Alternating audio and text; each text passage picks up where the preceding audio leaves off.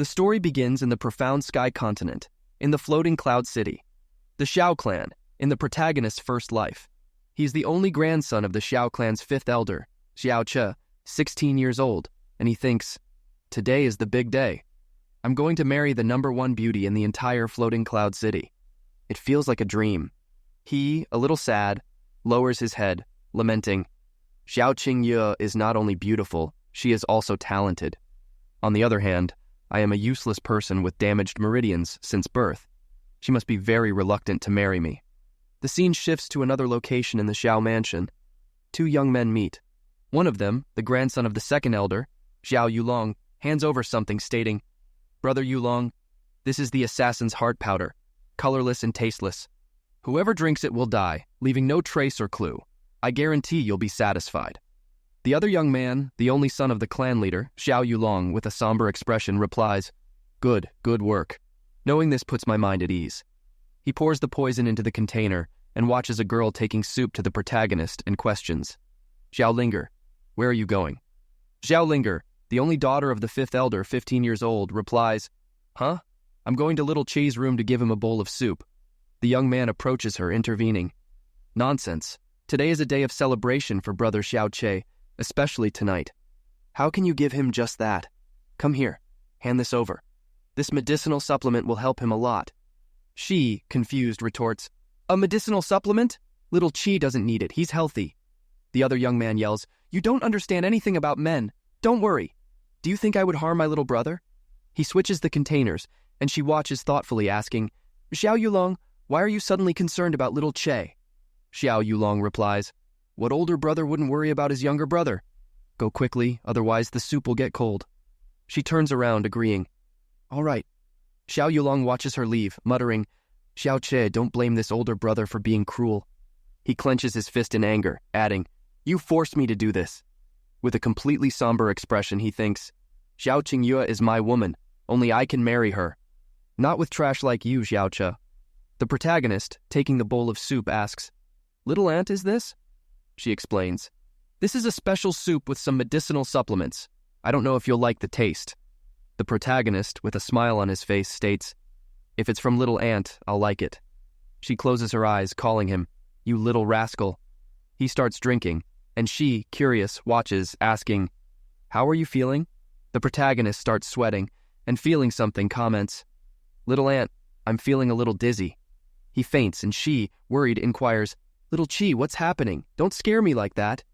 The protagonist, drowsy, murmurs, sleepy, I want to sleep. He closes his eyes. The protagonist reincarnates in the azure cloud continent. A baby is shown crying. An old man walking by hears this and approaches the baby, picking him up and commenting, poor child, you were abandoned? We met, which means we have some affinity. Here the clouds are light and the wind is calm. The mountain is well lit and the waters are clear. From today onwards, your name will be Yunche. I want to accept you as my disciple. I will teach you everything about medicine so you can heal anyone in need. Will you be willing? The baby stops crying, watching the old man. He breaks into a big smile, and the old man concludes, seeing how happy you are, I think I already know your answer. From now on, we will be master and disciple, and we will be living together. The scene shifts to 24 years later, still in the azure cloud continent. The scene shows a pile of bloody bodies on the ground. Even a little lamb is gone. Someone walks around with blood dripping, thinking, die, all of you die. Let everything and everyone accompany my master's life. A crowd is shown. The protagonist observes, they caught up to me so fast. Well, then let's go there and end this all. He goes to the end of Cloud's cliff. Someone scolds him. Yunche, you don't deserve to be the holy doctor's disciple. He is shown at the edge of the cliff, and the people are watching him. One of them accuses, you really dare to use the sky poison pearl to spread poison, killing millions of living beings in the azure cloud continent? Don't think you'll escape this cliff alive. Today, the 7 sects, in the name of God, will get rid of the cause of such calamity. The protagonist, all wounded, with his hand on his chest, retorts, don't give me that. No one here is a stranger. You keep saying you're doing this in the name of God. Don't you get tired of it? He shows the pearl in his hand and states, I know what you want is this. The people shout, the sky poison pearl. A guy laughs and celebrates. He finally revealed it. Chasing him for these 3 whole days wasn't in vain. One of the pursuers yells, "Yunche, this is the #1 divine treasure of the Azure Cloud continent. You are not worthy of carrying it." Another orders, "Hurry up and hand over the sky poison pearl. Hand over the pearl." The protagonist solemnly argues, "My master saved countless lives. He always cared more about others than himself. However, to obtain the sky poison pearl, you caused his death." Irritated, he yells, "Even if you want the sky poison pearl, even knowing this, keep dreaming." He swallows the pearl and the people shout, "Bastard! You really dared to swallow the sky poison pearl?" Another threatens, "Yunche is courting death." They rush towards the protagonist, yelling. He, calming down, comments, "All right, it's no big deal. Let's kill him and get the pearl." The protagonist starts laughing like crazy and yells, "Even if I die, it won't be by your hands." He jumps off the cliff, and as he falls, the guy watches him falling, commenting, "This madman, he really dared to jump." The end of Cloud's cliff is the first of the 4 deadliest places. "He will definitely die," another assures. "It's too benevolent for him to die on this cliff," a third sentences. "It's a shame we didn't get the sky poison pearl," another laments. The protagonist, as he falls, closes his eyes. He thinks, "In this life of mine, I had no regrets." The pearl starts to shine, and he continues thinking, "Except for not avenging my master or finding my biological parents." The scene returns to the Xiao clan. The protagonist reincarnates back into his body, and his aunt calls him, Little Chi, wake up, don't scare me like that, please, open your eyes." The protagonist opens his eyes and sits up while she continues, "Little Chi." The protagonist looks at his own hand, questioning, "What happened? Am I still alive?" She jumps, grabbing him and celebrating, "Thank goodness, thank God, you finally woke up, Little Chi." The protagonist watches her, thinking, "I'm not dead." He, a little flushed, asks, "Thinking about it, kitten? Who are you?" She yells, "I'm your little aunt Xiaolingxi. Little Che, how can you forget me?" The protagonist's jaw drops, thinking, "Some memories suddenly surfaced. Little aunt?" He confirms, "Right, you are my little aunt." He raises a finger, remembering, "We grew up together from a young age until we were 12. We often bathed together." She, all flushed, scolds him, "How indecent! You don't need to mention that. Today is your big day, but you suddenly fainted. You made your grandfather worry." She turns around, leaving, and says, "Wait here, I'll call him." The protagonist watches her and gets up, remembering, "I am Xiao Che from the Xiao clan. Today is my wedding day with Xiao Qingyu. But didn't I die after jumping off the end of Cloud's cliff? Could everything that happened in the Azure Cloud continent have been a dream?" He looks at his own hand, deducing, "Wait, I still have my medical skills, and the sky poison pearl merged with my body after I reincarnated?" The protagonist becomes pensive, licks his lips, exclaiming, "There's still some poison in the corner of my mouth. This is assassin's heart powder." He looks at the broken bowl and deduces, "Death by poisoning. So I was killed by poisoning, and I still reincarnated into the body that was poisoned a while ago in my first life. The sky poison pearl is capable of nullifying any poison, and now it is fused with my body. That's why I'm still alive." He gets irritated by this and, going a little crazy, yells, "What a mess! Reincarnation by itself is already very surprising. And on top of that, I reincarnated together in this place and at this time. It's too much of a coincidence." He clenches his fist with a smile, concluding, "Anyway, I'm still alive. I'm fine. I can have a beautiful wife, so why think so much?" The old man enters yelling, "Z, are you okay? Is your body hurting? Are you feeling any discomfort?" He hugs the main character, who reassures him, "I'm fine, Grandpa." Grandpa, with tears in his eyes, confesses, "I almost died of fear when I found out you suddenly fainted." His aunt watches this thoughtfully and suggests, "Dad, little Z still has to go get the bride. Don't delay him." The old man agrees. "Right, little Z, go get ready." The main character narrows his eyes, confirming, "Right." He leaves, looking at the fallen bowl while someone rushes him. "Come on, you have to get the bride. Let's go, hurry up."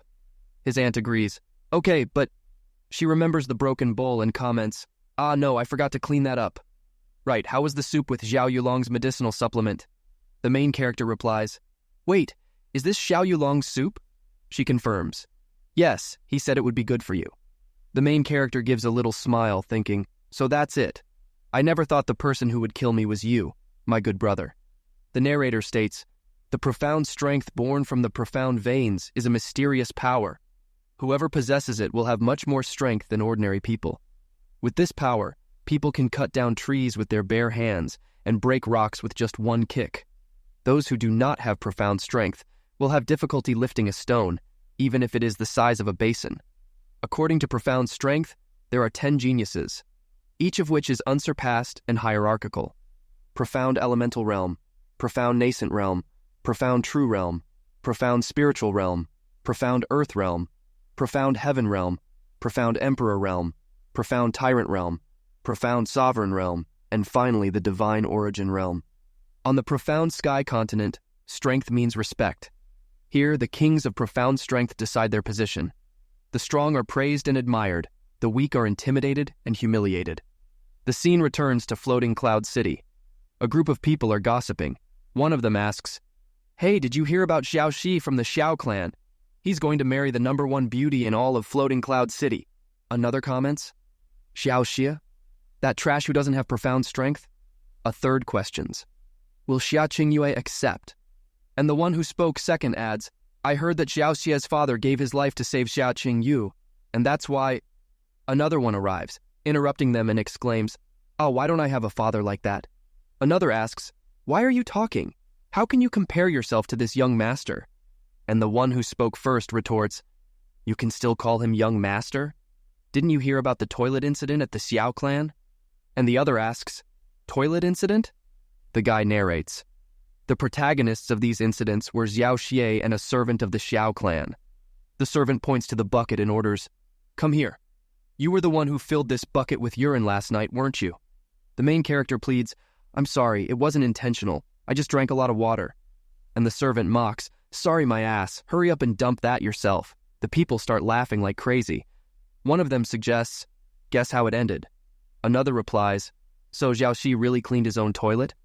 Another one, with tears in his eyes from laughing so hard, comments, "This young master is a joke."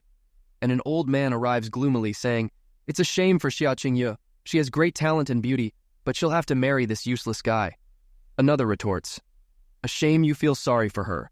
Talk as if she would have eyes for an old man like you."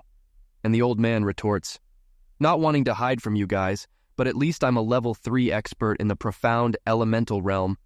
Even one of my farts can kill this so-called Xiao Ji." He farts, and the people watch with narrowed eyes. One of them yells, "What's wrong with you, old man?" Another questions, "Are you trying to act tough? Have some shame." Another, with his hand on his hip, argues, "Well, compared to the useless Xiao Xi, this old man is much stronger." Another laughs and agrees, "Yeah, you're right." The scene returns to the main character and his aunt helping him. She comforts him, "Little Z, don't mind what other people will say when you go get your bride. In your little aunt's heart, you will always be the best." The main character gives a little smile and replies, "Aren't they the same ones who say I'm useless? I'm already used to it."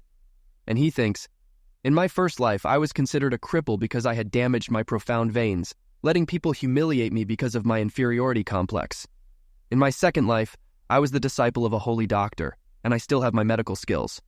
Someone yells, "He's here. It's time to go." The main character walks towards the door thinking, "Someday my profound veins will be restored, and I will be at the top." Upon leaving, the main character is startled to see the helpers completely disfigured. The main character yells, "Am I going with them to get the bride? They're scary!" And the second grandson of the Xiao clan, Zhao Yang, asks, "Brother, this is the escort that this brother gathered for you. I wonder if you are satisfied." And the main character yells, "Zhao Yang, couldn't you have chosen someone with a better appearance? At least it doesn't have to be this scary. How about it?" And Zhao Yang, extending his hand, argues, "You're wrong, brother. Today you are the main figure of the Xiao clan. Without them, how can we highlight the beauty of our groom?" The guy sticks his finger up his nose, and the main character, startled, asks, "Does my beauty need help to stand out?" A bald man holding a donkey warns, "Young Master Xiaoxi, it's getting late. Please, get on the horse." The main character looks at this and questions, "Is that a horse?" The main character's little aunt yells, "Xiao Yang! Little Xiao is going to get the bride, and you prepare a donkey? Are you not showing respect for my father or me?" Yang, showing both palms of his hands, asks, "Calm down, calm down. The fifth elder is the strongest expert in Floating Cloud City. How dare I offend him?" And she, irritated, asks, "What's going on then? Do you want little Z to travel on this so he can get the bride?" Yang explains, I have no intention of hiding, but today all the available horses in the clan had diarrhea. I also had no choice. Another one arrives asking, why all the commotion? Yang replies, Brother Yulong, what are you doing here? And Yulong replies, I was passing by. Anyway, what's going on? Yang with a smile deflects, nothing in particular. It's not worth bothering Brother Yulong. And the main character states, it's not a big deal. I heard the horses had a diarrhea problem. Riding a donkey is not a problem for me. And the little aunt questions, Little C, why are you siding with Xiaoyang? And Yulong comments, this really is a problem. And the main character argues, if it's to go meet my wife, this is not an obstacle. Brother Yulong, don't you think so too? Yulong looks at him and wishes, then I wish for the younger brother to be reunited with his wife as soon as possible. This older brother will not delay you any longer. And he turns around saying, let's go. The little aunt, irritated, questions, why didn't you tell Xiao Yulong the truth? It was obvious that Zhao Yang was making fun of you. The main character looks at her and retorts, they both plotted this together. Do you really think Xiao Yulong would do justice? And she, irritated, leaves saying, I'm going to tell your grandfather. This went too far. And the main character exclaims, no, I won't be able to get married if you cause a commotion. And she asks, can't get married? Would that be better? And the main character questions, little aunt, what are you talking about? And she, with a little smile, deflects, nothing. And the main character, placing his hand on the donkey, announces, then I'm going. She watches him leave, thinking, little Z, why? Today is little Z's big day. I should be happy. Tears appear in her eyes, and she asks herself, why am I crying? I should be smiling. The protagonist going thinks, if you weren't my little aunt. He continues forward, and Yulong is shown. Yang comments, Brother Yulong. Yulong slaps him in the face, yelling, pathetic! Didn't you say that anyone who consumed the assassin's heart powder would definitely die? Why is Xiao Qi still alive? The boy fallen on the ground becomes pensive and, with a smile, says, I don't know what happened. He gets up and extends his hand, completing, it seems that Xiao Qi fainted, but suddenly he woke up again. Yulong, irritated, rants, and because of that, now I have to see Zhao Qingyue marry that useless loser. The young man opens his arms, reassuring him, don't worry, boss. During the trip to get the bride, there will be plenty of opportunities. For example, we can steal the bride by force. Irritated, Yulong curses him. Idiot! If it were that simple, would I have waited until now? Xiao Qi may be a good-for-nothing, but his grandfather is at the 10th level of the spiritual realm's depth. There's no one in the floating cloud city who can compete with him. He punches the wall, irritated, and completes. With that old man, who would have the courage to mess with Xiao Qi openly? The young man with a smile argues, boss, you don't really need to worry so much. Let's think about it from another angle. Zhao Qingyue is the #1 beauty in Floating Cloud City.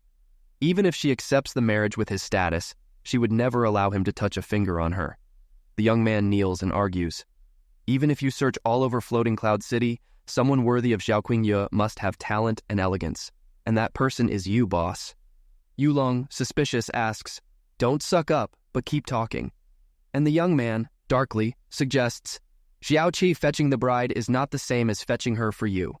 When you get to know each other better, with the advantages you have over him, cheating on Xiao Qi will be extremely easy. That way, Xiao Qi's wife will be the same as your wife, boss. After hearing this, Yufeng puts his hand on his chin and cracks a smile, confessing, hearing you, I feel quite excited. Maybe it was good that he wasn't killed by the poison. The scene shows the protagonist passing by the city people. Someone comments, no wonder this is the richest clan in Floating Cloud City. Just this red carpet must be tens of kilometers long. Someone watching asks, is that Xiao Qi? Did that guy really come riding a donkey? Others make fun, commenting, actually that fits his identity as a young master banana. The protagonist gives them a thumbs up and a mocking smile. Riding a donkey, I can fetch the most beautiful woman in Floating Cloud City as my bride. Why don't you try to get one? The guys get irritated and yell, Xiao Qi, you're a scum who doesn't possess deep strength in this loot. Besides being handsome and having a rich family, what else do you have over me? The protagonist extends his hand with a smile, mocking, oh, I'm so scared, and yells, Godzi, Erdan, is there anyone who wants to fight me? The guys get irritated, asking, who? What? Two crazy guys are shown coming at them. He yells, mess with the young master and see what happens. How dare you bother the young master? Go through me first. The guy looks at him completely frightened. The guy's breath goes over them and they yell, threatening, "You're going to pay for this, so you learn to never do anything like that again." Did you really think that we, the Godon brothers, are easy to deal with? The guys fall to the ground, starting to vomit. One of them raises his hand, pleading, "Brave warriors, please stop." The protagonist pouts and continues, mocking, "This young master has lived 2 lives. Do you really think I can't handle you?" The scene cuts back to further ahead, and the protagonist, getting off the little donkey, is startled by a yell. "Brother-in-law?" A guy grabs the protagonist, saying, "Brother-in-law! Today you finally officially became my brother-in-law." The protagonist, confused, asks, No, wait." The big guy hugs the protagonist. The protagonist, suffocated, asks, "Yuamba, let me go or your sister will be a widow."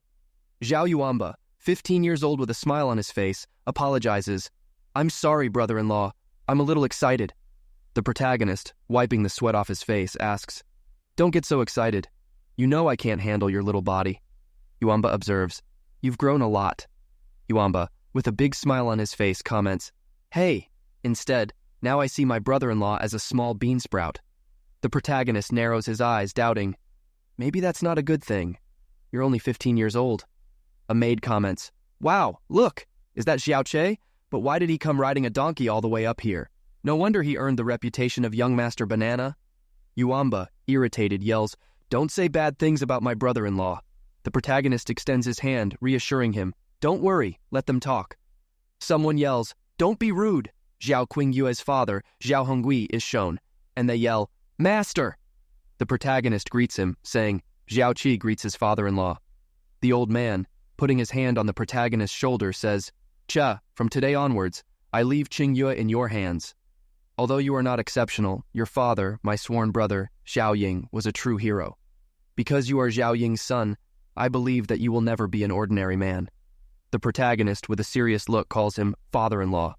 He turns around, recommending, "Treat my daughter well, and as for the gossip, ignore it." The protagonist exclaims, "I know I'm a cripple now, but someday the dragon sleeping in the valley will awaken. And at that moment, all the contempt and humiliation against me will disappear like smoke, or spread like the clouds." His father-in-law says, "Well, I think you'll have a good future." The scene shows Qingyu coming out, all charming. The protagonist approaches her and says, "Be careful." He holds her hand and says, "Come in." The maids, crying, comment, "Why did it have to be Xiaoche? Poor miss." The protagonist, feeling the ice in his hand, thinks, "It seems I still can't touch this wife." A guy watches the two and warns, "She's coming. Xiao Qingyue is coming." Another guy asks, "What will Miss Xiao Qingyue's face look like? I'm anxious." Another, with a smile, comments, "It would be nice to take a look." And another rebukes them, "Don't dream. Only the groom can be the first to look at the bride's face." The scene shows the old men gathered, and one of them instructs, "Second bow to the ancestors." They bow their heads, and the old man says, "Good." A guy in the corner, master of the Zhao clan, watches this thoughtfully, and someone announces, "Husband and wife, exchange bows." The two exchange bows, and one of the guys, gritting his teeth, complains, "There are so many disciples of the Xiao clan, but she preferred to marry a waste, a useless guy like that." Another, indignant, agrees, "I'm so angry. Obviously I'm stronger than Xiaoqi." And his aunt rebukes him, "It's a blessing that she's marrying little Xiaoche. It's not like you say." The other retorts, "Xiao Qingyue is an unparalleled genius. Can Xiaoqi be compared to her? The #1 beauty and the #1 useless. Both are #1. Thinking about it that way, they even match." She gets irritated. The scene shows the protagonist and the bride. A bald man stands up and congratulates, "Fifth elder, you've gained an excellent second-degree daughter-in-law. Congratulations." Another comments, "Xiaoche is really lucky." The fifth elder, "Thanks. Thank you for your appreciation. Have some wine at the banquet." And the bald old man says goodbye. "I have to go back and take care of my grandson. My presence has already been remarkable, and the wine is not necessary." The fifth elder becomes somber, and the other cracks a smile and says, "I also have something to do. I'll take my leave here." Another also withdraws. Hey, then I'll go too." And the old man yells, "Enough! At Che's wedding, you don't even drink a glass of wedding wine? You're being disrespectful to me." The bald old man stares at the other old man and yells, "Think carefully, Zhao Li. After you die, who will take care of your useless grandson? Will it be the Zhao clan?" The old man is startled by this, and the protagonist gets irritated. The old woman arrives, calming everyone down. Calm down. The bride and groom will go to the bridal chamber first. The protagonist enters the room and she comments, your grandfather being bullied was very difficult for you, right? The protagonist becomes pensive and, with a smile, says, first, remove this crown. It seems a little heavy. You're my wife after all, but don't hurt your neck. She takes it off and looks at the protagonist. Blushing, he says, truly your reputation precedes you. And she comments, your emotional transformation is quite rapid. It seems the rumors about you being a weakling are lies. It appears you are handling all these humiliations quite well. And the protagonist, with a smile, says, my damaged vein is a fact. I am destined to belong to the weak. Is there any difference between enduring all this or not? She quickly lunges at him and he is startled, being struck in the chest. He yells, what? The crystal on the protagonist's chest cracks and she states, you weren't born with the profound damaged veins. In truth, they were destroyed. The protagonist exclaims, what did you say? And she continues, the most probable thing is that they were severely damaged when you were younger, and no one noticed in time. And at this point, there's no possibility of restoration. The protagonist becomes pensive, and picking up a crystal, he says, this might not necessarily be true. Regarding this, if I'm not mistaken, within the floating cloud city, there's no ice technique. And she interrupts him. Art of the frozen cloud. The protagonist exclaims, frozen cloud of Asgard? One of the 4 main sects within the Blue Wind Empire? And she closes her eyes, adding, until now only my father knew about this. And since now, at least on paper, you are my husband, there's no problem in telling you. Back then, to save my life, Uncle Xiao suffered severe damage to the point where he couldn't defend himself when he was attacked. The protagonist comments, my father, he...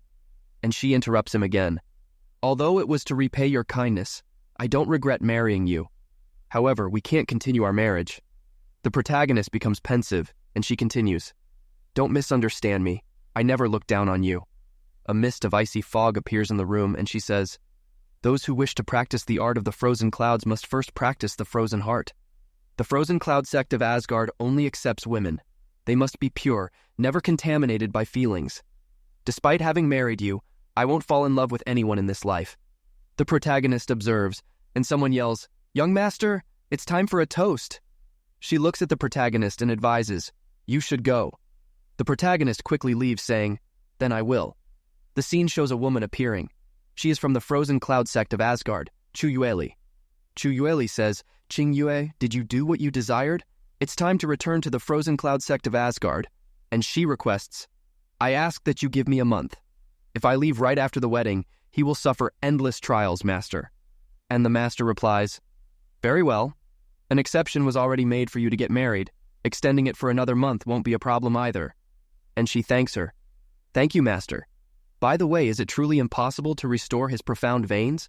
And she answers, Qingyue, you are a kind, compassionate person, and you have a grateful heart. That's very good. However, the master cannot help you this time. The protagonist returns to the wedding hall and says, great elders, please drink. The bald man takes the cup and makes a sound of disgust.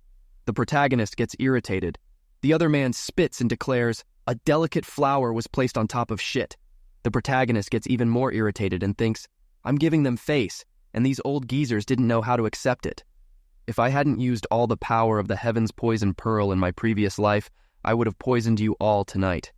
A wine pot slams on the table, and Yu Feng arrives saying, younger brother, have a drink with this older brother. And the protagonist retorts, but I'm not good with alcohol.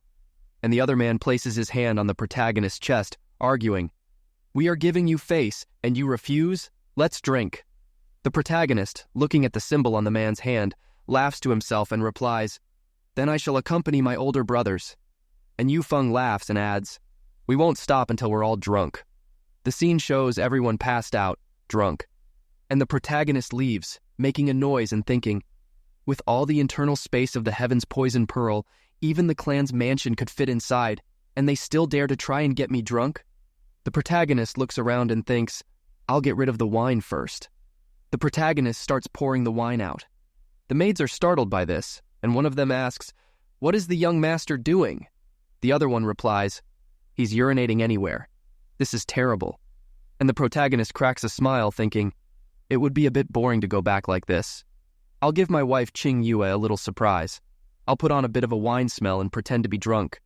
The maids observe and comment, wow, is he washing his face with urine? Even if he's drunk, he shouldn't do that. And the other one agrees. How disgusting. Let's leave. And the protagonist enters all red-faced, saying, Wife Qingyue, I'm drunk, I want a hug. He gets kicked and sent flying away. The door closes and the protagonist, holding his head, complains, What a heavy blow! Do you want to kill your husband? And he yells, Open the door. It was just a joke. You can't leave me outside the room on our wedding night. The others will make fun of me. She becomes pensive, and the protagonist approaches the door, continuing, And besides, I'm your husband. Can you bear to see other people making fun of me? The door opens and the protagonist enters, laughing, and invites her, Wife Qingyue, shall we go to bed? And she replies, You are not allowed to be within 5 steps of me. Also, you are not allowed to call me wife. And the protagonist inquires, Then where will I sleep? And she determines, You will sleep on the bed, and I will sleep on the floor. The protagonist protests, How can a man let his wife sleep in such a place? And she points, deciding, Then you will sleep there. And the protagonist thinks, Is she really going to make me sleep on the floor? And with a smile he says, Wife Qingyue, you seem to hate me a little. Actually, I'm not drunk, I was just joking. And she affirms, I know, and never call me wife again. And the protagonist argues, I sought you out, and you accepted. We even paid respects to the ancestors. Am I wrong to call you my wife? And she narrows her eyes, declaring, I hate people who urinate anywhere. And the protagonist justifies himself. Urinate? I was just pouring out the wine. And she reveals, I was also joking. The protagonist briefly becomes pensive and irritated. He leaves, saying, I married a wife who refuses to share a bed with me. Is the hard floor a place where people usually sleep? What a rage. If this young master had the strength to defeat you, I would have already pushed you onto the bed. And he thinks, How can I restore my own strength? Profound veins. I can't stay like this for the rest of my life. The protagonist is startled and, using the pearl, he wonders, Could this be it? He stops, thinking, In my previous life, when I was on the Azure Cloud continent, the pearl only glowed 6 times. Every time it glowed, it meant there was a rare treasure nearby. In the backyard, the protagonist observes the place and mutters, Strange. I certainly followed the direction of the heaven's poison pearl. How can there be nothing here? He becomes pensive and places his hand on a plant which is revealed. Startled, he exclaims, An illusion in the form of concealment? It receives light to be revealed. My God, hidden star herb. And there are 2. In my last life, when I lived for 24 years, I only managed to find 1. He observes his surroundings, pondering, These are treasures that can be used to kill people or to plot against someone. With them, I can do whatever I want. I must avoid being seen by others. Well, I'll store them in the heaven's poison pearl. He uses his power to store them. Suddenly, he gets startled. What is that? He gets closer and thinks, Could it be another treasure? But the heaven's poison pearl didn't react. It seems to be a person. She's lying on the grass without moving. Is she unconscious, or is she dead? It's a girl. He is startled, murmuring, A girl! He becomes pensive and asks, Little girl, what happened to you? He squeezes her and pinches her cheek. His hand becomes filled with poison, and he exclaims, Poison! He starts yelling, but the pearl starts taking effect, and he thinks, Holy heavens! What a terrifying poison! After using the pearl, the poison disappears, and he observes her, gritting his teeth and thinking, It's a good thing the heaven's poison pearl can neutralize any poison. Otherwise, I would be dead right now. But who is this little girl? Why was she poisoned with such a horrible poison? Just now, if the heaven's poison pearl had been a little slower, I would have died. She holds the protagonist's hand and whispers, Sky poison pearl. The protagonist is surprised, exclaiming, You know the sky poison pearl? She bites his finger and he yells, Little girl, no! She starts to draw blood and the protagonist begs, No, no, my blood! After taking some of the protagonist's blood, she disappears. And he murmurs, Huh? Gone? No, she's inside the sky poison pearl. He enters the pearl's space and approaches the little girl. Watching her, he thinks, She is purifying the poison from her body. But the sky poison pearl has already fused with my body. How can she do this arbitrarily? Was it because she sucked my blood? The protagonist turns red with a smile on his face and extends his hand, saying, Anyway, since you are living inside my body, wouldn't it be too much to charge rent? Just pay me with your body. The protagonist holds his own hand, exclaiming, No, she's a a little girl. How can I do something so despicable? And he thinks, At the very least, I should wait another 2 years. Outside, The protagonist, holding his own arm, states, "That's right. The fact that I don't want to touch her has nothing to do with her identity." Someone questions, "Little Che, who are you going to touch?" The protagonist looks back and answers, "No, I don't intend to touch anyone." His little aunt asks, "What are you doing alone in the mountains in the middle of the night?" And the protagonist justifies, "I couldn't sleep, so I went out to look at the stars." And he thinks, "Well, I couldn't say that my wife didn't let me sleep in the same bed with her, and that's why I left. That would be embarrassing." And the little ant warns, "Is it too dangerous to stay here if there are bandits around?" The protagonist, with a smile, comments, "No wonder you're not sleeping at this hour of the night. It turns out my little ant was worried about me." And she, surprised, retorts, "No, it's not like that. I also went out to look at the stars." And she thinks, "You just got married. How could I sleep, idiot?" And the protagonist, extending his hand to her, invites, "In that case, let's look at the stars together." The two sit under a tree and the protagonist observes. Speaking of which, it's been months since we looked at the stars together under the moonlight. And she recalls, "Yes, I still remember that winter night. That time, we watched the stars for a long time and, without realizing it, we fell asleep. We didn't expect it to start snowing during the night. The next day, we were found like two little snowmen. Your grandfather was very scared." She laughs, remembering.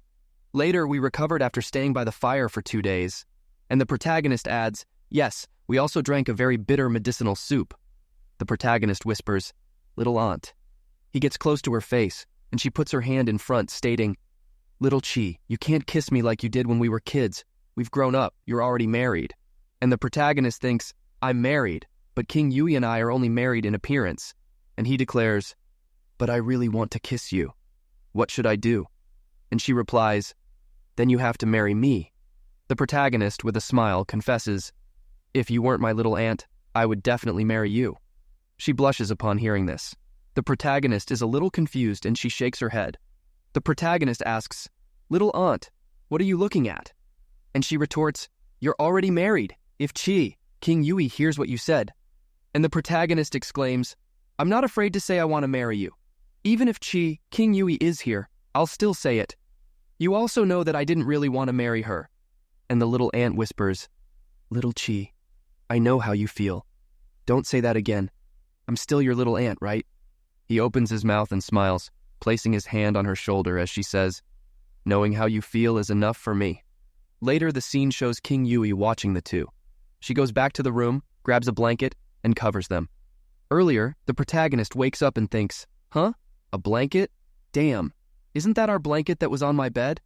Don't tell me that on my wedding night, not only did I spend the night sleeping with another woman, but my wife also personally brought me a blanket?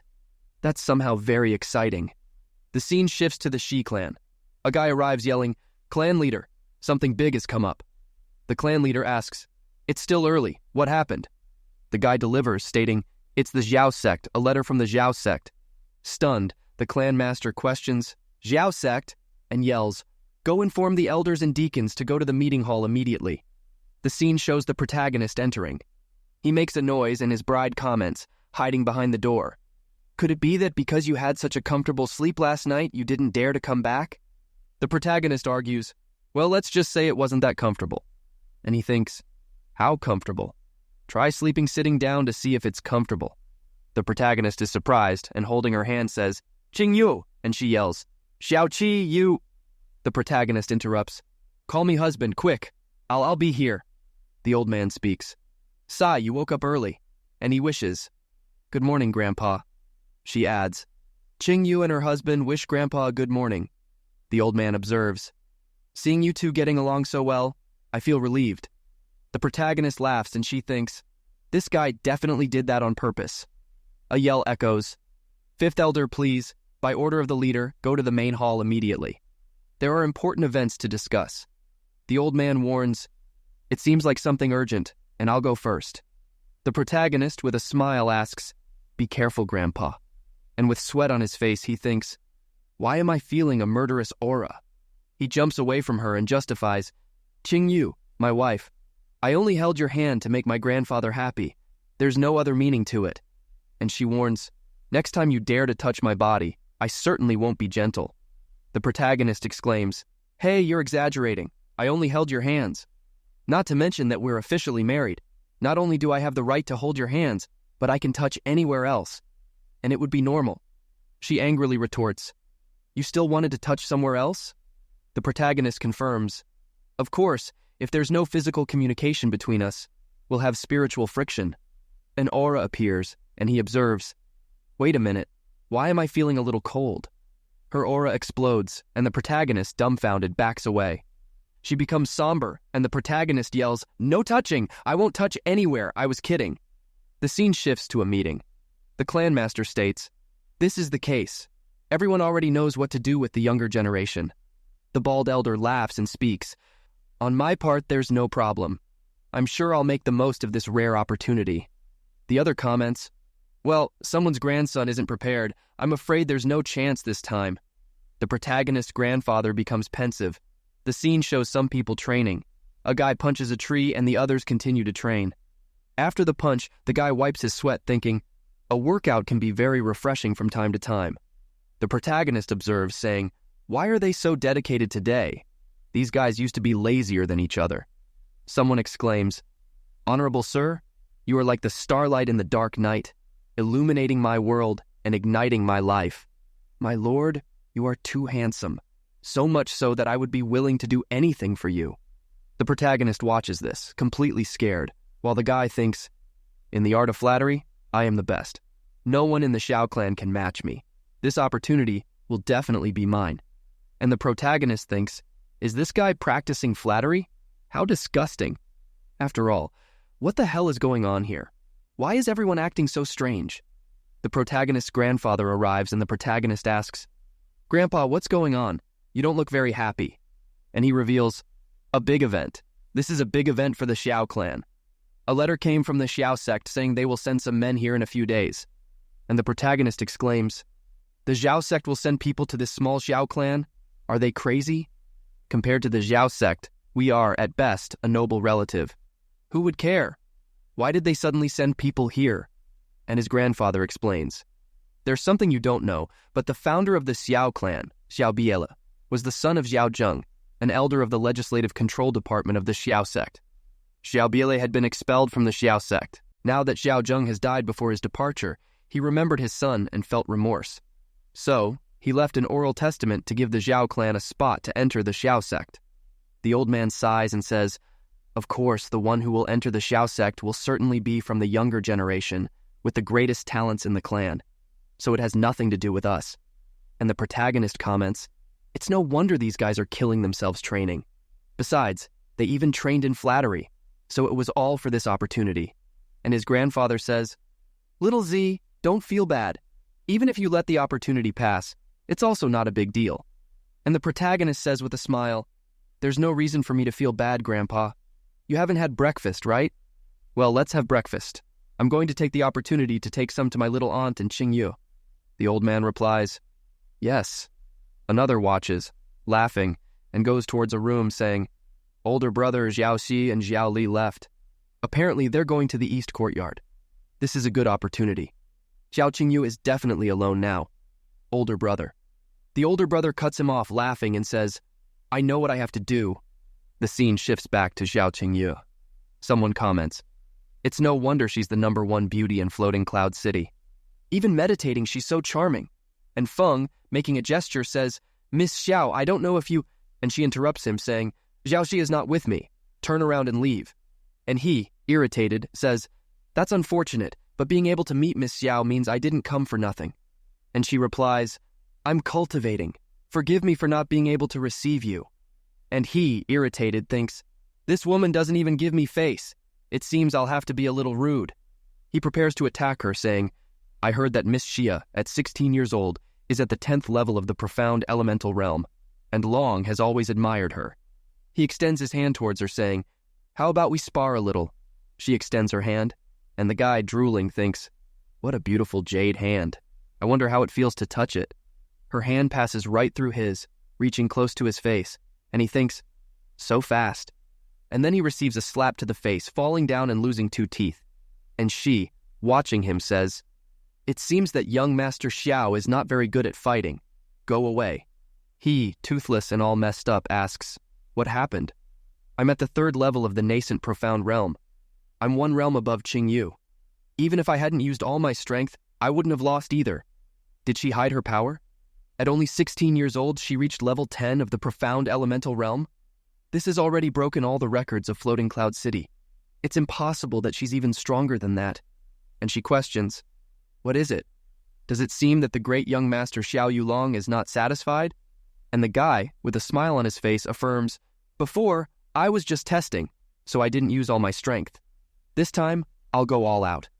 An aura appears around him, and he exclaims, Miss Shi, pay close attention to this. He charges towards her with everything he has, and she extends her hand with blue energy and slaps him again, throwing him away and ordering, the fight is over, go away.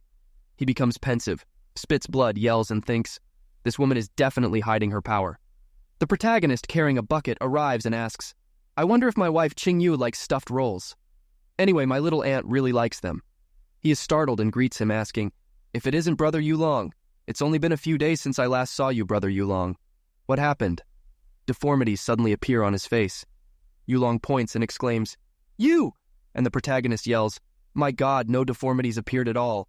This was clearly a beating. Tell me who did this? Such brutality.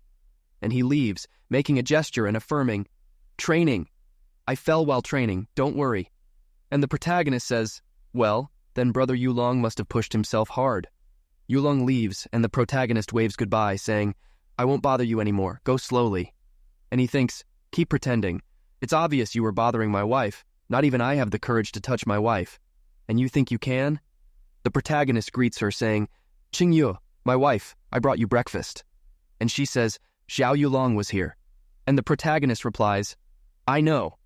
I ran into him a moment ago. Qingyue, my wife, can I ask you a question? She gets a little confused, and the protagonist, with a serious look, asks, after all, what level is your profound strength at?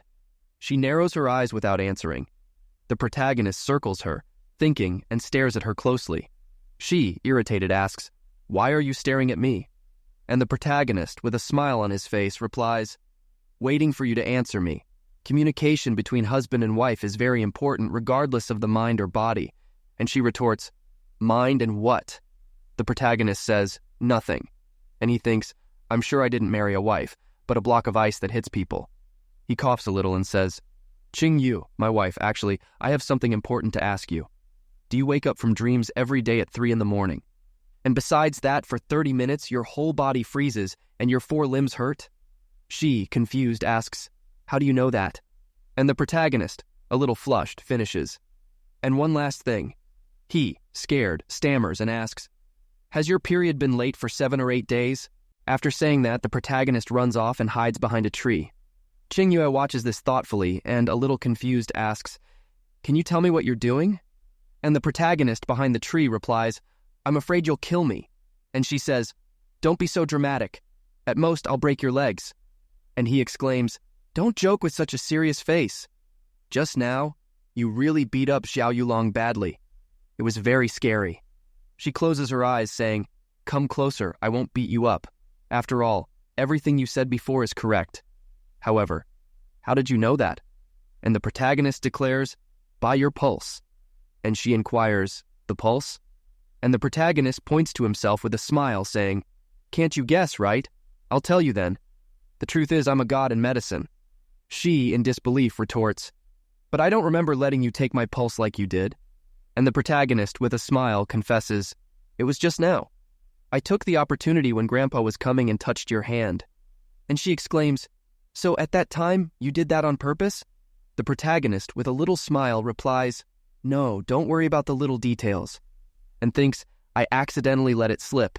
And she states, since you like touching hands and taking pulses, go look for your little aunt. And the protagonist exclaims, I'm not kidding with you. This thing of yours is a very serious illness, and the problem is with your sect. That is, the secret art of the frozen cloud of Asgard that you cultivate. And she, enraged, yells, shut up! An aura of ice emerges, and she puts her hand on the protagonist's neck, yelling, if you continue to say words like that, I will not be kind to you. And the protagonist provokes, oh, really? And if I keep talking? She gets irritated, and the protagonist smiles, saying, I can tolerate your usual rejection of me. but I will not allow my wife to live a third less than normal people because of her illness. She is astonished, and the protagonist explains, in general, the stronger the profound strength, the longer the lifespan. But according to my diagnosis, among those with the same level of profound strength, you of the frozen cloud of Asgard have a life expectancy reduced by at least a third. And that happens because of the cultivation of the frozen cloud of Asgard. What I said is correct or not? She removes her hand from the protagonist's neck, confirming, what you said is correct. So? He gives a thumbs up and, with a smile on his face, suggests, so go back to the room and sit with your husband for some adjustments to you personally. And she, irritated, exclaims, I really want to hit you. The scene returns to the room. The protagonist picks up a small box and she argues, this involves important issues. I don't believe what you said. And the protagonist counters, what I said is a secret related to the survival of the frozen cloud of Asgard fairies. And of course, almost no one knows. And she questions, so how do you intend to adjust my profound strength? And the protagonist shows the needles, replying, with this. And she, surprised, observes, silver needles? And thinks, acupuncture is extremely demanding in mastery. It requires at least 10 years to obtain basic mastery and tens of years for complete mastery. He's clearly only 16 years old, and yet his handling is so natural and skillful. Acupuncture is extremely demanding in mastery. It requires at least 10 years to obtain basic mastery and tens of years for complete mastery. It's like he really is the god of medicine.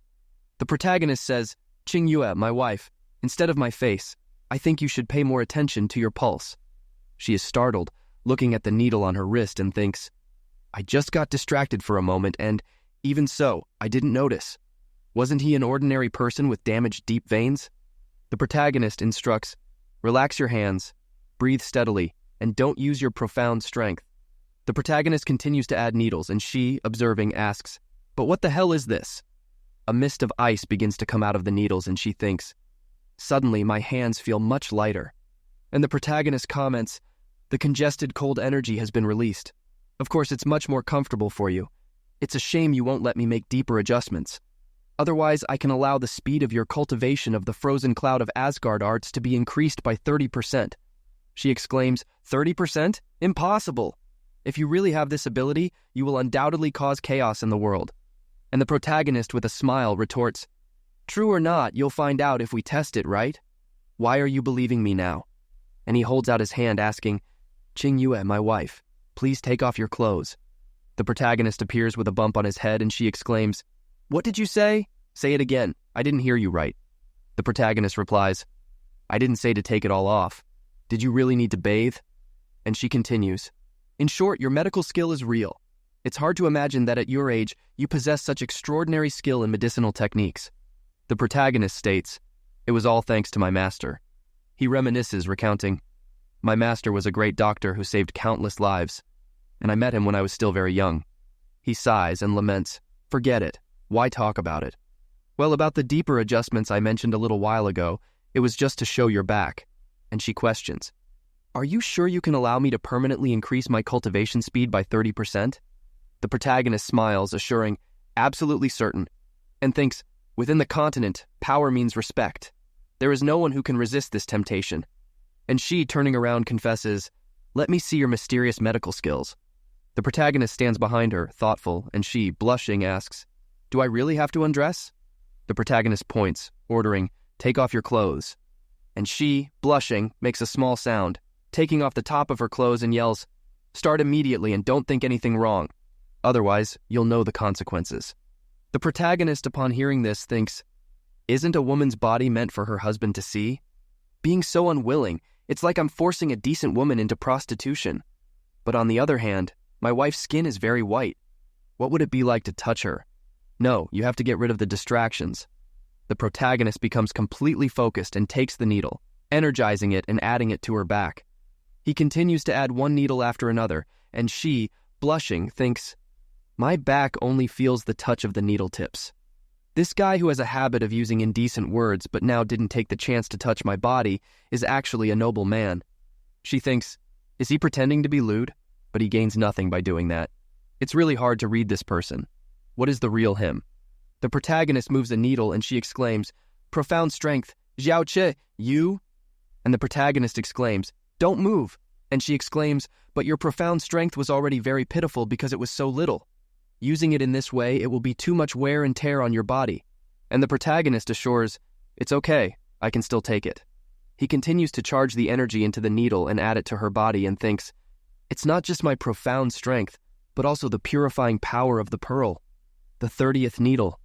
Damn, I didn't expect that recanalizing the profound would be so draining. Pretending to be strong, even holding back tears, I need to pretend until the end." And she observes, thinking. Her movements have become much slower. The protagonist, all sweaty, thinks, "There are still 24 needles. I need to endure." A period later, the protagonist is shown sighing and saying, "I didn't fool you." A power arises in her body and she, looking at her own hands, thinks, "My profound strength is flowing incomparably well. He really did it. Even if my master doesn't see it now, at this moment, she will be absolutely surprised." And she says, "I didn't expect you, who is despised by everyone, to have such an amazing ability. You know, I'm leaving in a month. So why did you do so much for me, and with such dedication?" The protagonist smiles, saying, "For 3 reasons. First, almost everyone despises me, but you don't. On the contrary, you have always protected my pathetic dignity. Last night, when you came looking for me because you were worried about me, and even brought me a blanket. Those who treat me well, I will treat them even better. Second, at the end of the day, you are my wife. And the third is also the most important. It's because I think your appearance without clothes should be great too." The scene cuts to his grandfather, looking at the grave of his own son. Sadly, he murmurs, "Inger, something happened recently in the Xiao clan. The Xiao sect finally sent someone. The chance to revive the Xiao clan has arrived. However, you are no longer here to see it. Xiao Shi started a family. Although he is not your real son, it was the life for which you used yours and your own sons to preserve. That is why I will also do everything I can to keep him safe." He exclaims, "Who is it?" And Long lowers his head, replying, "Greeting the 5th elder. I didn't know the 5th elder was here. And did Long bother you?" The old man disappears. Long is startled, questioning, "Where did he go?" The old man appears behind him darkly, inquiring, "Long, did you hear anything just now?" He yells, "Long has just arrived. Was the 5th elder saying anything?" And thinks, "What a terrifying murderous aura." And the old man asks, "What are you doing here?" Long exclaims, "Since the messenger arrives tomorrow, Long wants to tell this good news to the deceased great-grandfather." And the old man comments, "I understand. The messenger from the Xiao sect will arrive tomorrow. You are the one who has the best chance of being selected." He turns and affirms, "Then you will be the greatest hope to reactivate our clan." Long lowers his head, confessing, "The 5th elder's words are comforting, but I fear I am not worthy." And clenching his fist, he thinks, "This old man, he was very insightful. I almost gave my life away here and now. Anyway, Xiao Shi is not Xiao Ying's real son. I didn't expect it. This is really very interesting." The scene cuts to the bald old man yelling, come on, there is still not ready. Hurry up, clean up. If we make the messenger uncomfortable, I'll kill you." He looks at the ugly girls and orders, "And those maids? The pretty ones stay in front, and the ugly ones stay hidden. If you pollute the messenger of the Xiao sect's eyes, I'll send you to the brothel." Someone yells, "Hurry up," and the protagonist gets up, annoyed, questioning, "Who is it? It's still early. Are you going to let people sleep or not?" The protagonist is startled and says, "I feel something a little soft in my hand, and a little cold too." He looks to the side and King Yue grabs his arm and slaps him in the face. He asks, "King Yue, my wife, we've been husband and wife for a long time. I just touched it for a moment." "You didn't need to do that, did you?" And she snaps, "Last night I let you sleep in bed with me because you were half dead from exhaustion. But I didn't let you touch me. Dare to have a next time and Xiao Long will be your example." The protagonist with a swollen cheek exclaims, "No! What Xiaolong did was flirt with someone else's wife, but what I did was touch my own wife. Now how am I going to see the guest with this slap mark?" She touches the protagonist's cheek, freezing it, and offers, "I can help you with the swelling." Sweating, the protagonist says, "Then I should still thank you." And she replies, "You're welcome." The protagonist is thoughtful about this, and she gets up, commenting, "By the way, today I will not go to the messenger of the Zhao sect's welcome ceremony." And the protagonist asks, "Why? Don't you want to meet the messenger everyone's talking about so much?" And she replies, "I don't want to." And he, with a little smile, teases, Even the clan chief wants to lick the messenger's shoe. But are you too lazy to go? No wonder the disciple of the frozen cloud of Asgard, very stubborn. And she, looking at him, reveals, I heard the master say that the man sent by the Xiao sect is Xiao Guangyun. His cultivation is quite common, but he is a man leaning on his Xiao sect backing. He does all sorts of atrocities. You must be very careful. And the protagonist replies, well, I'll keep that in mind, and thinks, my wife, King Yue, is still worried about me. The scene shows the disciples lined up. One of them exclaims, we've been waiting here for 5 periods and he doesn't show up. He has no consideration at all. Another yells, that's right, they think they're sovereign now. Another comments, speaking of which, compared to our Xiao clan, he really is a sovereign. One of them warns, the messenger of the Xiao sect is here, and the clan master orders, quick, let's receive him. The scene shows some colorful horses and a carriage. A guy with 2 women appears on the scene. The staff observes, and one of them comments, wow, I'm envious. No wonder he's the messenger of the Xiao sect. Wherever he goes, there are always beautiful women serving him. Another says, it would be nice if one day I had that too. And the sect master exclaims, Xiao Yunhai, welcome the messenger of the Xiao sect. The guy, now inside the clan, comments, if it weren't for Elder Xiao Zheng's death, I wouldn't know there was a place like this. A place where not even the birds shit. The clan master lowers his head, agreeing, that's right, it's true. And the messenger continues, but the dead are important, and that's why I came here, to fulfill the elder's will. He gets angry about something and slaps the woman. The staff are a bit confused by this, and the messenger, irritated, yells, didn't you hear me talking about sad things? So don't pinch me, get out of here. The protagonist watches this thoughtfully, and a guy ponders, how exaggerated. Another thinks, that's right, what did she do wrong to get hit? Damn it. And the messenger continues, does anyone have a problem with that? And the staff, with smiles on their faces, exclaim, that slap was the best. Such an action is a great example for the younger generation. This is mainly because the force applied was very fair. And the guy points to the clan master, ordering, tomorrow morning gather all the people of your clan in the courtyard. No one can be absent. I will select one person to take back to the Xiao sect. And the staff, mouths agape, think, the rumor was true. Just enter the Xiao sect to have a bright future. Even if you enter as a servant. You don't even have to be a servant. Even if I came in as a dog licking shoes, I would accept. And the protagonist observes, the people of this clan have no salvation. And the guy continues, since we've come, it's obvious that there will be no shortage of gifts. The clan master takes the box and the guy explains, inside here is the deep recanalization powder. It can increase the speed of cultivation for a certain amount of time. And the guy exclaims, deep recanalization powder? The disciples think, it's the legendary medicine, deep recanalization powder. No wonder they are from the Xiao sect, so generous. This item will definitely be included in the treasure pavilion. And the messenger watches, amused. A bunch of idiots who haven't seen the world out there. And says, by the way, for the deep veins that have been damaged for any reason, the deep recanalization powder also has an excellent restorative effect. The protagonist's grandfather is startled by this and thinks, if I can get the deep recanalization powder, Zur has had his deep veins damaged since he was little, so he has suffered all kinds of humiliation. The clan master intervenes. It wasn't easy for young Master Xiao to come here. Long, guide the gentleman to stroll around a bit. And Long replies, yes, father. He follows the guy and comments, young Master Xiao, although the floating cloud is small, it has almost everything you need, especially charming women. And the messenger exclaims indignantly, charming women for what? Do I look like that kind of person to you? And Yulong explains, Master Xiao is full of honest energy. Of course it doesn't look like it. He makes a noise of disgust and Yulong thinks, is your heart unaware of the kind of person you are? The guy blushes and Yulong continues, young Master Xiao, what is? He observes Jia Qingyu and asks, who is that girl? I didn't know there was such a charming woman in the world. And Yulong replies, her name is Jia Qingyu, and 3 days ago she married a member of our Xiao clan who, in reality, is trash with damaged deep veins. And the guy exclaims incredulously, what did you say? A charming woman like that married trash? And Yulong thinks, I didn't expect him to be interested in Xia Qingyu, but the only person worthy of being with her is me. And the guy exclaims indignantly, a woman like that should belong only to me.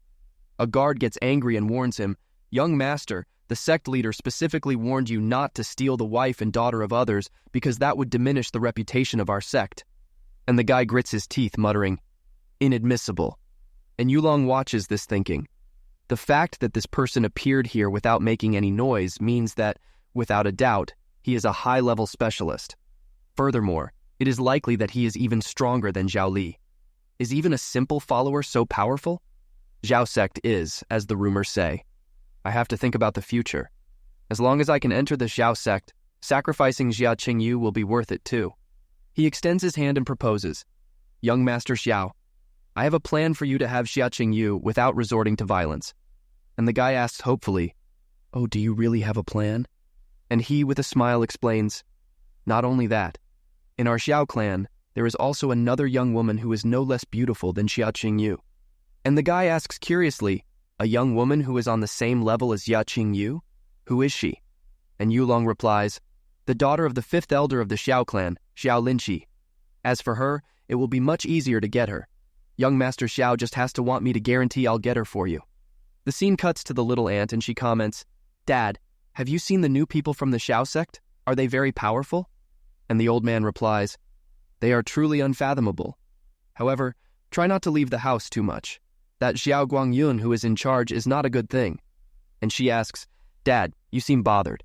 Is it because of that Xiao Guangyun? And the old man clarifies, The representatives of the Xiao sect brought a gift called deep recanalization powder. They say it has a great repairing effect for damaged deep veins. And she exclaims, Really? Can it repair deep veins? Seriously? And the old man ponders, It's hard to say if it has that effect, but the clan chief sees this deep recanalization powder as a treasure of great importance. So I definitely wouldn't dare use it on T. And she exclaims, How can he do this? Obviously, little T is the one who needs this powder the most. And the old man argues, Ultimately, the decision is his, and T has no talent whatsoever. She hangs her head, muttering, Nonsense, little T is not like that. After that, she changes clothes and stealthily goes to the place that is guarded, and someone appears behind her. She is startled and lets out a dad, and he, with narrowed eyes, scolds her. You were going to steal the recanalization powder, right? And she tries to explain, Dad, And he cuts her off, yelling, How dare you? Do you know how dangerous this is? The recanalization powder is a gift from the Xiao sect.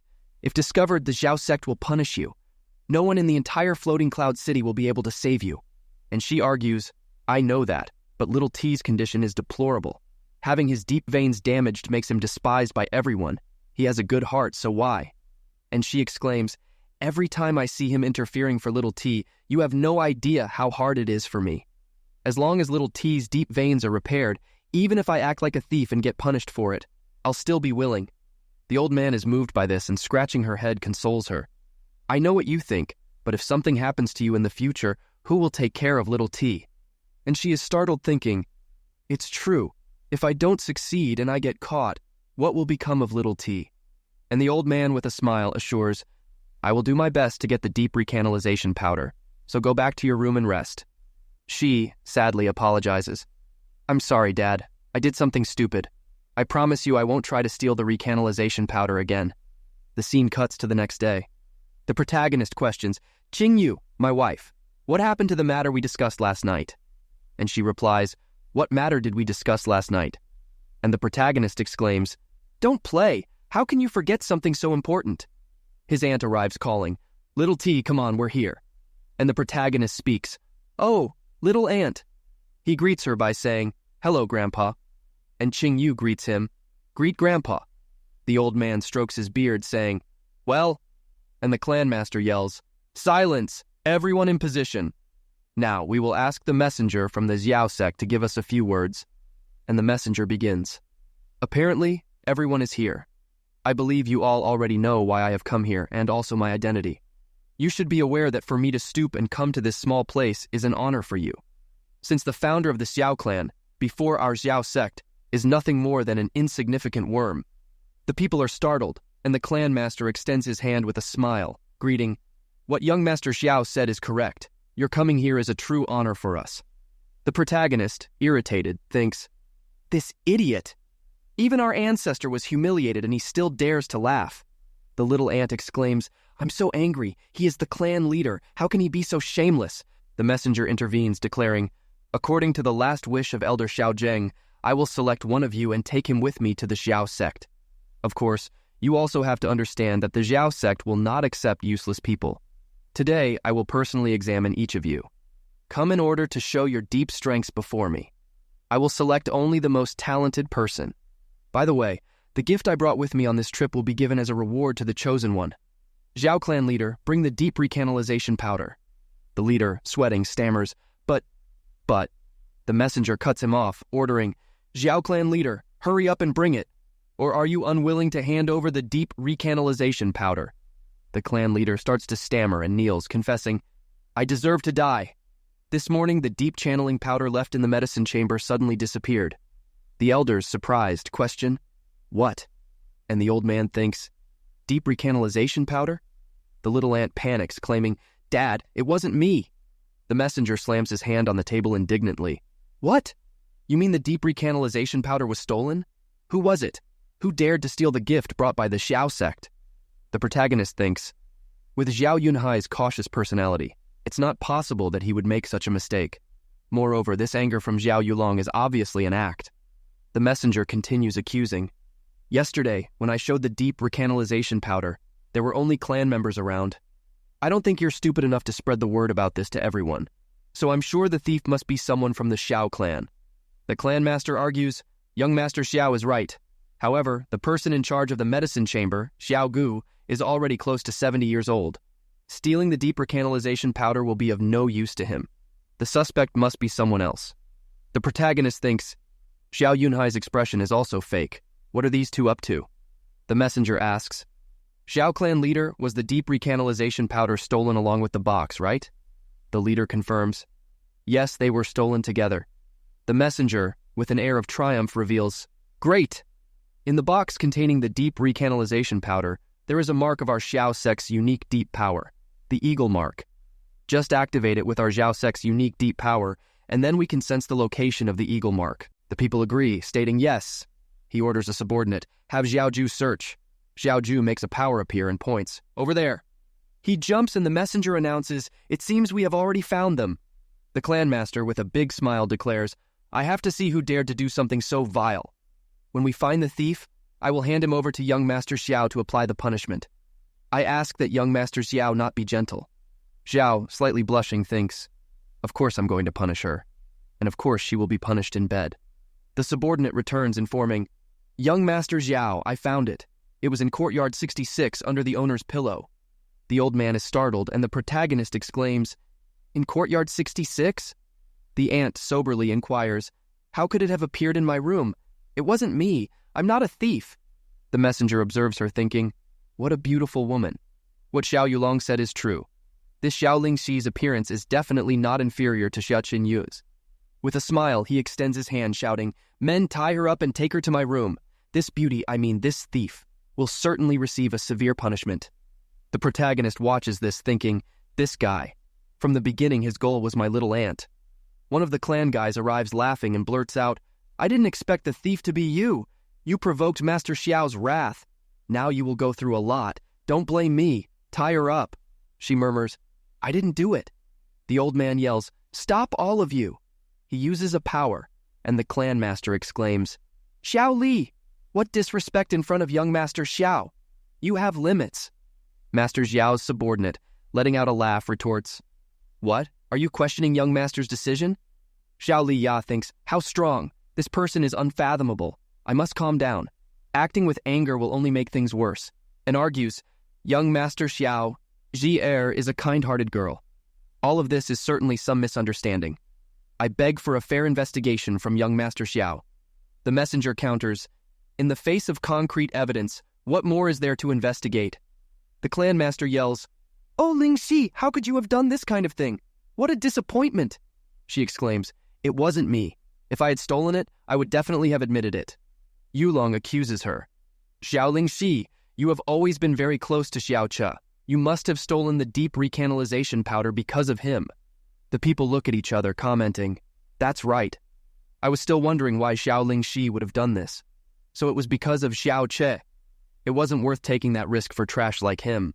With lascivious looks, the people watch her, commenting, She seemed very kind. I didn't expect her to do this kind of thing. If it wasn't for young Master Xiao, we wouldn't know what she's really like. To dare provoke the Xiao sect is simply seeking death. She, with tears in her eyes, becomes afraid. The protagonist holds her hand, comforting her. Little aunt, don't be afraid. It doesn't matter if they believe you or not. I will always believe in you. She blushes, whispering, Little Cha. The protagonist reassures her, leave the rest to me. Yulong taunts her.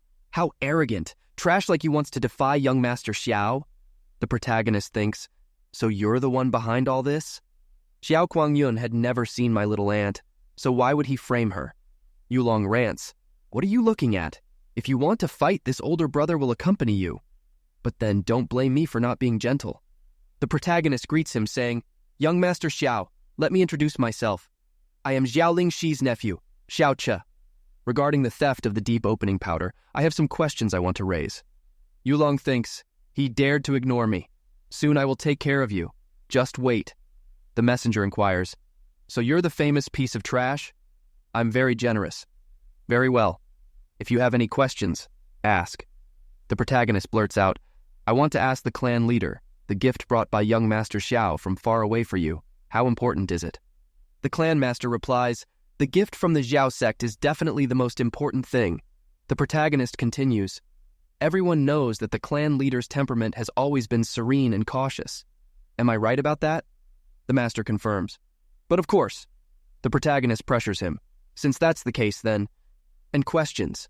If you have always been serene and cautious, how is it that something as valuable as the deep recanalization powder was placed in a place without any guards, like the medicine chamber, clan leader? What were you thinking? The clan master is startled, and the bald elder yells, Xiao Che, what did you mean by that? Are you insinuating that the clan leader planned all this to frame Xiaoling Shi? And the protagonist, with a smile, says, Great elder, no need to get upset. You scared the clan leader so much that he started to sweat. The clan master, gritting his teeth, thinks, this plague, this little trash. When did he become so smart? A guy says, the clan leader's expression seems to be a little distorted. Is it true what this trash said? The clan master replies, there are many medicines in the chamber, and I left the deep recanalization powder mixed in so that the medicinal energy wouldn't dissipate. And a guy adds, so that's it. It would be a great loss if its medicinal energy was lost. And the clan master thinks, as a precaution, last night I was reading some books on medicine. I didn't expect this to be so useful. And the protagonist raises a finger saying, so that's why I knew. The deep recanalization powder has a sweet smell. Clan leader, check if this is the smell. The leader smells it and states, of course it has a sweet smell. Any problem? And the protagonist, with his hand on his chin, counters, however, the deep recanalization powder was left in the medicine chamber for a whole night, and there are countless medicines there. Therefore, there is a mixture of odors. So the smell, in fact, should be mixed. Completely incredulous, the clan master thinks, when food is placed together, resulting in a different taste and with the smell of medicinal materials, the same thing probably happens. Damn, how could I forget something like that? And with a smile he argues, I have a cold today and my nose is congested. I'll smell it again, and actually it does have a varied smell. And the protagonist narrows his eyes, saying, how strange. To be honest, I was lying. But why would the idiot leader accept smelling the varied scent? He exclaims, Xiao Che, are you mocking me? And the protagonist, with a serious look, points and says, since the clan leader didn't know anything about this, then why say that the deep recanalization powder was in the medicine chamber? Could it be? And exclaims, could it be that you are lying? The clan master grits his teeth thoughtfully. The little ant, slightly blushing, observes the protagonist, thinking, little Chi seems so brilliant. And the protagonist thinks, debating with me, the heir of the holy doctor, about medicinal powder, I will destroy you. Xia Qinyu observes, thinking, he did well with his words, but in the face of absolute power, what can he do now that he has exposed them? The messenger exclaims, regardless of whether he lied or not, Xiaoling Shi's punishment has already been decided. And the protagonist exclaims, nonsense! You don't even know where the deep recanalization powder was, and you still accuse my little aunt of stealing it. You clearly planned this to frame her. People of the clan, haven't you seen this yet? I ask all of you to give justice to my little aunt. And thinks, the truth is before your eyes. As long as you are not stupid, you will certainly understand this. And a guy retorts, what a lie! What a setup! What are you talking about? If young Master Xiao said she's guilty, then she's guilty. Who do you think you are to point fingers, you trash? If you have nothing better to say, get out! The messenger points a finger, yelling, "How dare you! Arrest this trash who defended the thief!" The elder attacks, yelling, "Little trash! To think you would be in a situation like this!" The protagonist is startled and yells, "Damn, have you no shame? You lost the argument and now you want to resort to violence?" A hand appears, grabbing his face. It's the protagonist's grandfather, who throws the guy back. The bald elders watch this grimly. The old man hits them, and the protagonist's grandfather exclaims, "How dare you treat my grandson in such a way? Do you think I've aged that much?" The people exclaim, "Holy God, this is the strength of the fifth elder. He defeated the clan leader with just one blow. His reputation is well-deserved, as the #1 in the floating cloud city." The protagonist, watching the old man's back, thinks, "The Xiao clan has many strong specialists. Grandpa alone won't resist. Looks like I'll have to use my ultimatum." He nudges Qingyue and questions, "Qingyue, my wife, where is your master? Why hasn't she come yet?" She replies, "I don't know." And the protagonist exclaims, "Didn't we agree yesterday? You said your master was nearby, otherwise I wouldn't have dared to act like this today." He spins around her, insisting, "Come on, my wife, be a good girl. This is no time for jokes. Your master has definitely arrived and is now hiding somewhere, right?" She argues, "I really don't know." And the protagonist laments, "What? Am I going to die then?" The bald old man yells, "Xiao Li, what does this mean? Do you want to rebel?" Xiao Li retorts, "I just don't want Che and Qi to be falsely accused. I definitely have no intention of rebelling." And the bald old man yells, "Xiao Ling Qi and your daughter. Of course you would say that. Do you think anyone will believe you?" And the old man yells, "I, Xiao Li, despite not being a true knight, have always lived righteously, despite not having great achievements. But I have always lived under the light. I have never harmed or humiliated anyone." And Yu Long, with a crazy look, yells, "What a great joker! You fooled everyone in the Xiao clan for over 10 years and you still say you lived under the light?" The old man exclaims, "Xiao Yulong, what do you mean by that?" Xiao Yulong shoots, "Fifth elder, would you dare swear by your family that Xiao Che is your real grandson?" The elder is stunned by this, and Yulong points his finger, yelling, "I asked if you dare swear." The little ant cries and begs, "Father, what Xiao Yulong said is a lie, right? Little Qi is from our family, right?" And the protagonist inquires, "Grandpa, is what he said true?" And the old man confesses, "Qi, even though you weren't born into the family, I always treated you as if you were my own grandson." The protagonist becomes gloomy with this, and the bald old man yells, "Xiao Li, you dare let us raise a bastard for 16 years? If Yu Long hadn't warned us, you would still have allowed us to raise him for a lifetime?" And Yu Long soberly yells, "I always wondered, how could our clan's lineage give rise to this trash?" The messenger yells, "What are you waiting for? Expel this bastard immediately." And the protagonist, with a serious look, decrees, "I won't give you any trouble. Since I'm not part of the Xiao clan, I'll leave immediately. Grandpa, even though we're not blood-related." He kneels, declaring, "But so what? As long as you allow it, I will always be your grandson." The astonished old man says, "Of course you will always be your grandfather's grandson." The protagonist stands up and declares, "Grandpa, little ant, after I leave, you need to take good care of yourselves." And she, with tears in her eyes, begs, "Little Qi, don't go." The protagonist starts to leave, thinking, "Little ant, I'm sorry. If I had enough strength, if I could get stronger." He looks at his wife and asks, "Keep my grandfather and my little ant safe, please." And she replies, "All right, you can leave." And Yu Long yells, "Wait a moment, you can't leave yet." The protagonist, with an angry expression, retorts, "Xiao Yu Long, what else do you want?" Xiao Yu Long yells, "Everyone knows that the reason Xia Qingyue married the Xiao clan was just for repayment. Now you're just a bastard. What right do you have to accept Xia Qingyue's graces?" Others yell, "True. Xia Qingyue is married to the Xiao clan, not to a bastard. Hand over the marriage certificate immediately to dissolve it. Xia Qingyue cannot be married to the useless." And the clan master yells, "Hand over the marriage certificate immediately and then get out of the Xiao clan." And the bald man yells, "Yes, hand over the marriage certificate." The protagonist smiles, taking the certificate out of his cloak, and asks, "Hand over the marriage certificate." "Very well, I'll hand it over, but not to you." He approaches her and says, "Qingyue, how to proceed or whether to divorce is our business. No one has the right to intervene." She takes the certificate and the protagonist leaves, declaring, If you want to divorce, destroy this certificate. If you still want to continue being my wife, keep it. Leave everything to your decision. Observing this, the Xiao sex emissary thinks, Xiao Yulong, good job. As long as the marriage dissolves, what I do next won't harm the sex image. Tonight, Xiaqing Yue will be mine. And Yulong extends his hand, yelling, Miss Xia, there are many talented people within the Xiao clan. How about destroying this certificate and finding a decent husband? She dodges his palm, questioning, Are you deaf? Didn't you hear what my husband just said? And he thinks, She's quick.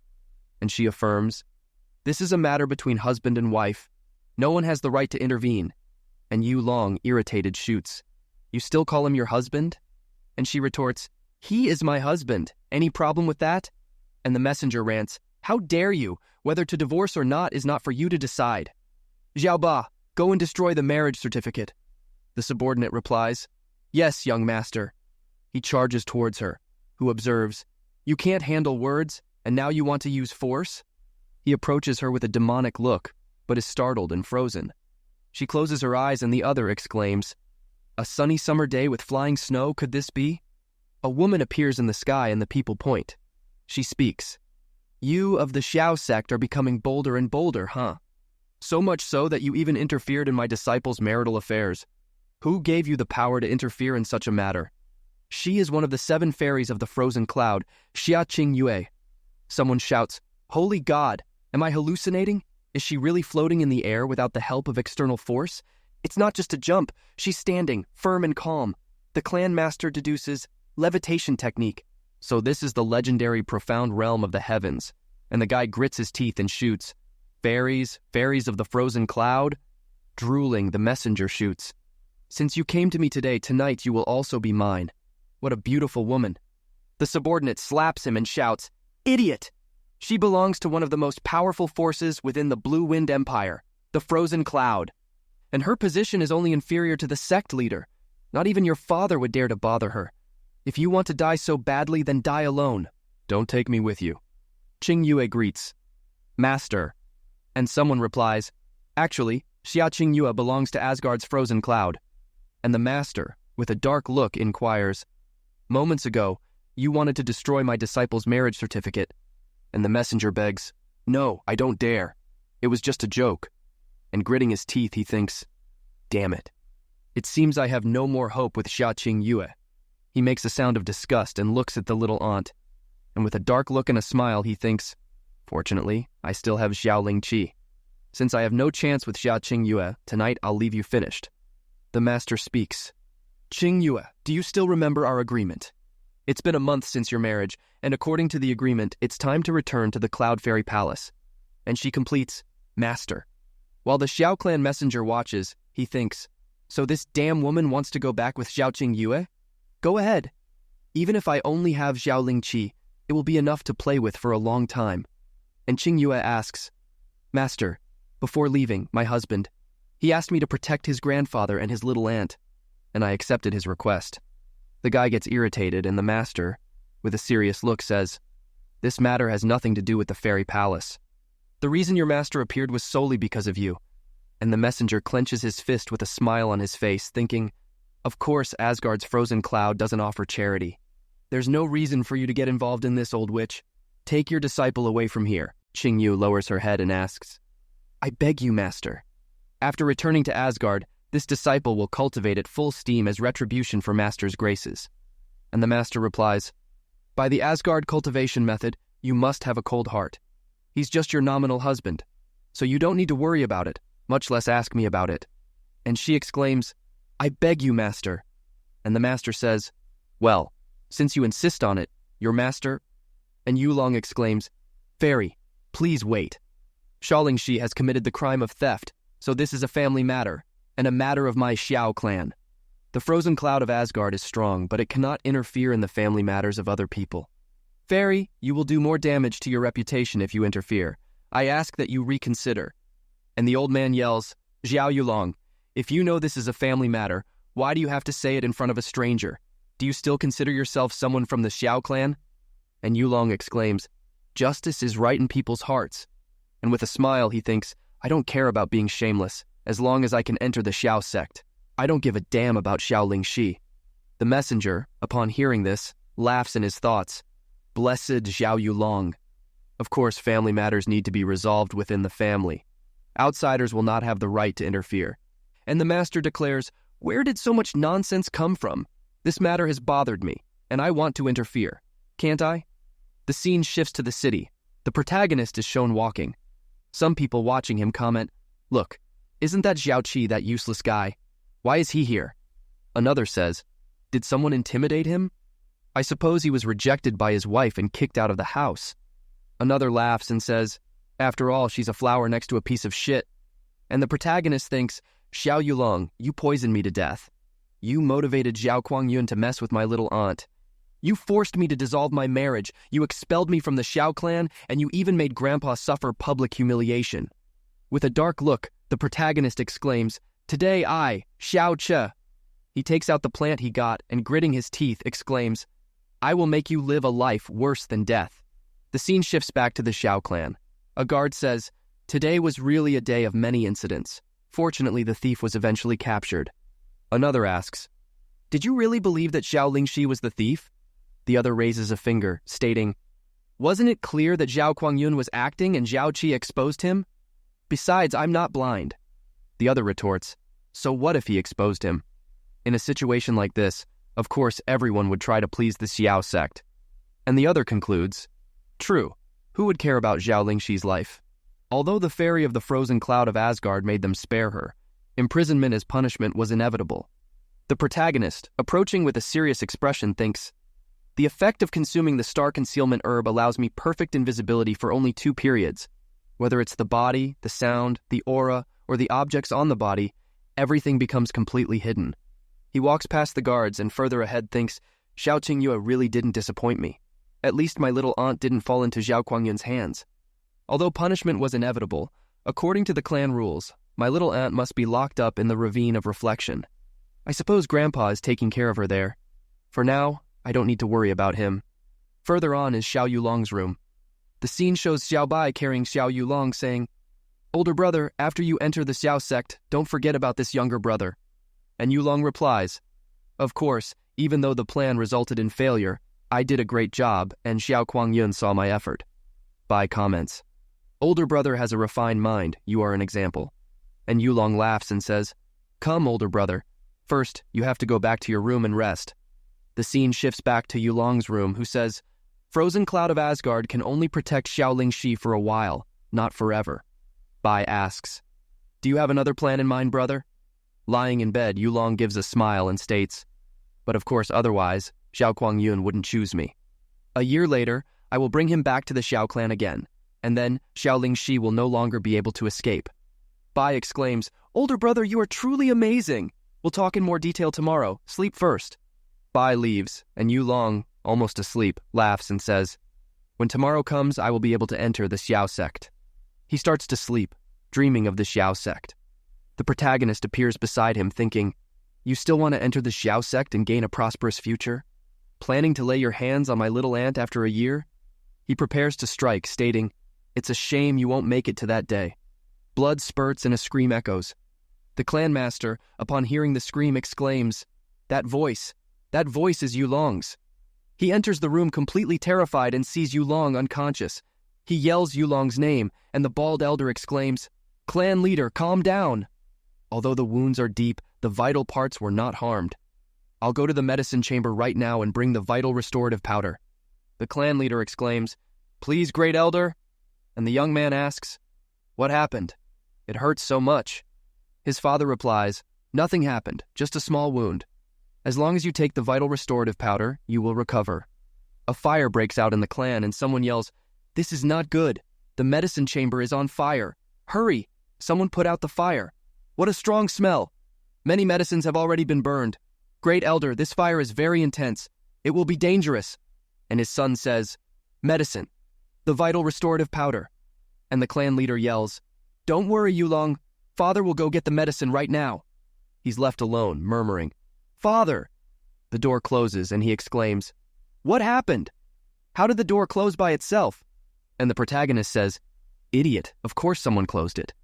And he, frightened, exclaims, who's there? Show yourself. The protagonist appears, stating, Cousin Yulong can't even recognize me. And he gets scared, saying, Xiaoche, how did you get in?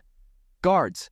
The protagonist wields the knife, saying, there's a big commotion going on outside. Even if you scream, no one will come to save you. He hits the bed, yelling, what are you doing? Don't come near me. The protagonist, with the knife in his hand and a dark look, says, don't waste your energy. The knife from before has temporarily incapacitated you. And as for the reason I came here, he exclaims, don't do it. Don't do it. The protagonist stabs him, saying, obviously it was to collect the debt. He hits his arm. A sound echoes and Yulong yells, I don't want to die. Please spare me. And the protagonist says, spare you? No, I'm just getting started. I want you to know the consequences of harming my loved ones. With this cut, I want your eyes to never see again. He makes a cut, and the guy screams in pain. The protagonist makes another cut, exclaiming, with this cut, I want your mouth to never speak again. With this cut, you will lose your descendants. Completely insane, the protagonist yells. A despicable person like you is not worthy of having heirs. The scene shifts back to the cave. The ant asks, Father, it's best you go back. It's very humid here, you might get sick. And the old man says, just thinking that you will be locked up here for 15 years. How can I not be worried? And she retorts, at least I'm still in the Shi clan, but little Shi doesn't even have a place to stay. I don't even know where he is now. Did he eat? The old man adds, Chet. He is startled and yells, who's there? The protagonist replies, Grandpa, little ant. She runs, grabbing the protagonist, and exclaims, little Shi! I'm not dreaming, am I? Little Shi is back! And the old man questions, was it the clan leader who let you come back? And the protagonist reveals, how could that scum let me come back? I infiltrated discreetly, and also, I gave them a great gift. The clan leader, all messed up, exclaims, Yulong, Daddy got the vital restorative powder. Very soon, you will. Upon seeing, he is completely dumbfounded, saying, Yulong. Another laments, oh my, how cruel, this is terrible. And the bald old man comes closer, analyzing. All 4 limbs crippled, his deep veins are ruined, all 5 of his senses have been destroyed, including his lower part. He's still alive, but his condition is worse than being dead. And the clan leader, breaking the container, yells, who was it? Who did this? Who was it that committed such a cruel act? An aura explodes from his body, and the people ask, who was it? What? Clan leader, there are some words written on that wall. The crazed leader looks at what is written, and it says, Old Shi clan, to congratulate you on your dog son entering the Shi sect, I offer you this great gift. Please accept it kindly. The clan leader punches the wall, yelling, who was it? Show yourself right now, you damn bastard. The old man stares at the protagonist, who has spoken a smirk and endures the somber stare. He shoots. By the way, little ant, even if you haven't seen me for half the day, I don't think you're missing me that much. You've been like this for half an hour. And she completes, don't worry, I don't get tired. And the protagonist reflects, Auntie, I would normally let you stay like this, but we are in front of Grandpa now. This is actually a bit... And the protagonist argues, but I'm tired. And she, all careful, affirms, I don't care. Who told you to leave without my permission? And the protagonist looks at the old man, gesturing. Little ant, Grandpa is watching us. And she pushes the protagonist quickly, yelling and saying, that dad, don't get me wrong. I'm just a little hot-headed and unintentionally forgot you were here. And the old man questions, you mean you usually do this when I'm not around? And she exclaims, no, I just have a normal relationship with little Chi. We're not very close. And the protagonist, putting his hand on his face, thinks, my goodness, what kind of explanation is that? And the old man comments, well, I'm not blind either. I noticed that some time ago. I won't stop you because Zur is not blood-related to us. And the protagonist inquires, blood-related? Grandpa, so my biological parents. And the old man lowers his head, confessing, I thought this secret would remain in my heart for my whole life. But now that the clan can no longer tolerate you, it's time to acknowledge your ancestors and return to your clan. Your biological father has the surname Yun. And the protagonist ponders, Yun? In the Blue Cloud continent? The surname my master gave me was also Yun. What a mysterious coincidence. And the old man reports, I only know he had the surname Yun. I don't know what his name was or where he came from. And he was strong, very strong. Back then, my son Xiaoying was attacked while traveling through the Blue Wind continent. But he was saved by your father. Afterwards, the two began to travel together. At that time, they realized they had a lot of affinity. And at the time of their farewell, they became sworn brothers. This farewell was long, and when they met again, their parents were seriously injured. My son Xiaoying stopped them from leaving and wanted to take them to a place to hide and heal their wounds, but he was rejected. This is because the enemies who were chasing this couple were too strong, and the couple didn't want to involve Xiaoying. Ying-er knew that the enemy, whom even his parents couldn't face, must be invincible throughout the floating cloud city. So he used the excuse of wanting to pick you up and discreetly swapped you with his own son, who is my grandson, in your blanket. And the aunt murmurs, "My brother, he..." And the old man continues, "After your parents left, Xiaoying came to me and knelt before me. He yelled, 'I'm still young. Even if I lose my son, I can still have many more. But if this baby dies, my sworn brother will completely lose his only root.' Faced with a son who values compassion and justice so much, how could I blame him?" The protagonist clenches his fist. "My life. Given by Grandpa's grandson, his life." And the old man exclaims, "It didn't end there." After half a month, Xiaoying was murdered. The person who murdered him was the same one who was chasing your father. His purpose was to force Xiaoying to reveal the whereabouts of his parents. The aunt is startled, and the protagonist narrows his eyes. No wonder Grandpa has white hair, despite still being in his middle age. And the main culprit of all this is me. If I hadn't traded Xiao Ti's life for mine, Uncle Xiao wouldn't have been murdered. Uncle Xiao's wife wouldn't have followed him to her death. Grandma wouldn't have died of depression. If it weren't for my fault, how could Grandpa, the one who is in the profound spirit realm, look so old at this age? Even knowing that my profound veins are damaged, he didn't abandon me. On the contrary, he treated me as if I were his own grandson. The protagonist kneels with a loud thud on the floor. He lowers his head, lamenting, "Grandpa, I..." And the old man interrupts him. "Little Chi, don't overthink it. Everything that happened wasn't your fault. And even when Ying-er was on the verge of death, he left smiling. At least he kept you safe. And when they tortured him, it was with questions. It meant that your parents were probably still alive." The protagonist questions, "My biological parents could still be alive?" And the old man replies, "It's very likely. That was one of the things Xiaoying told me before he died. He also told me the reason why your parents were being persecuted. It was because they had obtained a profound celestial treasure." The protagonist, upon hearing this, reflects. Profound celestial treasure? What would that be? I've lived 2 lives, but I've never heard of it. And the old man somberly completes, "I don't know either. I only know it was a terrifying taboo. Remember not to say it in front of strangers." And the protagonist, with a serious look, affirms, "Profound celestial treasure. Well, I'll remember." And the old man continues, "This afternoon you should leave. If you are found by people from the Xiao clan, another problem will arise." The aunt is terrified. "Huh? You're leaving already?" And the protagonist, smiling at her, replies, "I have to go. However, don't worry. I'll be back in 3 years. And then I will make the entire Xiao clan kneel before you, begging to leave the Reflection Gorge." And she retorts, "I don't want you to do that. I just want you to be okay. You just have to stay safe." And the protagonist, esbocando a smile, affirms, "Of course I'll stay safe. After all, I still have a promise to keep." And she whispers, "Promise?" And all blushing, she puts her hand in front of her face, remembering the protagonist's marriage proposal. The scene shifts to the Xia mansion. It shows Xia Qingyue, her master, inquiring, "Have you said everything you should?" And she replies, "Yes, I'm ready to say goodbye to my father and brother." And the master adds, "Tomorrow, I will guide you using the profound floating technique. But first, you need to get used to the flow of my profound strength." And she confirms, "All right, master." The master begins to use the profound strength, guiding. Relax your breathing, calm your heart, and move your profound strength. Upon checking her profound strength, she is startled, saying, This? It can't be, this is impossible." And Qingyu asks, "Master, what happened?" And the master requests, "Tell your master what you really went through during this time." And Qingyu is confused, and the master explains, "A person's profound vein has a total of 54 profound entrances. The more profound entrances you have open, the more talent you possess. With 10 profound entrances open, it is considered ordinary talent, while 15 is considered high talent." Qingyu argues, "I remember being born with 21 profound entrances open, and that was already considered extraordinary talent. Is something wrong?" The master closes her eyes, replying, "No, now it's no longer 21 profound entrances open." Qingyu questions, "Huh? So the number of my profound entrances are?" And the master exclaims, "Now your profound veins have grown and become the divine veins of celestial spirits." All 54 of your profound entrances have been opened. And she exclaims, how is this possible?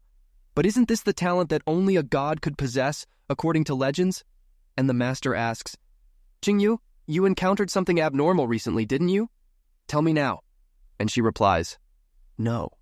And she is startled, thinking, wait, that time when Xiao Xie helped me with some adjustments, could it have been him? And the master speaks, Qingyu, from your expression, did you remember something? And Qingyu admits, Master, I once met a divine doctor by chance. He was the one who did this to me. Shortly after he left, I don't know anything about his name or where he went. And she thinks, this kind of ability is too terrifying. I absolutely must not reveal it to Xiao Ti, otherwise he will be persecuted forever. And the master agrees. Indeed, there are many sages who avoid matters of the human world. You can go rest. And she thanks, thank you. While the master leaves, she thinks, Xiao Che, the reason you gave me this huge grace was so that I wouldn't forget you. After you were expelled from the Xiao clan, where must you be now? The protagonist is shown in front of the Xiao clan thinking, Grandma, little aunt, I would also like to stay, but the Xiao clan would not accept me. However, don't worry, I will definitely be back within 3 years. From now on, my name will be Yunche. Another location is shown in an inn in the middle of nowhere. A staff is shown laughing, and the messenger from the Xiao sect says, how far is it to the Xiao sect? When can we return? And a subordinate says, almost 1,000 miles. There is still a lot to travel. The messenger exclaims, this place is a pigsty. I really want to get out of here as soon as possible. And this rotten wine, is this what they serve for consumption? The subordinate says, young master, this was the only inn that was around here. Please bear with me for a bit. Someone kicks in the door. An old man is shown entering, exclaiming, I'm dying of thirst. Bring your best wine. I want to get drunk. A guy watches this and says, these people belong to the Silver Dragon mercenary group. Another grits his teeth, saying, that evil mercenary group. Another says, lower your voice. If you don't want to die, don't provoke them. A subordinate extends his hand, saying, boss, look. That boy has fine skin and soft flesh. I can tell just by looking that he is a traveler from some rich family. The crazy old man says, ah, not bad. Look at those clothes. I'm sure they're worth a lot of money. And the subordinate laughs and says, how about we... Before he finishes the sentence, the messenger's servant watches them with a look of disgust. And the messenger exclaims, even kittens and dogs would dare to meow and bark. This bothered my will to drink. Xiaoba, eliminate them. Xiaoba says irritably, as ordered, young master. The scene cuts back to the protagonist. He, all sweaty, says, this weather is too hot. How could my little body endure this? Grandpa told me to take this and look for a Sikong Yihan in New Moon City. Putting the pendant away, the protagonist continues. But where is this New Moon City? And this pendant, I heard from Grandpa that I had it when Uncle Xiao brought me to the Xiao clan. If I meet my parents, I could use this as proof. But in the situation I'm in now, I might die of thirst before I can even find them. The protagonist exclaims upon seeing, that's an inn. He starts laughing, walking towards it and saying, heaven doesn't want me extinguished. Inside the inn, someone says, these guys are too cruel. Don't make a sound. I'm sure if we don't offend this guy. And the subordinate says, young master, it's done. And the messenger says, not bad. It's finally quieter. The protagonist kicks the door open, yelling, waiter, bring this young master your best drink. This young master today. He stammers, soberly observing the pile of dead bodies and the young master of the Zhao clan. The protagonist swallows dry and looking at them says, hello, long time no see? And the messenger replies, yes, I haven't seen you for a whole day. And it's been a while. The protagonist says soberly, since that's the case then. He closes the door and yells, goodbye. The messenger retorts, that trash humiliated me that day and he still dares to run away? Xiaoba, don't let him die so easily. Xiaoba replies soberly, yes, young master. The protagonist runs away exclaiming, damn it. Why did I have to run into those guys? I showed off too much that day. They definitely won't let me go. The protagonist feels something and thinks, what do I do? I exhausted the poisonous power of the sky poison pearl in my past life. Now there's not much use for it other than refining medicinal plants and storing items. Ah yes, refine. Inside the sky poison pearl, there is still a storage of medicinal herbs that I brought from home. Among them, some can be combined into a toxic powder. With the pearl's ability, it will only take 4 breaths to... Although it can't kill an expert, it can slow them down. The protagonist is startled by the guy who says, "By order of the young master, I will make you meet the judge of hell." The protagonist, sweating and with a smile on his face, argues, "I think there must be some misunderstanding between us," and thinks, "There's still time for 3 breaths." The guy lunges at him with a demonic look, exclaiming, "Although the young master wanted me to torture you?" The protagonist extends his hand, exclaiming, "Wait, I beg for torture," and thinks, 2 breaths, and exclaims, "You must torture me cruelly without showing mercy." And the guy replies soberly, "Too bad you're not qualified for that." He attacks, and the protagonist thinks, "You messed up, too late." A light emerges from the pearl in the protagonist's hand, blood spurts and the girl is shown. With his arm ripped off, the guy exclaims, "Impossible! It's just a little girl." She is shown with the guy's arm in her hands. She drops the guy's arm, and the protagonist watches thoughtfully. "This little girl, as I recall, seems like I took her in with the sky poison pearl. How powerful, monstrously powerful." And the shadowy subordinate laughs and exclaims, "How is this possible? Why a little girl? I was hurt by a little girl." And she yells, "Shut up, you're too noisy." Several cuts appear and the guy is shocked. His head falls off and more parts of his body are cut off. The protagonist watches this with his mouth open, thinking, "I can't believe it." With just one scream, she left him in that state. My God, did I take in a little ancestor? Wait, when she entered the pearl, I had seen everything about her. This little girl is very dangerous. It's best not to get involved with her. But the little girl starts to feel something, and with a dark look she thinks, "This detestable absolute god-killing poison. How could this princess have only used this much power and received such a level of side effect?" The protagonist watches her and approaches, asking, "Little girl, are you okay?" And she turns to the protagonist, retorting, "Weren't you leaving? Did you change your mind?" And the protagonist smiles, justifying, "I just turned around to see the scenery. Tell me, from what I see, your poisoning is very serious." And she exclaims, "So what if I was poisoned? What does that have to do with you? I didn't expect the sky poison pearl to choose an ordinary person like you as its owner. Don't tell me that the spiritual will of this profound heavenly treasure is distorted?" And the protagonist thinks, "Profound heavenly treasure? Is there more than one profound heavenly treasure? So the reason why my parents were persecuted was because of the pearl? No. The sky poison pearl came with me from my previous life. It can't be related to my parents." The scene cuts back to the inn, and the messenger yells, "The dishes are already served and Xiaoba hasn't returned yet." It's impossible that it takes him so long to take care of trash. He looks at the other, deducing, he must have gotten lost in this strange place. "Xiaoju, go see what happened." Xiaoju confirms, "Yes, young master." An explanation appears. The sky poison pearl is the 5th ranked of the 7 profound heavenly treasures. Inside it, there is an infinite space where all poisons can be created or neutralized, and all the ingredients in the world can be refined. 1.300 years ago, it rebelled against the world and caused great turbulence. Since then, it disappeared without a trace. She exclaims, "I didn't expect it to merge with a useless person like you. How ridiculous." The protagonist gives a thumbs up, winking and thinking, maybe the sky poison pearl is female and likes handsome guys. Is being handsome also a sin? The protagonist is startled, and the girl grabs him quickly while his neck is held, announcing, "This princess has no time to waste with your fallacy. I'll give you 2 options, enter the sky poison pearl, or die now." The protagonist, with a smile on his face, retorts, "You can kill me now, but only if you can. If you really wanted me dead, you wouldn't have risked taking so much collateral damage from the poison to save me." She rebuts, "So what?" The protagonist argues, "So what that you can't kill me? Or better yet, if I die, you'll die too. The reason you were able to enter the sky poison pearl was to suppress the poison. It's because that day you forcibly sucked my blood, making the sky poison pearl resonate with you. Thanks to that, you can enter and exit the pearl at will, and even improve, despite the state you were in. In other words, the sky poison pearl recognized me as its owner, not you. Now my life is your life too. If you die, I won't be affected at all, but if I die, you'll die as well. So if I were to give you the sky poison pearl, it'd be like asking for my own death." She releases the protagonist, confessing, "I didn't expect you to be this smart." The protagonist, rubbing his neck, complains, "You didn't have to use so much force. This Chalbades has been around for a long time. Soon someone will come looking for him, and then I'll leave it to you." She turns around, questioning, "Who cares?" The protagonist, blushing with a wide grin, suggests, "Come on, you could say I saved you." You slept for so long inside the sky poison pearl, and I didn't even ask for rent, right? It wouldn't be too much to ask for you to be my bodyguard? She makes a noise of disgust, and the protagonist affirms, I'll take that as a yes, right? What's your name?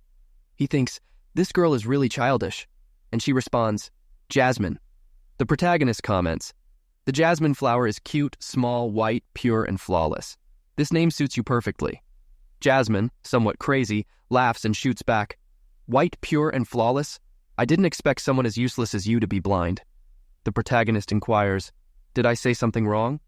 And she, with a mischievous grin on her face, orders, take a good look and tell me how exactly I look. She releases an aura over the protagonist, who exclaims, is this killing intent? No, this is dark energy. My God, what terrifying dark energy. Just how many people has she killed? And Jasmine asks, do you still think I'm white, pure, and flawless? The protagonist grits his teeth and responds, a jasmine stained with blood. A man approaches and the protagonist stares at him. Who's there? The man blushes and the protagonist exclaims, Xiaoji? Did Zhao Guangyu really send someone? Wait, he seems a bit off. And the man, acting crazy, says, what a beautiful little girl. Such a fascinating beauty. Does the young master have the qualifications to sully her? She observes this thoughtfully. And the man extends his hand toward her, saying, this kind of girl should be put beneath you and violated. She's all mine. The protagonist clenches his fist, thinking, you dare to declare your dark intentions so openly? I respect you as a brave man, now rest in peace. She extends her arm, shouting, want to die? An attack goes toward the man, who begins to fall apart. The protagonist observes this darkly, thinking, her attack is still cruel. She collapses to the ground, and the protagonist exclaims, it seems your soul is infected by the poison. Just by using deep force, the poison manifests. And she exclaims, that's none of your business. The protagonist, touching her back, shoots back. If you want me to use the sky poison pearl to help you, just say so. Don't be stubborn. And she, sweating heavily, grits her teeth, saying, this princess would never ask for help from a mere man like you. The protagonist, with a smile, inquires, really? So, I can leave you alone? She becomes dark at that, and, grabbing the protagonist's hand, she bites it and exclaims, that's not for you to decide. The protagonist groans, ouch, it hurts. Suck slowly. Hours later, she licks her lips, sighing, and the protagonist, lying on the ground all worn out, shoots back. Are you a dog? Can we do this another way without biting? It feels like my body's been drained. She observes him with half-closed eyes and says, it's because you're useless. If you were capable of protecting yourself, do you think I would risk taking collateral damage to help you? The protagonist exclaims, I'm useless? If it weren't for me, you would have died twice already. You better understand the current situation. The protagonist stares at her and sighs, saying, forget it. I'll find a way to restore my deep veins so you won't have to try so hard. And she retorts, I examined your deep veins and discovered they were damaged a long time ago. Even if you manage to restore them, you'll just be a little less useless. The protagonist asks, what? So do you intend to protect me forever? And she, with a dark look, shoots back. Of course not. But this princess can give you new deep veins with the power of a god. The protagonist exclaims incredulously, new deep veins with God's power. What you said is true. And she half closes her eyes, affirming, this princess gains nothing by lying to you. However, you have to promise me 3 conditions. The protagonist reflects, it's true she gains nothing by lying to me. Her strength is monstrous, and I've never heard of this poison in her body. Maybe she really has a way. And the protagonist responds, I accept. Tell me your condition. And she orders, help this princess find 3 items. An Udambara flower of the netherworld, 3 deep beast cores from the tyrant profound realm, and 35 kilograms of divine vein purple crystal. The protagonist exclaims incredulously, are you kidding me? 3 deep beast cores from the tyrant profound realm? In the entire Blue Wind Empire, who would dare provoke a tyrant profound beast? And you ask me to get 3 of them? 35 kilograms of divine vein purple crystals? Even if I sold the Blue Wind Empire, it wouldn't come close to buying that much. And as for the Udambara flower of the netherworld, which is extremely vile and malignant in nature, just getting close to it would corrode me. Are you trying to kill me?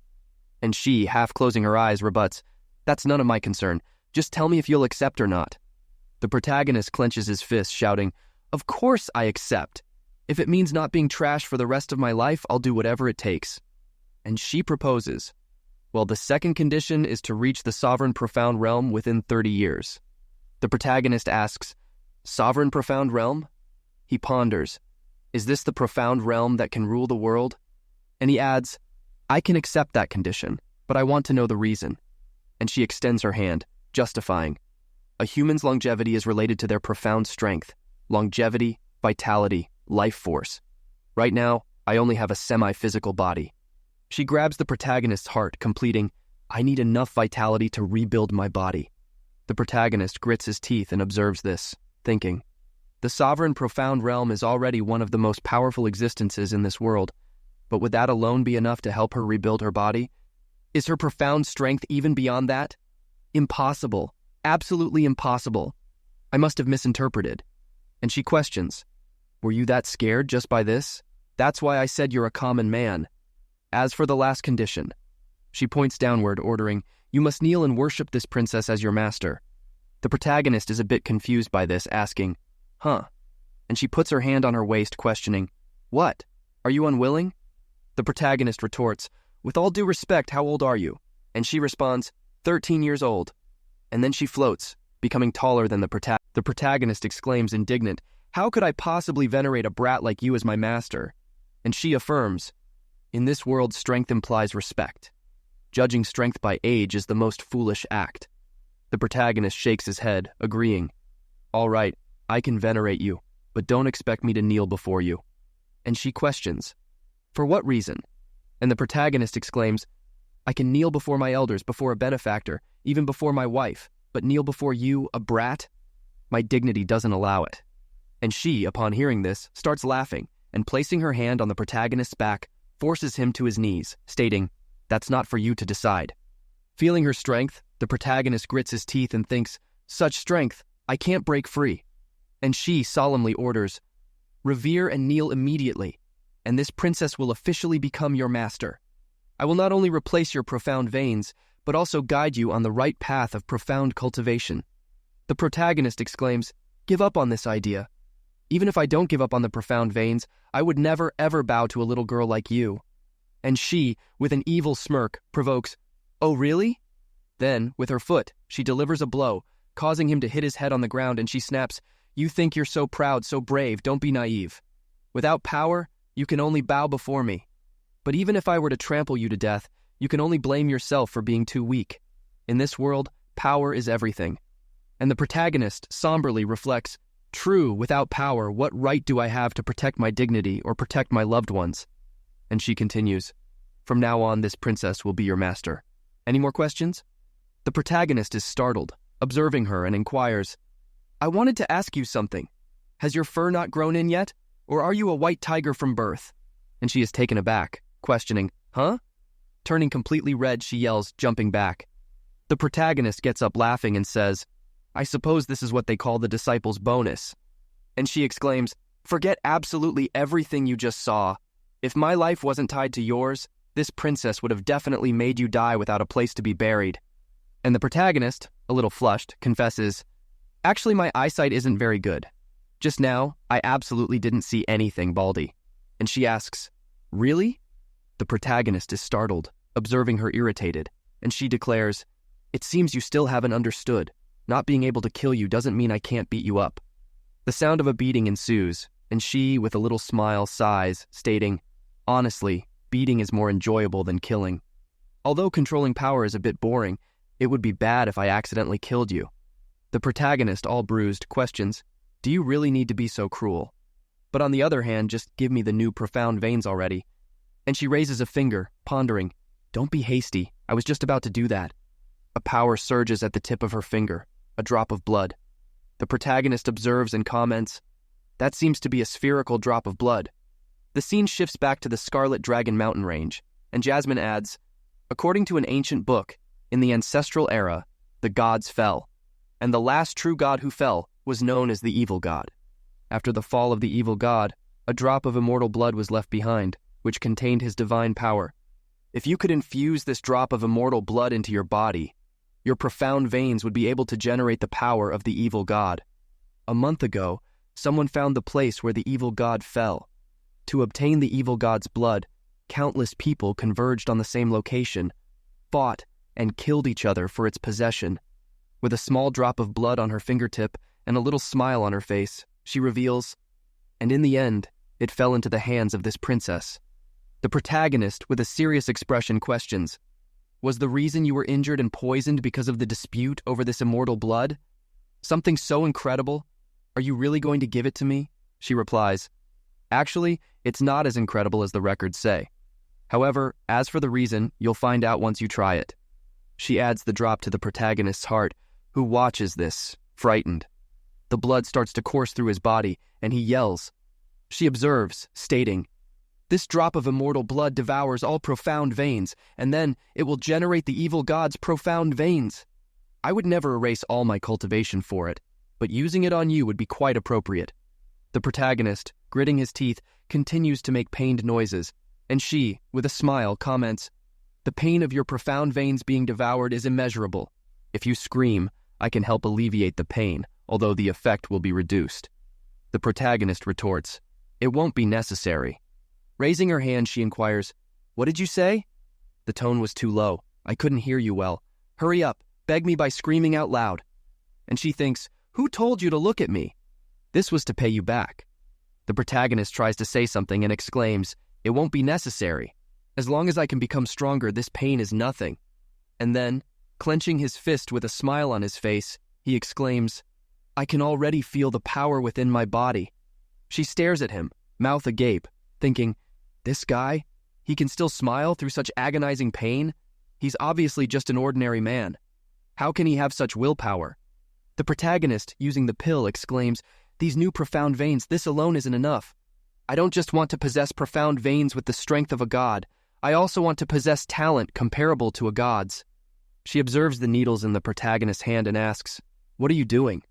The protagonist inserts the needles into his own body, making a noise of discomfort, and exclaims, profound entrances, open.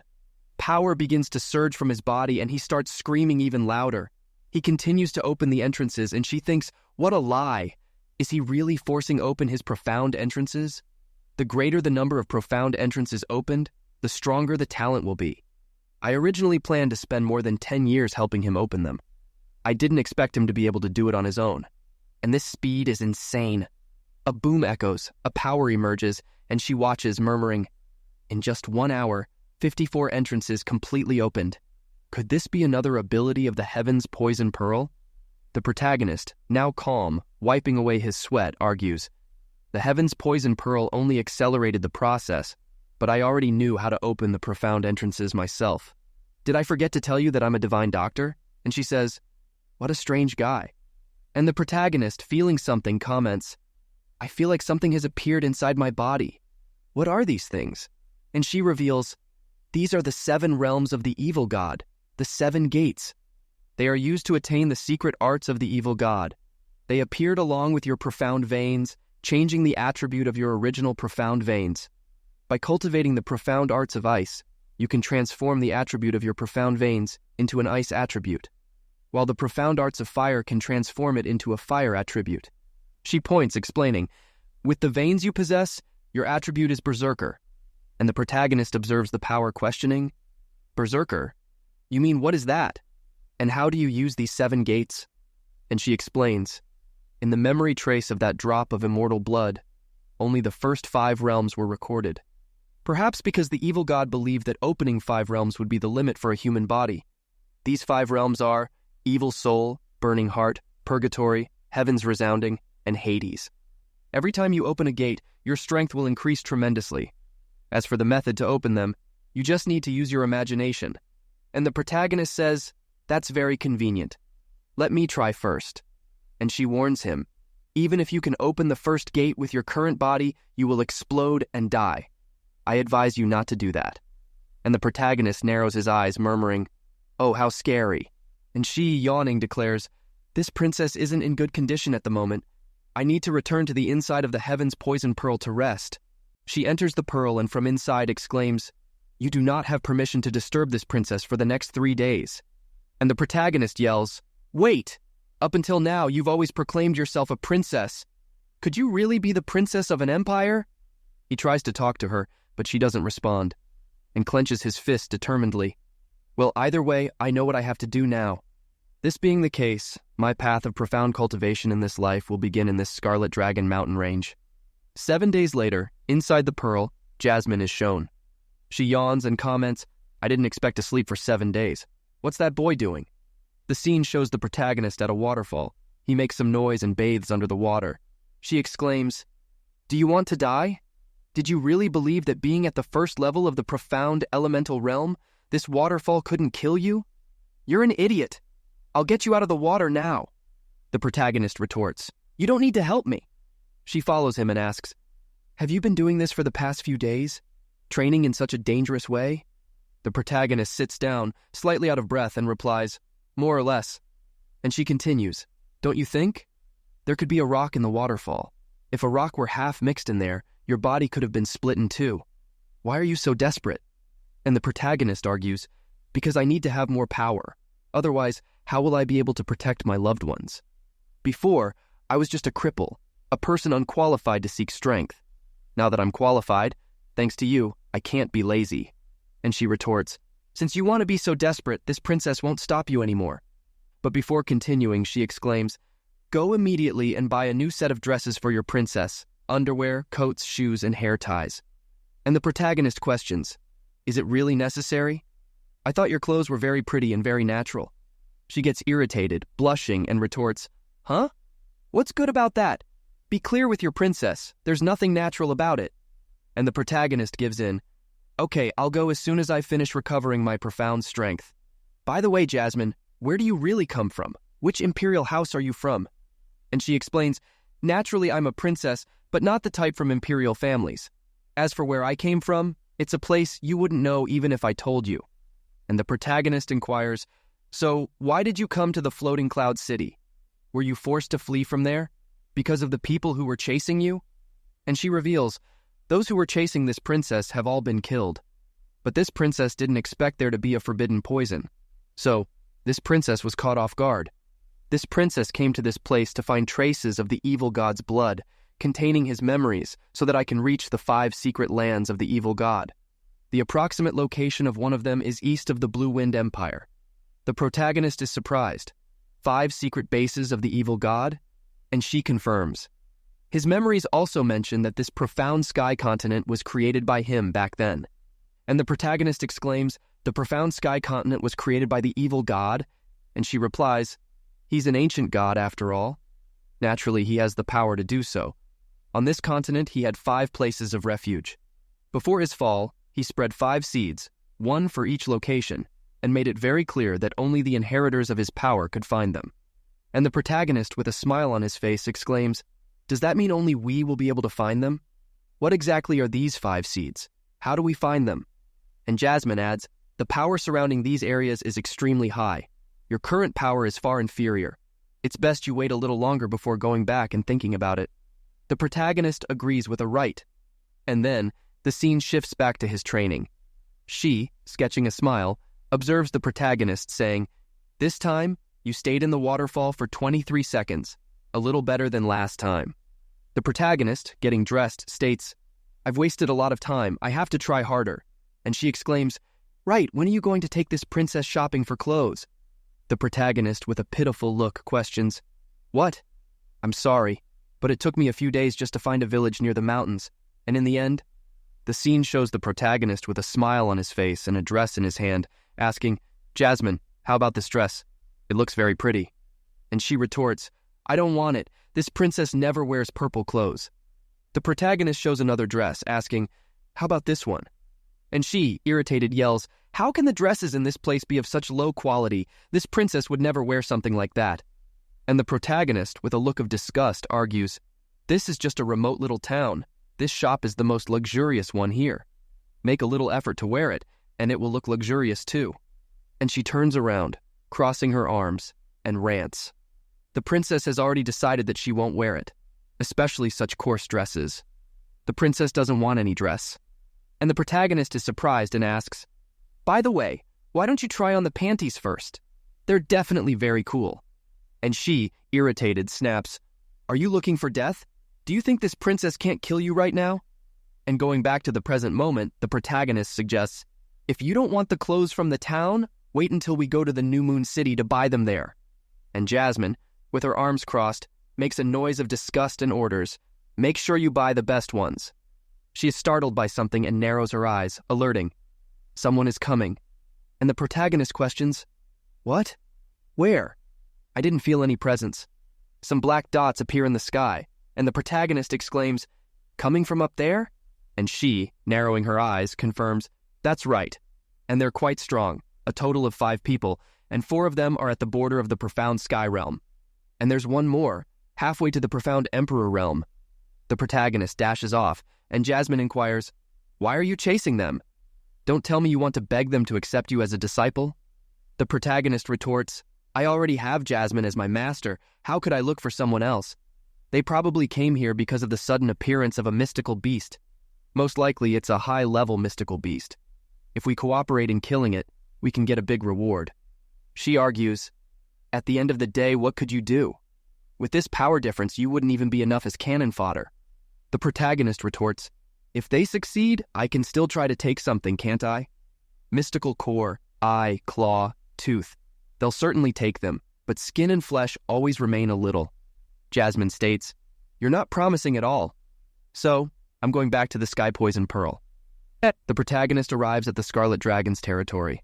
He sees a warning on a stone and reads, those below the 5th level of the nascent profound realm, leave immediately. The protagonist moves forward, and the guys in the sky, one of them comments, the fire dragon's nest must be ahead. The old man says, are you sure you analyzed this dragon's power accurately? And the young man affirms, a 10th level celestial beast? Without a doubt, with the great sage by our side, we'll certainly take care of it. And the old man completes, after obtaining its fire mystical core, the young master's burning sky execution technique will surely reach a new level. Without further unforeseen events, I'm certain we'll put the heavenly sect under pressure, or even Asgard's frozen cloud. The protagonist observes thinking, execution of the burning heaven. Are these 5 people part of the 4 great sects of the Blue Wind Empire? The Burning Heaven sect? One of them notices, it seems like someone else is following us. It's just a brat from the mystic elemental realm. He must want to take advantage of the situation. If he wants to take the risk so badly, then I can guarantee that he'll die now. The old man ponders, bothered by a mere brat. Prioritize deforming our formation. The protagonist grits his teeth thinking, despite all my care, I still didn't expect to be discovered. I can't put my life at risk for some scraps. It's better to go back. The protagonist feels something and exclaims, I feel as if there's something calling me. Jasmine, inside the pearl, questions, what's wrong with you? The protagonist responds, something coming from the south is calling me. Not only my mind is reacting, but also my deepest veins. I can't go back. I have to go see. And eating the last herb, he thinks, it's very dangerous here. At any moment, a beast could appear and finish me off. I can only use the last herb, stellar concealment. What a shame. This is very precious. The scene shows the cave and the guys up high observing. One of them comments, the information was correct. A mystical fire beast dwells inside. Another one warns, don't hesitate. Besides traps, there could be other unpredictable mysteries. The guy takes out a sword and exclaims, then watch how I make it come out. He attacks, exclaiming, burning heaven blade. A fire dragon emerges, causing a large explosion. After this large explosion, a glow emerges from within the cave, and an extremely loud roar echoes. The protagonist covers his ears, wondering, what a powerful roar. I didn't expect to be involved, despite being hidden so far away. The old man yells, the beast is coming out! Get out of the way! It's attacking with an extremely large fire! The beast comes out yelling, audacious humans! How dare you violate this king's territory? The old man, with a smile, responds, I didn't expect this remote and nameless place to still be inhabited by a dragon. If you provide your profound core, we can consider leaving you whole. What do you think? And the dragon exclaims, greedy humans will pay a high price for their arrogance and greed. This king will burn you to ashes. The guys split up and the dragon attacks with several fireballs. One of the guys exclaims, it's too strong. The old man makes gestures with his hand saying, burning heaven blade, fire sword. He prepares to attack the dragon, launching several sword strikes and yelling, attack at the same time. Let's finish this beast. The group agrees, shouting, yes! The attacks emerge, and one of them exclaims, "Burning Heaven Sword, Dragon of Flames!" Another one exclaims, "Burning Heaven Sword, Thousand Rising Suns!" Another one exclaims, "Burning Heaven Sword, Cloud Burned by the Burning Sun!" And another one also exclaims, "Burning Heaven Sword, Burning Field Strike." Several explosions occur. A power resonates across the battlefield, and the protagonist comments, "So hot." Due to its power, the temperature of the entire Scarlet Dragon's territory has increased. It seems like sooner or later, the dragon will be captured by them. Jasmine, inside the stone, observes, "So, you seriously underestimated dragons.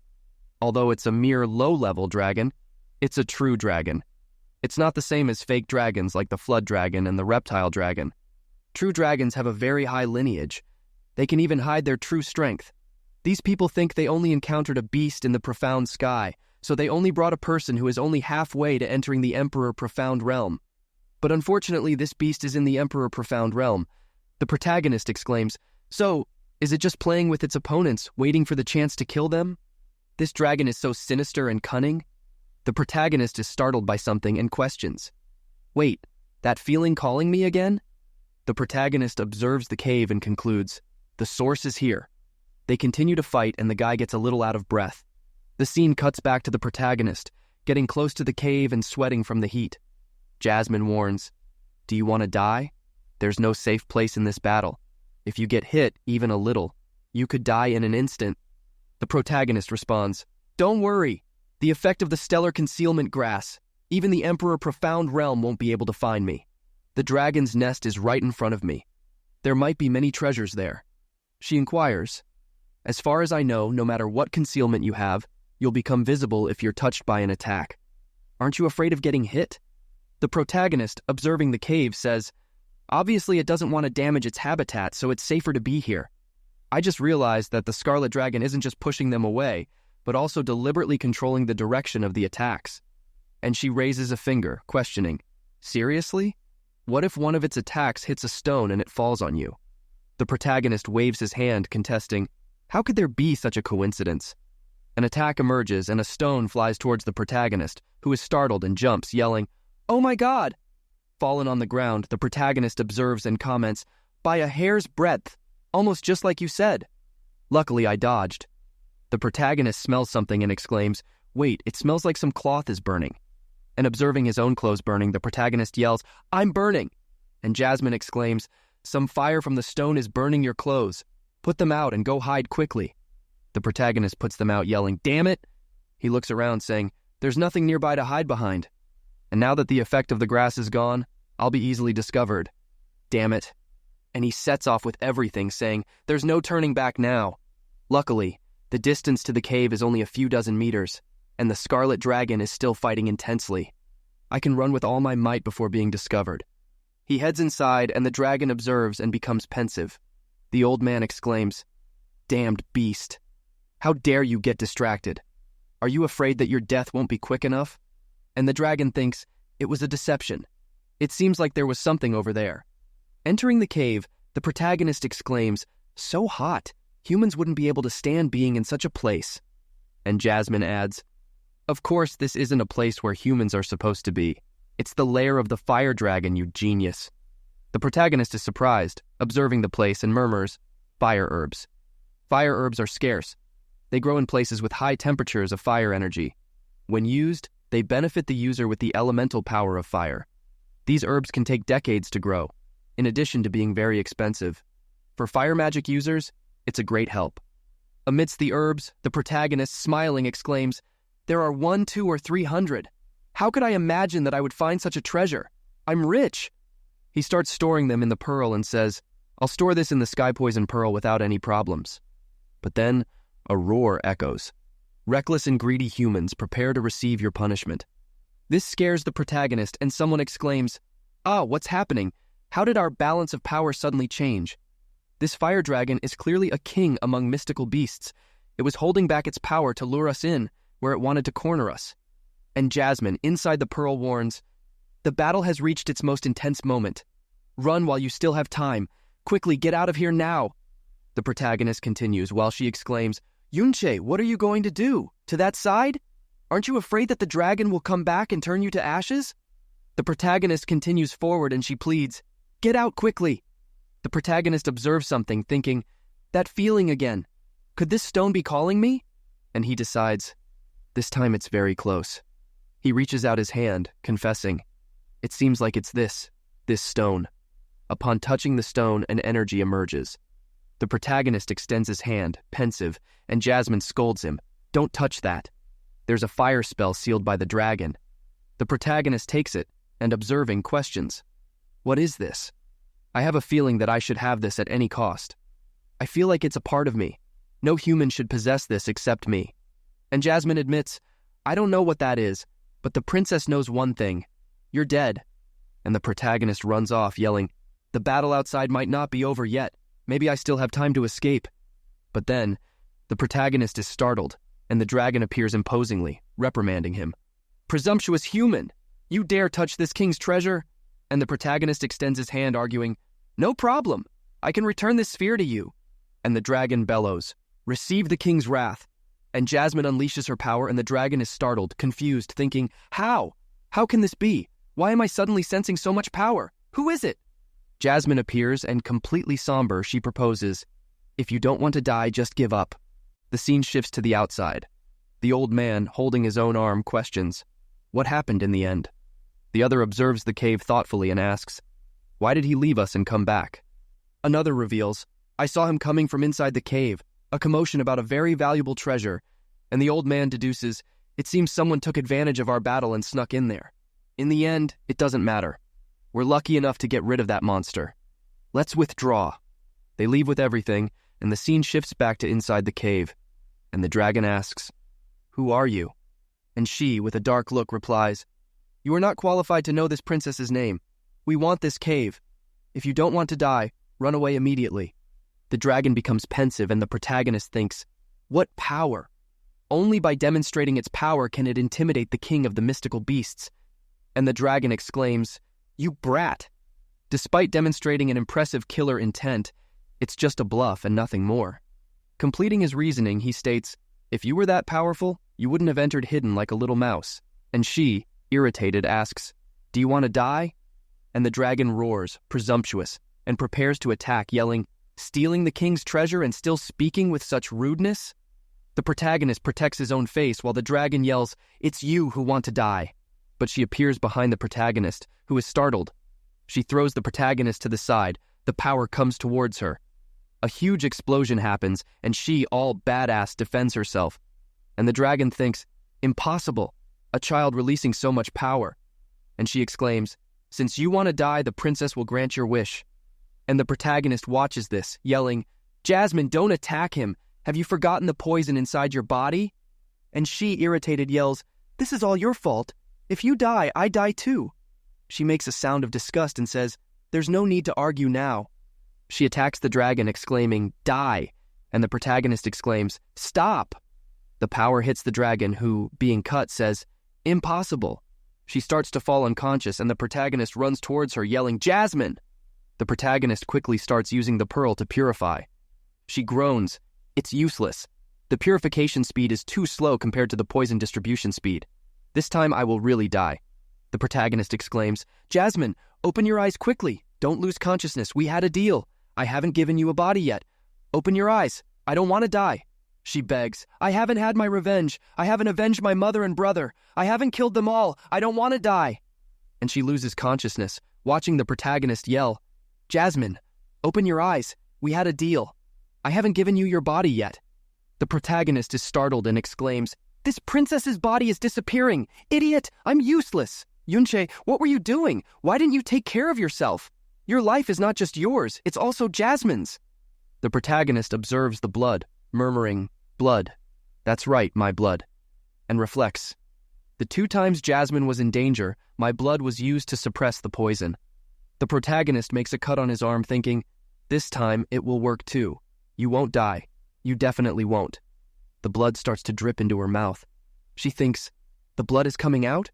Jasmine is unconscious. She can't swallow by herself. The blood must be transferred mouth to mouth. And then, carefully guided by Chi, he sucks some blood from his arm, thinking, "Jasmine, as long as you wake up, no matter the punishment that comes to me, I will accept it." He starts to transfer the blood, thinking, "You have to wake up." After that, he exclaims, "Her body is no longer translucent like before. My blood really worked." He cuts his arm again, thinking, "I have to wake her up again. You have to wake up." He continues to cut his arm and transfer blood, thinking, "You have to wake up." Half an hour later, the protagonist gets dizzy, saying, "You have to wake up," and then faints beside her. The scene shifts to a dream in the azure cloud continent. Someone says, "Big brother Yunche?" It's a girl, and she continues, "Big brother, are you awake? Seriously? Big brother?" She takes some medicine and applies it, saying, "Did you get hurt again?" "Big brother Yunche, I made a lot of delicious food today." Big brother Yunche, wait a moment, I'm almost done making the bed. She blushes, watching the boy, and says, "Big brother Yunche, this sister, every wound on your body is a wound in my heart. If there is a girl willing to stay by your side in the future, then she must be an angel sent to you by the heavens. Don't let her get hurt, okay?" The protagonist opens his eyes startled, exclaiming, "Jasmine, have you regained consciousness?" And she replies, "Don't move. You've lost a lot of blood. You're very weak. Why did you save me? Wouldn't it be better for you if I died? You wouldn't have to keep the promises between us. You wouldn't help me rebuild my body, and you wouldn't have to fear me killing you later." The protagonist, with a little smile, extends a finger, justifying, "Because Jasmine used her life to save me, and she's also my master." And she, all blushing, exclaims, "I did it to save my own life. If I want to be reborn with a new body, then I must make it as strong as possible in the shortest possible time. Do you really think I'm doing this for you?" And the protagonist, getting up, retorts, "I know all that, but Jasmine is a very beautiful girl, as beautiful as an angel. Despite Jasmine being generally cold and sometimes extremely scary, I don't want you to leave my side, ever." And she starts to cry, venting, "That kind of reason. You don't know what I did. On my 16th birthday, I killed over 1.3 million people, and my body was stained with red blood. Even my name was given by them, Jasmine the Bloody, and yells, 'I am full of sins. Everyone is afraid of me. They all tried to kill me. I am a fearsome demon.'" The protagonist extends his hand, comforting her. "I believe Jasmine has always been a kind girl, with a good heart. The reason you became a demon was entirely because of the important people in your heart. For such a person, it's impossible for them to become demons." She starts to cry, and the protagonist continues, encouraging her. "What does it matter if you are full of sins? I will bear those sins with you. Who made me your disciple?" She blushes, crying, and the protagonist continues, "You can cry too? That looks more like a little girl." And the protagonist is startled by her crying a lot and yelling, "I am your master. When you were trying to save me, you stealthily kissed me so many times, and now you even made me cry. You can't play with your master like that." The protagonist observes her thoughtfully and, trembling, ponders, "Indeed, you and I, we both committed many sins," and reiterates, Right, and reflects, "If you were a demon, what does that make me? To avenge my master, I killed 7.7 million people in one day." He goes towards her, comforting her, "Don't cry," and admits, "I am the true demon." She coughs a little and comments, "Although you are no longer in danger for the next 3 months, I wouldn't be able to use any of my power.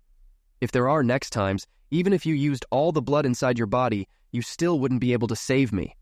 And the protagonist replies, "I know. I'll be careful from now on."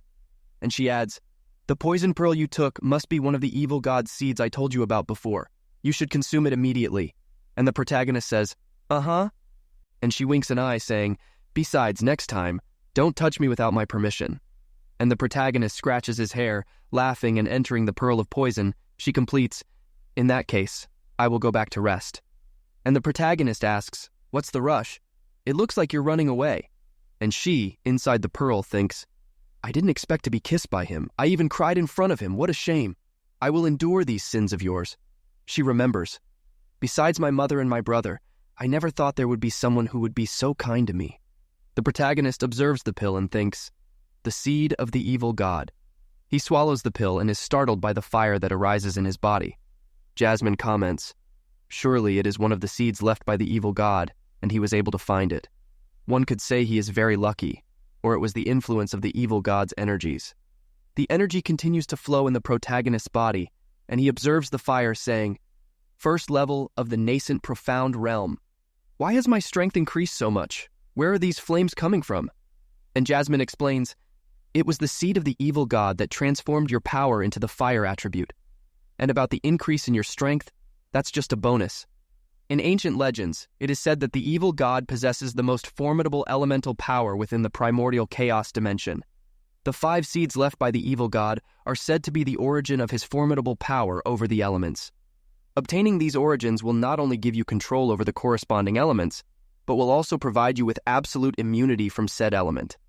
The protagonist observes the fire in his own hand, saying, "In other words, with this seed of fire, I am able to control the element of fire and have total immunity against it?" Jasmine affirms, "That's right. The temptations to control different types of elements and have absolute immunity against them. Even the princess cannot resist. If it weren't for my life being connected to yours, this princess would like to kill you and take that power from you." The protagonist, incredulous, says, "Don't say something so scary." And she retorts, "This princess is definitely not trying to scare you. The secrets within your body cannot be exposed. There are many people who would try to take your power. After all, in the current present, where all the gods have fallen, the ability you possess is truly..." The protagonist becomes all-powerful with power surrounding his body, and after that he says, "Absolute immunity? Strength to be the sunset to the heavens?" And she completes, "Don't get so excited. First, go take care of what's left of the fire dragon. In a little while, the princess will help you. It's a treasure for you." The protagonist observes the dragon thoughtfully and says, "This is a true dragon. Skin, flesh, blood, bones, internal organs, all are precious treasures. However, I don't think I'm able to cut through its skin." And the Jasmine argues, "That's why I said I'll help you. The inside of the heavenly poison pearl is enough to store the dragon's corpse. Although you have the power to be the sunset to the heavens, your current one is still very weak. If you don't want to die, you'll have to increase your strength quickly. For the next month, I will teach you a profound skill." And the protagonist exclaims, "Great! What profound skill?" And thinks, "A profound skill from Jasmine will definitely not be common." And she finishes, "It's called Shadow Split of the Star God." The scene shows the city of New Moon. The protagonist enters the city using a technique. A guy observes the protagonist with his mouth open, exclaiming, "What is that? Am I seeing things?" And the other replies, "Is that one person or two? Is there something wrong with my eyes? Is there a ghost following behind him?" "I think it looks more like his soul," he replies. And the Jasmine affirms, "Stop practicing. You might want to pay attention to your surroundings." The protagonist is startled and asks, "Jasmine, what's the problem? Didn't you tell me to keep practicing the shadow split of the star god to increase my proficiency with it?" Jasmine sighs and says, "I didn't tell you to practice everywhere. Take a look around. Everyone seems to believe they saw a ghost." The protagonist looks around and comments, "I was so focused on practicing that I didn't realize I had already entered the city." And she raises a finger, saying, "I didn't expect it would only take you a month to complete the first stage of the shadow split of the star god. You truly have good comprehension for skills." And the protagonist replies, "But of course, having such a powerful teacher." And she says, "Ah, a great truth." The scene shows the protagonist with a boulder on his back, and she questions him, "During the past month, you carried 360 kilograms of pig iron on your back, walking a total of 3,652 meters, all the while practicing the shadow split of the star god. Now, your body's physical constitution is much better than in the past. You should be able to open the first limit." And the protagonist is startled, asking, "Can it be opened now?" And she, with her arms crossed, comments, "Just a little is better. If it's opened as a last resort anyway, it's better that you don't use it, as it's likely to cause permanent damage." The protagonist affirms, "Right." A little further on, in a secluded place, he comments, "There are a few people around here." He takes something and starts giving himself a massage. She questions, "What are you doing?" The protagonist rubs it on his face and says, "Please avoid talking to me if it's not important." And he managed to change his face easily. And she comments, "You made it so easy? Even your voice changed." The protagonist replies, "It's nothing for a miracle doctor. Currently, we are poor and have no money. We have to sell some things." The protagonist arrives at the Black Moon Merchant Guild. The largest chamber of commerce on the profound sky continent, New Moon Branch, comments. The protagonist observes the entrance and says, "My grandfather once told me that there was a branch of the Black Moon Merchant Guild in New Moon City. There must be pretty clothes for girls. Shall we take a look?" And Jasmine comments, "It's not admirable that you disguised yourself. It's unlikely for a young man to possess such treasures at this age." The protagonist enters the Merchant Guild, observing and saying, Wow, anything imaginable can be bought here. I have to find a place to sell. He arrives in front of a guy who says, buying or selling. And the protagonist takes out 3 small balls saying, 3 blazing spirit orbs, make an offer. The guy is startled, questioning, blazing spirit orb? He takes it in his hand and says, 10th grade, and thinks, to refine one into a medicinal orb, there is meticulous harvesting of ingredients and proper storage of materials. Selecting the correct refining tools, fire control, and crucial refining technique. It is normal for the potency of the medicinal power to decrease throughout the process, especially during the refining process. Even for a high-level alchemist, it is practically impossible to avoid any loss of potency of the medicinal power throughout the entire process. Therefore, a 6th grade pill is already considered quite high, and 7th and 8th grade pills are considered rare and of the highest quality. A high-level alchemist belonging to one of the major sects might be able to produce a 9th grade pill, and that would be considered a masterpiece. But this is a 9th grade pill and not just one. In fact, it is a 10th grade blazing spirit orb. This man is not just anyone. The protagonist replies, stop stalling, make your offer already. The guy extending his hand says, these 3 blazing spirit pills are the best of the best. What do you think of 300 purple coins for all of them? The protagonist observes him gloomily and the guy thinks, this is the end. He has a cold look and doesn't say anything. The price I offered him was too low. And the protagonist thinks, wow, 300 purple coins. That's equivalent to 3 million gold coins. That's equivalent to a century's worth of income for a middle-class family. The protagonist replies, that price. And the guy extends his hand saying, customer, if you are not satisfied with the price, then we can... And the protagonist interrupts, deal. The guy hands out a small golden card saying, please, this is your check for the agreed-upon amount. And he thinks, spending only 300 purple coins, we'll be able to resell it for 3 times the price. And the protagonist thinks, how long would it take to spend all this money? If Auntie were here, she'd be shocked. Both of them think, I came out on top.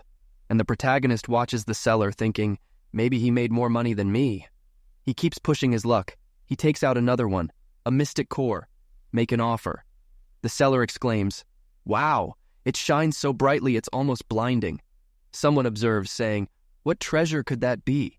It's not appropriate to peek at the seller. He might get irritated. And the seller exclaims, this is a dragon core. It's a Mystic King dragon core. And Jasmine exclaims, what are you doing? You want to sell it? Are you crazy? And the protagonist replies, relax, it's just to impress them so I can steer the negotiations in my favor. And he continues, stop making noise. Make an offer quickly. The seller narrows his eyes saying, dear customer, please wait a moment. For such an important matter, this little man doesn't have the authority to make such decisions. Pulao, come quickly. This is an important matter. There's a mystic core. And the old man appears saying, an important matter? You need to control yourself. How could you let a mystic core make you so anxious? Look at you. People will think our Black Moon Merchant Guild is in need. The moment he sees the core, he's startled and shouts, Mystic King Dragon Core. And the seller comments, just a moment ago you were reprimanding me, but you shouted even louder than I did. And the protagonist darkly quips, oh, a measly Emperor Dragon Core made you cause such a commotion? The Black Moon Merchant Guild is getting better every day, isn't it? And the old man is surprised and says, esteemed customer, I don't know. I don't know if it would be possible for you to share your honored name with us. And the protagonist darkly retorts, since when do you handle business transactions? How can you ask such things? The protagonist releases a dark aura, and the old man is startled, thinking, such a terrifying killing intent. Thousands, hundreds of thousands, maybe even millions of people. How many people has he killed? And he stammers, no, Pumu, I definitely didn't mean that. I just meant that you can kill a Dragon King, showing how unstoppable you are. This Pumu couldn't contain his admiration and let his tongue slip. The protagonist makes a sound of disgust, and the old man continues. Emperor cores are extremely valuable within the entire Blue Wing Empire. Only one is supposed to appear every 100 years. Why would our esteemed customer sell such a treasure? And the protagonist interrupts, I don't need this. And the old man extends his hand saying, esteemed customer, this Emperor Dragon Core is very expensive. Even if I gave you everything inside this branch of the guild, it wouldn't be enough.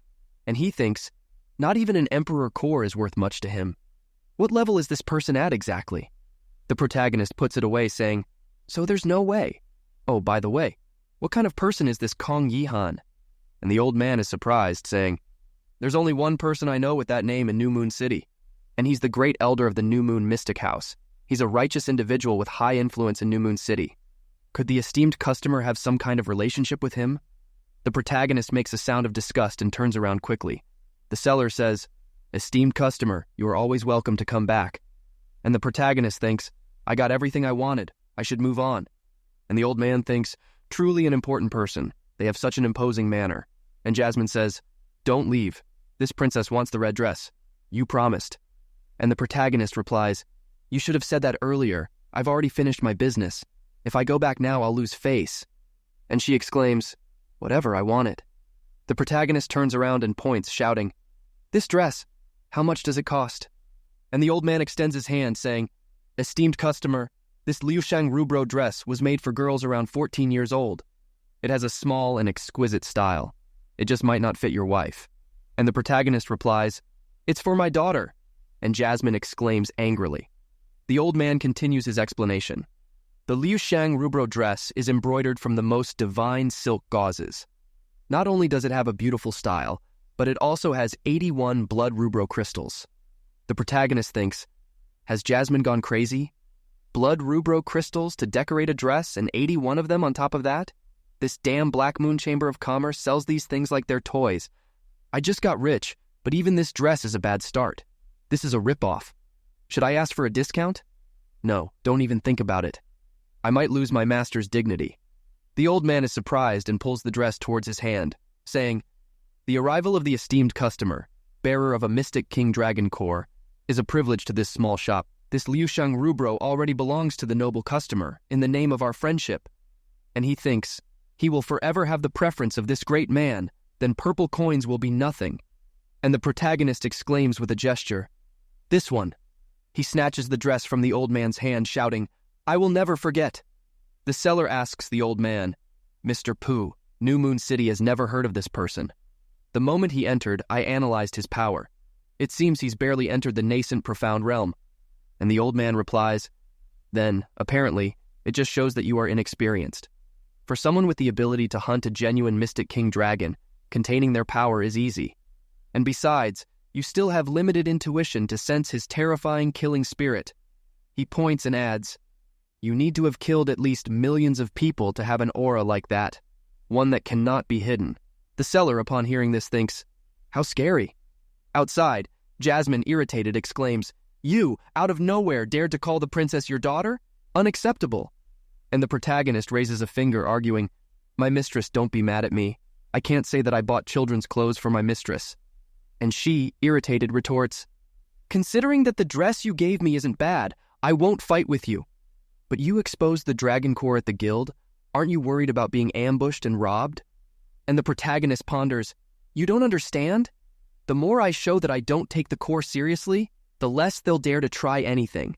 And she counters, "That old man is not so easily intimidated. He was afraid of your killing aura. What's with that aura around you?" For a moment, it was so intense that it rivaled mine. And the protagonist questions, "Killing aura?"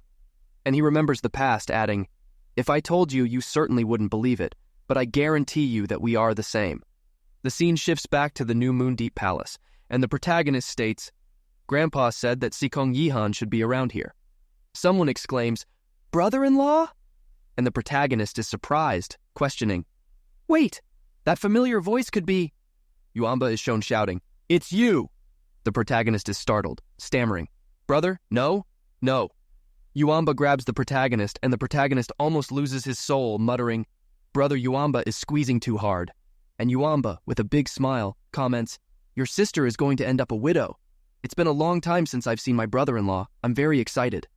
6 months ago, I heard that my brother-in-law left home. I looked for you for a long time. I see you're doing very well." The protagonist shakes his hand, all bruised, saying, "Don't worry, I have 7 lives. We've known each other for over a decade, and you still haven't realized how lucky I am. Right, Yuamba? How did you get here?" And Yuamba pats his own chest, feeling proud, and replies, "I arrived here 6 months ago. I also joined the first class of the New Moon Deep Palace. But those who are in the first class are only those who are talented enough." The protagonist, with a smirk and pointing a finger, provokes, "I didn't quite understand your talent. Maybe it's going through the back door, isn't it?" And Yuanba laughs and confesses, I was caught by my brother-in-law. Right, brother-in-law. What did you come to do? And the protagonist points to himself, stating, honestly, I'm also going through the back door. Jasmine, hearing this, questions, he's coming through the back door and still speaks pompously? He and his friend. How old is he? The protagonist thinks. He's my best friend. He's 15 and a half years old. Is something wrong? Then Jasmine deduces, 15 and a half years old? This person really possesses the profound veins of the tyrannical emperor. Yuanba extends his hand, inviting. To think that brother-in-law and I are in the same boat, I'll show you the way. And the protagonist narrows his eyes, thinking, divine veins of the tyrannical emperor? He only heard Yuanba's name and made a connection, and she explains, his profound veins are very specific. Their structure is twice as extensive as that of a normal person. To transcend each level, a normal person would have to work 10 times harder. Where I come from, the people who have these profound veins dominate a region and are named emperors. But it so happens that in this poor land, perhaps he will spend the rest of his life without being able to reach the limits of his profound veins. The protagonist becomes pensive and the scene shifts to the inside. A guy is shown, the great elder of the New Moon Profound Palace, Sikong Han. He inquires, Yuanba said you were looking for me. And the protagonist greets him, speaking, I am Yun Che from Floating Cloud City. Elder Sikong, do you still remember an old acquaintance named Xiao Li? Sikong exclaims, Xiao Li? You said Xiao Li? Where? Don't tell me he's in New Moon. And the protagonist affirms, Grandpa is still in Floating Cloud City. He extends the token, declaring, he was the one who sent me in search of you. And the old man, observing the token, murmurs, it's like it was yesterday, 7 years ago. If good Xiao hadn't saved my son, the Sikong clan would have died with me. Old Xiao's grandson is already so big. And Yuanba questions, brother-in-law, but isn't your name Xiao Che? Why did you change it to Yun Che? And the protagonist justifies, I no longer have any connection with the Xiao family, so I changed it to Yun. When I have time, I'll explain it better. Sikong comments, I heard about the incident in Floating Cloud City. The Xiao family must be blind. Have you already entered the first level of the nascent profound realm? I can't believe they disowned a boy like you with such high potential. And Yuanba exclaims, what? Elder Sikong, how can that be right? My brother-in-law has had damaged profound veins since he was a baby. How could he be in the nascent profound realm? And the protagonist, looking at Yuanba, confirms, it's a long story, but I really am in the nascent profound realm. He greets the elder, asking, I wonder if that's enough to enter the New Moon Profound Palace? Sikong scratches his beard, laughs, and suggests, let me test your meridian and your potential. He touches the protagonist's wrist and exclaims, this is 16 years old, first level of the nascent profound realm with 16 open entrances? And the protagonist greets him, thanking him. Thank you for your compliment, Elder Sikong. And he thinks, with only 16 open entrances, he's already scared? He probably would have died of fright if I hadn't hidden the other 38. The elder pats the protagonist on the shoulders, inquiring, are you sure you want to join the New Moon Palace? With your talent, I can exempt you from all exams and still let you join the first class without any problems. And the protagonist retorts, that would be very cool. The old man quickly disappears and grabs a token. Appearing quickly in front of the protagonist and patting him on the shoulder, he announces, this is the proof of your identity here. From now on, you are a disciple of the New Moon Profound Palace. The token sticks to the protagonist's shoulder, who, seeing the old man leave, asks, what? No admission ceremony? And the old man, already far away, waves his arm, arguing, that ceremony is a waste of time, let's skip it. There will be a banquet later if you are interested. Please come. I'm leaving. The protagonist, narrowing his eyes, thinks, why did he leave in such a hurry? Am I not going to regret this? Why does it feel like he's taking advantage of me? And Yuanba, with a little smile, argues, generally students of your caliber would be taken by larger sects. The New Moon Profound Palace doesn't stand a chance against them. No wonder Elder Sikong is so happy about this. And the protagonist, incredulous, mutters, it seems he really took advantage. And Jasmine asks, how long do you plan to stay here? And the protagonist thinks, let's wait and see. This seems like a good place to train. And Yuanba points, commenting, brother-in-law, you can obviously count on your strength, yet you deceive me by saying that you were going to enter through the back. And the protagonist confesses, well, I didn't know it would be so easy to join. By the way, what banquet is this that he was talking about? And Yuanba clenches his fist, explaining, It's a welcome dinner for the new leaders of our sect. Several other sects will send representatives to join, but the New Moon Profound Palace always ends up in disgrace. At such banquets, the disciples of the invited sects will come with the aim of challenging us. At the last banquet, there were 10 challenges. We lost them all, humiliating the former head of the palace. And the protagonist, incredulous, comments, "It's obvious that the other sects will try to embarrass us to remind everyone who the true masters of New Moon City are. But losing all 10 matches?" And Yuanba explains, "Brother-in-law, don't get me wrong. It's not because we are weak. It's because they are too strong. Our sect may have been founded by the imperial family. These other sects have a long history. They have resources and information that surpass those of our sect. Our sect was founded to attract talent to join the imperial family." And the protagonist inquires, "But disciples with high potential are usually proud and arrogant. Their strong desire to join large sects far exceeds that of joining the imperial family, doesn't it?" And Yuanba, open-mouthed, confirms, "Yes, besides that, the main reason is that there are 2 sects that the imperial family doesn't dare to offend. They are the branches of the Zhao clan and the Burning Heaven sect. These stories of subsects seem interesting. They are like outer disciples who are not up to the level of the main sect. They are considered disposable by the members of the main sects. In fact, the Xiao branch is comparable to a subsect. It's like they are younger brothers of the main clans." Irritated, the protagonist thinks, "If even the subsects are so influential in New Moon City, the main sects of these 2 subsects must be very strong." And Yuanba, smiling, says, "But the New Moon Mystic House is not to be underestimated either. This year's banquet will not end like the one 5 years ago." He hugs the protagonist, who comments, "From your description, it seems that only the younger generation should show up at this dinner. Are there also geniuses in the New Moon Mystic House?" And Yuanba exclaims, "Of course, brother-in-law. Look over there. Look at that veteran." A bald, armored man is shown, and Yuanba continues, "His name is Li Yuwu. He's only 17 years old, but he's already at the 3rd-class mystic level. Look at those muscles. They're full of power, and it's so cool." The protagonist, incredulous, thinks, "He doesn't look as big and strong as you."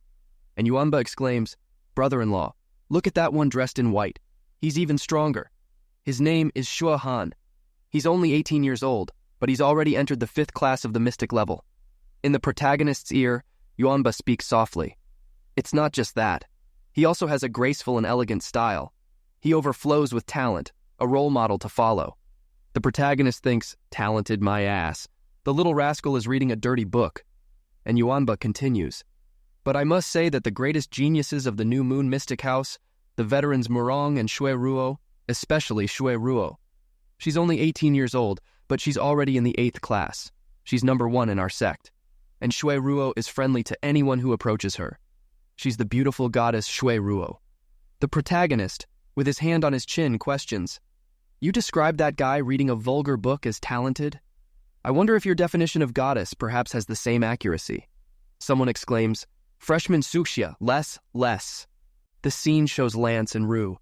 She blushes, and the main character, scratching his head, thinks, "Geez, so that thing about the goddess Shui Ru was actually true?"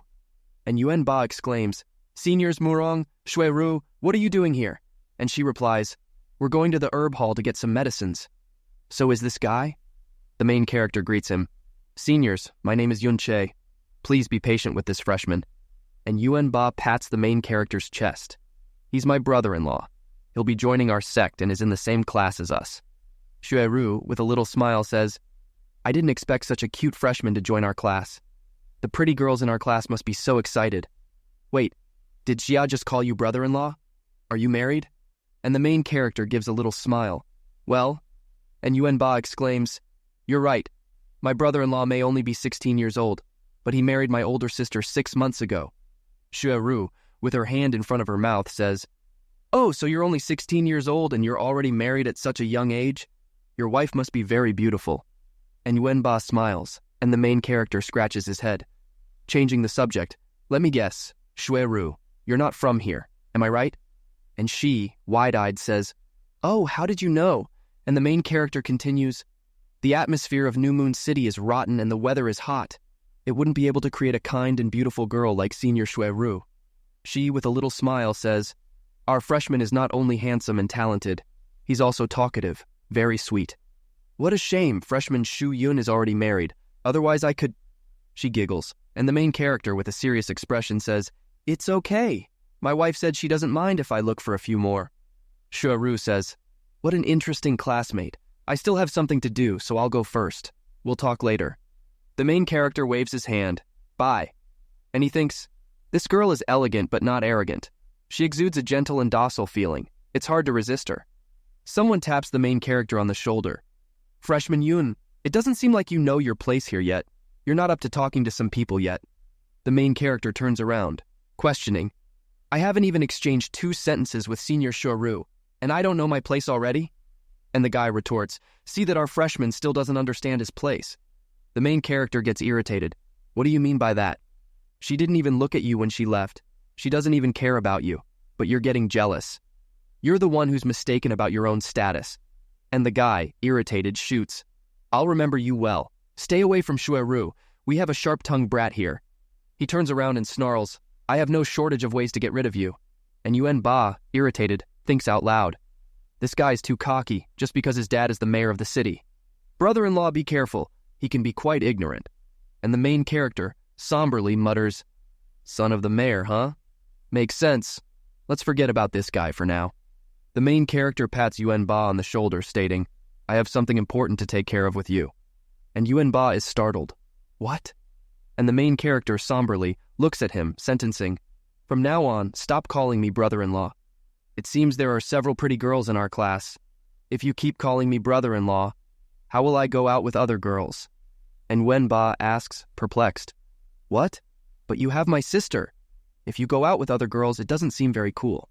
The main character waves his hand, arguing, "But your sister told me she doesn't mind if I look for more wives.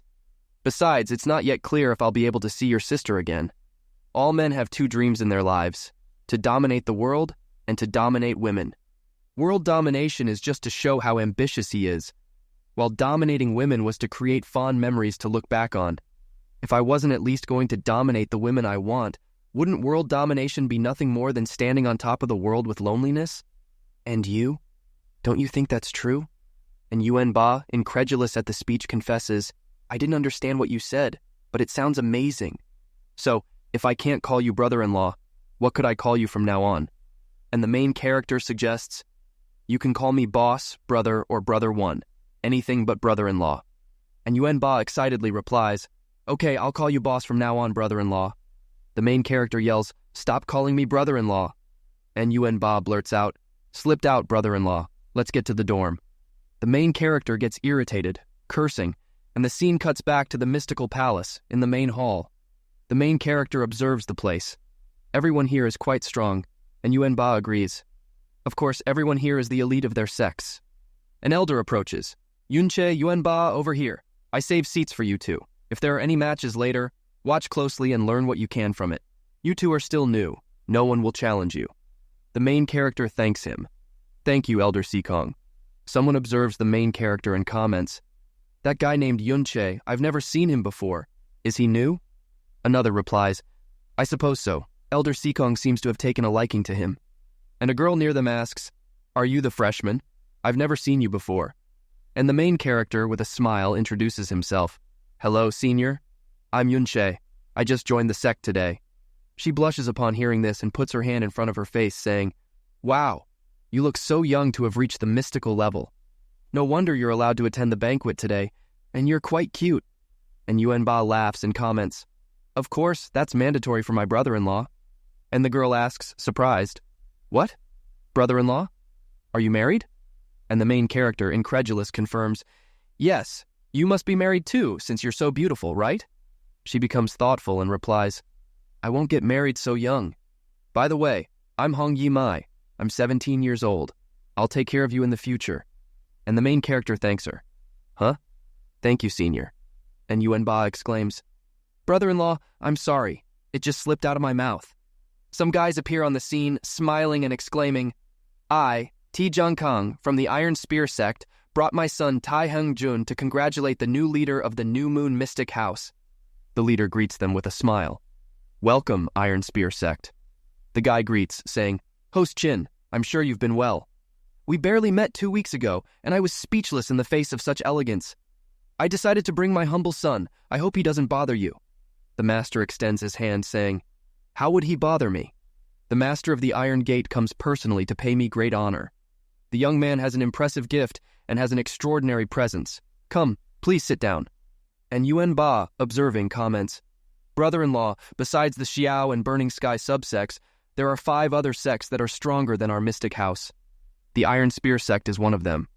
The main character, with his hand on his chin, mutters, These two are getting along well, too well. I see no sign of rivalry. And Yuan Ba completes, The members of the Iron Spear always know how to behave. They have a good relationship with the mystic house. As for the others, well, an old man enters, and someone exclaims, Master representative of the Cloudy Sun sect presents himself. We congratulate Host Qin on his recent promotion. The people continue to exclaim and announce their entrances. A guy greets, saying, Junior Xiao Luo Sheng presents himself. Greetings, Host Qin. The people exclaim, It's Xiao Luo Sheng, the young master of the Xiao subsect. And Yuan Ba affirms, the acclaimed number 1 junior of New Moon City. I can't believe he's here. And the main character asks, Number 1? And Yuan Ba replies, Yes, in terms of talent, he's the undisputed number 1. He's only 16 years old, but he's already entered the 10th class profound level. In other words, confidence is scarce. The main character thinks, 16 years old, 10th class profound level. No wonder Ru seems troubled. As the number 1 of the Mystic House, a truth is hard to swallow, and the master of the Mystic House extends a cup, saying, Thank you for taking the time to attend my ascension as the new leader of the Mystic House of the New Moon. It is an honor to have you all here. This first toast is to thank you all. Someone laughs, saying, Leader Tim, you're being too polite. A guy asks, Veteran, who will you choose later? The other replies, What difference does it make? No one my age is a match for me. The banquet is shown, and someone exclaims, In the arena, I will show no mercy. I'll make sure they're at least crippled. Ru, completely gloomy, thinks, oh dear, these guys were meticulously chosen by their sex. The best of the best have come to show all they have. Even if I can defeat an opponent in my age group, I won't be able to turn the tables alone. It seems like the tragedy from 5 years ago will repeat itself tonight. Jasmine, observing the scene, states, The atmosphere is quite subtle. The princess will see a good show today. And the protagonist, eating an apple, observes, The disciples of our sect seem so nervous. What could be the problem? And Jasmine, extending a finger, explains, In the same age group, the disciples of the Mystic House of the New Moon are 2 to 3 levels weaker than those from the other subsects present here. And the protagonist questions, That much? He bites the apple again, saying, Half a grade above, you can still fight. A full grade above, there's no chance. And Jasmine, wide-eyed, thinks, The disciples of the Blazing Sky sect and the Xiao clan are, on average, 4 to 5 levels stronger. Basically, there's no way. But if they're only 2 to 3 levels... A guy raises his hand, shouting, So far, we're only eating and drinking. I think we're missing a little bit of fun. Host King, what's this way of treating your guests? Would you allow me to say a few words? The leader was going to say something, but the old bearded man intervenes, saying, Let the wise mystic speak his mind. By the look on our host's face, I guess he also thinks something is missing from our banquet. And the guy exclaims, As the new leader of the Mystic House of the New Moon, Host King must not be familiar with the power of his disciples. Why don't we let our young disciples test their strength? Wouldn't that make things more exciting? It would not only give you a chance to check the strength of your disciples, but it would also be a good chance for your disciples to gain some reputation in this city. We'll kill 2 birds with 1 stone. The leader stumbles. It's not clear yet. It seems like I have to think about it. And the guy continues. Indeed, 2 birds with 1 stone. What a splendid surprise. Looking at Host King's expression, it seems like you're confident about this. In that case, let's begin. Since I was the one who brought it up, the Mystic Heart sect will be the first to start. Xuan Yu, he exclaims, Me. And the protagonist, throwing the apple away, thinks, These old geezers only want one thing. Host King doesn't even have a chance to reject this idea. Xuan Yu is shown, and he says, I am Xuan Yu of the Mystic Heart sect, 16 years old. Can the dear host point out my opponent? The guy with a smirk on his face exclaims, But does no one here have the guts to face me? Elder Sikong observes, thinking, This young man may only be 16 years old, but he has entered the 2nd class profound level. In my sect, those of the same age as him are only at the 1st level. And the other guy laughs and says, Don't blame me if I don't hold back. A disciple greets, saying, "Mystic House of the New Moon, first class." Li Rao presents himself, and the opponent, with a mocking smile. "Oh, what a chatterbox. I'll give you a real performance." The guy with fire in his hand prepares the attack, throwing a punch, and the opponent with a dark expression. The elder is surprised. The two attacks clash, and the guy backs off, thinking, "Oh no, my fist was dislocated. I'm no match in physical combat, I need distance."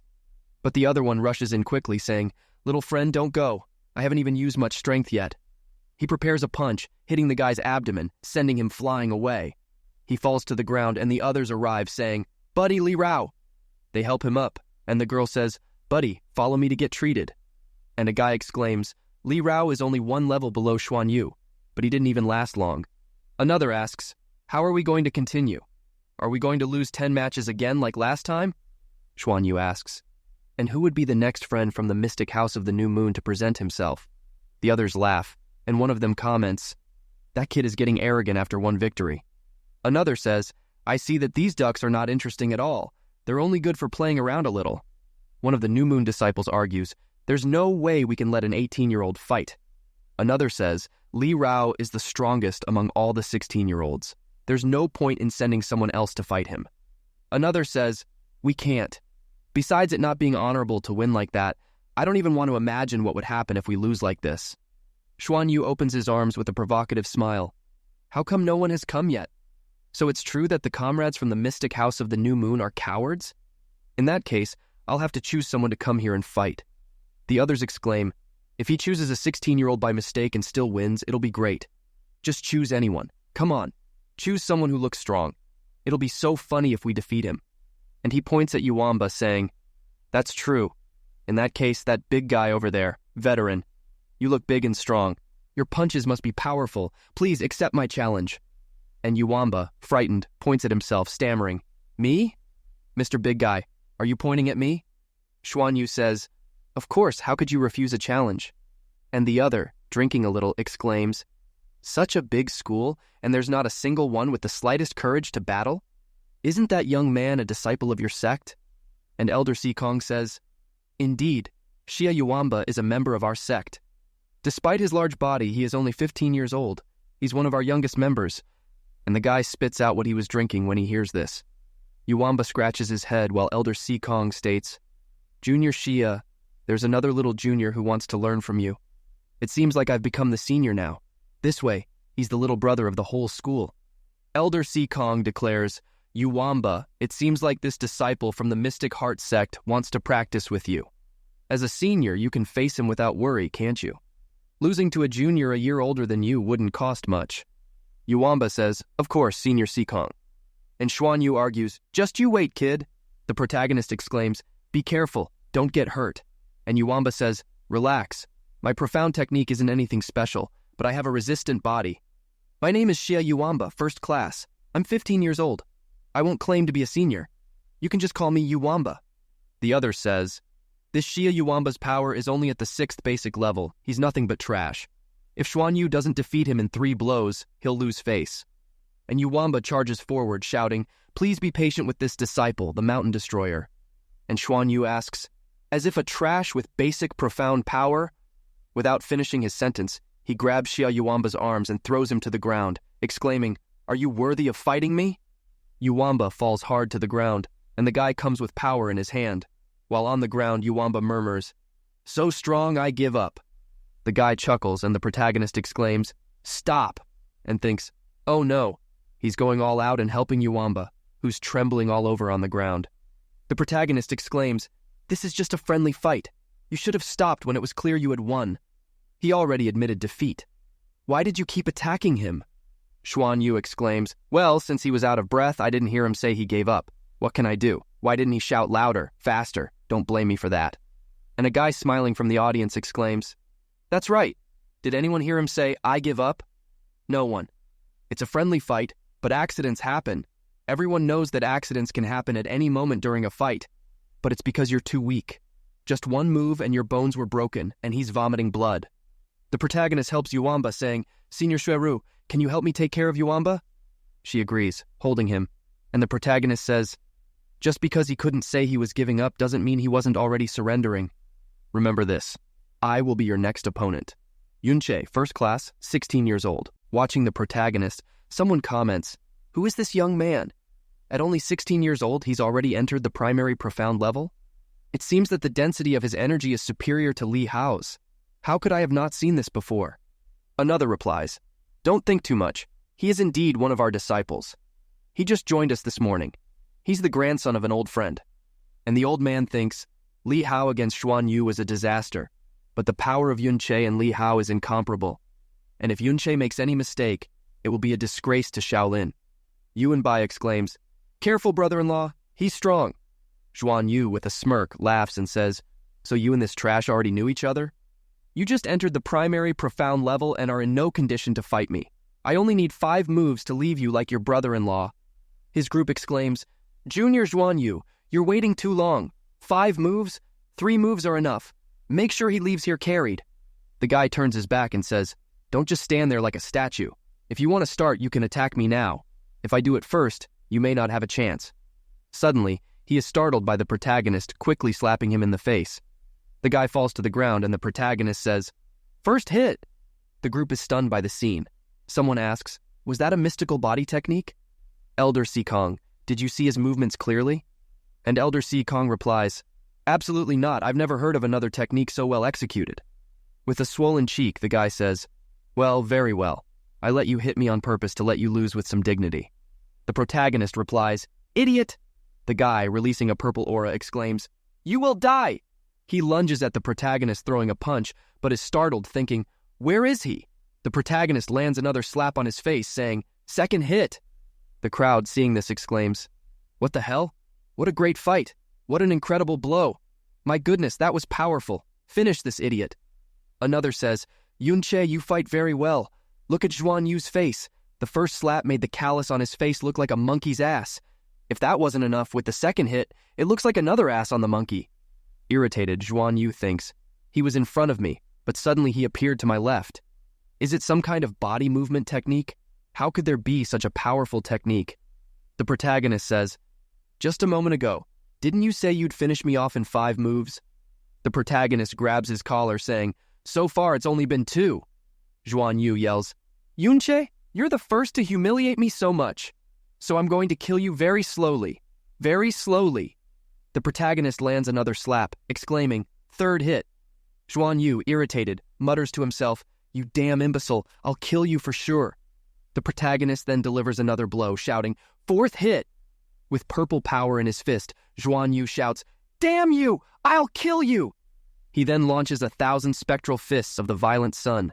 Shuaru exclaims, "1,000 spectral fists of the violent sun. Definitely one of the most powerful blows of the mystical heart sect. Yunche, be careful." The protagonist observes the fists, reflecting, "This violet sun technique uses 3 chi points: Violet Sun, Central Palace, and Celestial Lake. This way, he can consolidate the energy while using the Violet Sun point as a pivot. If the artery of the Violet Sun point is interrupted, the other points will lose stability, and all the profound energy in his body will be temporarily disordered, possibly even paralyzing him." The protagonist punches Xuan Yu's elbow, who yells, "My Violet Sun has been blocked." With a smile, the protagonist taunts, "Dear senior student Xuan Yu, do you still want to stay and trade punches?" Irritated, Xuan Yu tries to give up. "I give up." But the protagonist quickly kicks him in the mouth, throwing him away. The audience exclaims, "Xuan Yu?" Another comments, "The outcome of the fight was already clear. He had already surrendered. You are so cruel. Are you even human?" With a smile, the protagonist says, "Just a moment ago, someone said that to give up you had to speak loud and clear. Did you hear him say he gave up?" And exclaims, "I didn't know the disciples of the mystical heart sect were so soft. Just 5 hits and they start spitting blood. Your sect deals with such useless disciples and you're going to blame me?" One of the spectators says, "Let me at him, I'll cut him to pieces." Another holds him back, warning, "Brother, don't be so impulsive. You're 20 years old. It would be a shame to ask someone younger to be your opponent." Another exclaims, "Younger brother, you did very well. That coward Xuan Yu got his comeuppance. Good riddance." With a smile on his face, another affirms, "That guy deserved his merciless beating." Looking at the leader, a guy exclaims, "Host Chi, today is the day of your investiture. We, from the Mystical Heart Sect, have come here to congratulate you sincerely. Our disciples are here only to exchange experiences with yours. However, your disciples were so cruel and even humiliated our Mystical Heart Sect. Is this how you treat your guests in our mystical new moon house? The protagonist, with a smile, replies, Xuan Yu didn't stop hurting the members of the mystical new moon house. Pointing, he exclaims, only a blind person can't see that besides hurting us.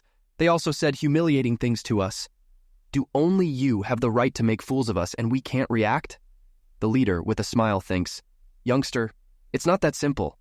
A shadowy figure comments, as the saying goes, newborn calves are not afraid of tigers. Another adds, he's quite ambitious, matching his talent, but unfortunately, he's very stupid. He dares to offend the Mystical Heart Sect like this. Does he really think the Mystical Moon House has the means to protect him? Another says, Zhuan Yu's defeat by Yun Che has given the Mystical New Moon House plenty of breath to talk nonsense. And he continues, even after he yielded, he himself didn't let Zhuan Yu leave the arena? The protagonist exclaims, only the dishonorable humiliate others. If the 7 great sects still haven't understood, I ask that they come to the arena, because I will continue fighting. A guy, hearing this with a smile, says, he's a complete idiot. This Yunche not only talks too much, but he's also provoking the great sects. He's pretending to be more than he appears. Astonished, Elder Sikong comments, this is too much, and thinks, Yunche has already crossed the line. From here, I can't stop him. Laughing, a guy says, trash like you who just entered the first profound level, dares to be so arrogant? Let me teach you a lesson. The guy goes to the arena and upon arriving announces, Yang Ming of the Cloudy Sun Sect, 16 years old. Remember this name well. The protagonist, with a smile, thinks, fire technique? Trying to play with fire in my presence? Someone comments, he's from the Cloudy Sun Sect, Yang Ming. They say his talent is among the top 5 of the new generation of the Cloudy Sun Sect. At only 16 years old, he's already at the 3rd profound limit and has even mastered a bit of the Burning Sun art. The protagonist, with his arms crossed, shoots back. If you behave yourself and go back quietly, we won't need to fight. The guy exclaims, Yang Ming, Cloudy Sun Sect, 16 years and 7 months old. Remember this uncle's name because he is about to teach you how to behave. And the protagonist retorts, you're the one who's going to learn how to behave. And the guy, releasing power through his arm, warns, it seems you're all talk. You'd better use that profound technique of yours from before like never before. Otherwise... The power surges near the protagonist and he roars, you won't get another chance. A girl watches, astonished, commenting, that's the Cloudy Sun Sect's registered technique, Cloudy Sun Chain. Such a skill is complex even for users of profound techniques at the 6th level. It's good to keep your distance. And the elder thinks, Yang Ming just entered the 3rd level and can already use it. The protagonist goes all out, extending his hand to grab the chain. The crowd watches, exclaiming, impossible, he just grabbed it with his bare hands. Does he want to lose them? That was terrifying. And the opponent, with a smirk, yells, you're actually going to use your hands to grab my chains? By grabbing this chain with your bare hands, you've brought about your own death. The protagonist grabs the chain with a serious expression. A guy observes, yelling, how? And the protagonist, holding the chain, asks, is this temperature still high or hot enough? How could it possibly hurt my hand? He stretches the chain with a squeeze, stating, this is just cheap pyrotechnics. And with a small smile, he thinks, it seems he's completely immune to the fire element, and I even broke that chain. The guy trembles all over, thinking, how is this possible? And the crowd in the stands exclaims, this is the absolute technique of our sect. Despite the other fire chain techniques, this one is still the hottest. With Yunche, they seem so fragile. Another one exclaims, stop crying. In the end, Yang Ming just entered the 3rd level. Mastering this chain requires more training. Occasional mistakes are possible. And the protagonist retorts, your circus tricks are kinda cool. Not taking them to the streets to show them off would be a huge waste. And the guy exclaims, I was just testing my power a little. I was just giving you a preview of the real power. Stop being arrogant. He attacks Cloudy Sun Chain, and the protagonist defends himself easily again. The boy speaks, Master, our Cloudy Sun Chain was broken again. And the master, sweating, argues, no, it doesn't matter. There must be many flaws in Yang Ming's flame chain. The opponent thinks, impossible. How can my Cloudy Sun Chain be broken? I did nothing wrong on that 2nd strike, and yet it was nullified. And the protagonist affirms, I came here to practice, not to be entertained by tricks. He turns around saying, If you had forfeited earlier, you wouldn't have wasted my time. And the guy charges at the protagonist with everything he's got, ranting, "You bastard! You still dare to mock me?" And the protagonist turns, delivering a powerful kick to the guy's face, sending him flying. The guy falls to the ground, and his master grimly observes, "It seems the burning fist technique also failed." And he stands up raging. "What a disgrace, right in front of me. Get back here immediately." The boy tries to say something to the elder, who enraged yells, "Your technique failed 3 times in a row. 3 times. What have you been practicing these past few years? With dogs?" The elder turns and says, "Return to our sex wing immediately." And the protagonist's opponent, enraged, thinks, "There's no way I made a mistake because my technique was blocked. What in the world happened? I always had the impression that there was something strange about his strength." And the protagonist points, saying, "Just 2 isn't enough. Who will be the third?" Some people in the background comment, "This kid is lucky. He got to fight that idiot who misused his techniques." Another says, "How arrogant." And another exclaims, "Doesn't he realize he only won because of Young Ming's mistakes? He already thinks he's something?" A guy appears enraged, shouting, "Mystic Stormhouse, 16 years old, Feng Guang. At first, I didn't want to fight, since you're not yet at my level, but you're too cocky. Do you really think you're that strong just because you defeated those 2 losers?" The protagonist cleans his ear, asking, "You're the first to say that. Come on, let's finish this quickly so you can leave just like those other 2. And the opponent, enraged, roars, "If I don't kick you out in 10 moves, my name isn't Feng Guang." Someone exclaims, "Guang, use your 9-form storm and finish this guy." Another exclaims, "Feng Rui easily reached level 4. He definitely won't lose." And the guy with a smirk using the storm says, "Yunche, remember this well. You will witness this technique. Witness the power of this art." The wind starts pulling the protagonist, and the guy continues speaking. "The special technique of my sect. 9-form storm." The guy starts attacking with the fierce wind form, and the protagonist, gritting his teeth, thinks, "There are too many attacks. I won't be able to dodge them all. I can only confront them with brute force." Energy begins to emerge from the protagonist's body. Blood appears on his lip, and he thinks, "Facing someone head-on who's past the 3rd level will obviously be a futile effort, as my power is still at the 1st level." Several after-images of the guy appear, and he exclaims, "9-form storm! Wind clone form!" And the protagonist is startled, thinking, "This is all just an illusion. His real body is hidden somewhere. In this situation, my back would be my weak point. If my intuition is correct, his real body can only be here." The guy's body appears attacking, and the protagonist cracks a smile, thinking, "Oh, you dare to attack me directly. If you're not incapacitated after this, you'll be seriously injured." The protagonist faces the attack head-on, and someone exclaims, "What? Is he crazy? He actually dares to face Feng Guang head-on?" Even using all his strength to defend himself, he would still take a lot of damage. Facing him directly, calculating the damage is simply impossible. The protagonist opens the 7th gate of the evil god, evil spirit. After opening the gate, a power surges, and the protagonist hits the guy's stomach, making him spit blood and fly away with a large explosion. The guy falls to the ground, trembling all over, and the protagonist shoots, "Am I arrogant? A powerful arrogant. And you're a weak arrogant. What a shame." The crowd watches, and the protagonist continues, "Who's next?" A Shu'er exclaims, "Yi Huanba, your brother-in-law did much better than I expected. Is it true that you came from the east, from Floating Cloud City?" And Huanba stutters, thinking, "Brother-in-law has always been very strong."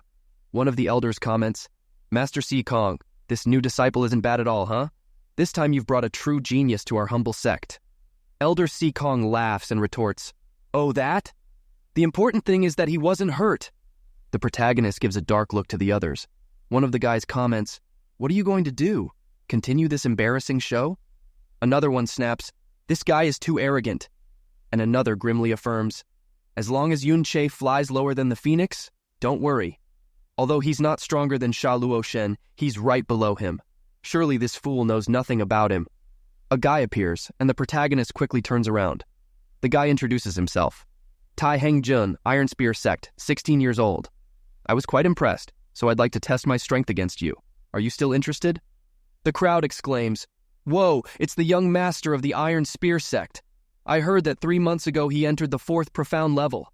Legend has it that his skills with a long spear are more than divine." He addresses the protagonist. "This humble student comes to you to practice, but I see you've just faced several opponents in a row. And Huanba, seeing this, thinks, the Iron Spear sect didn't have a good relationship with us until now. Why pick a fight? A Shu-er observes, I sense a good atmosphere with pure intentions. He speaks his mind. It even makes my hands tremble. The protagonist, with a dark look, thinks, I didn't imagine that among the sects there would be someone with such a consistent thirst for battle. It seems my previous fights had some impact on him. With a big smile, the protagonist clenches his fists, responding, Young Master Tai Heng-jun, if you believe this humble student is worthy to practice with you, it truly makes me feel honored. Shall we begin? Heng-jun states, Well, I'm older than you. Besides, those 3 fights must have worn you down. For a fair fight, I'll use 3/10 of my strength. And the protagonist, with a smile, thanks him. Thank you for the consideration, but facing the young master with your full power would be more interesting.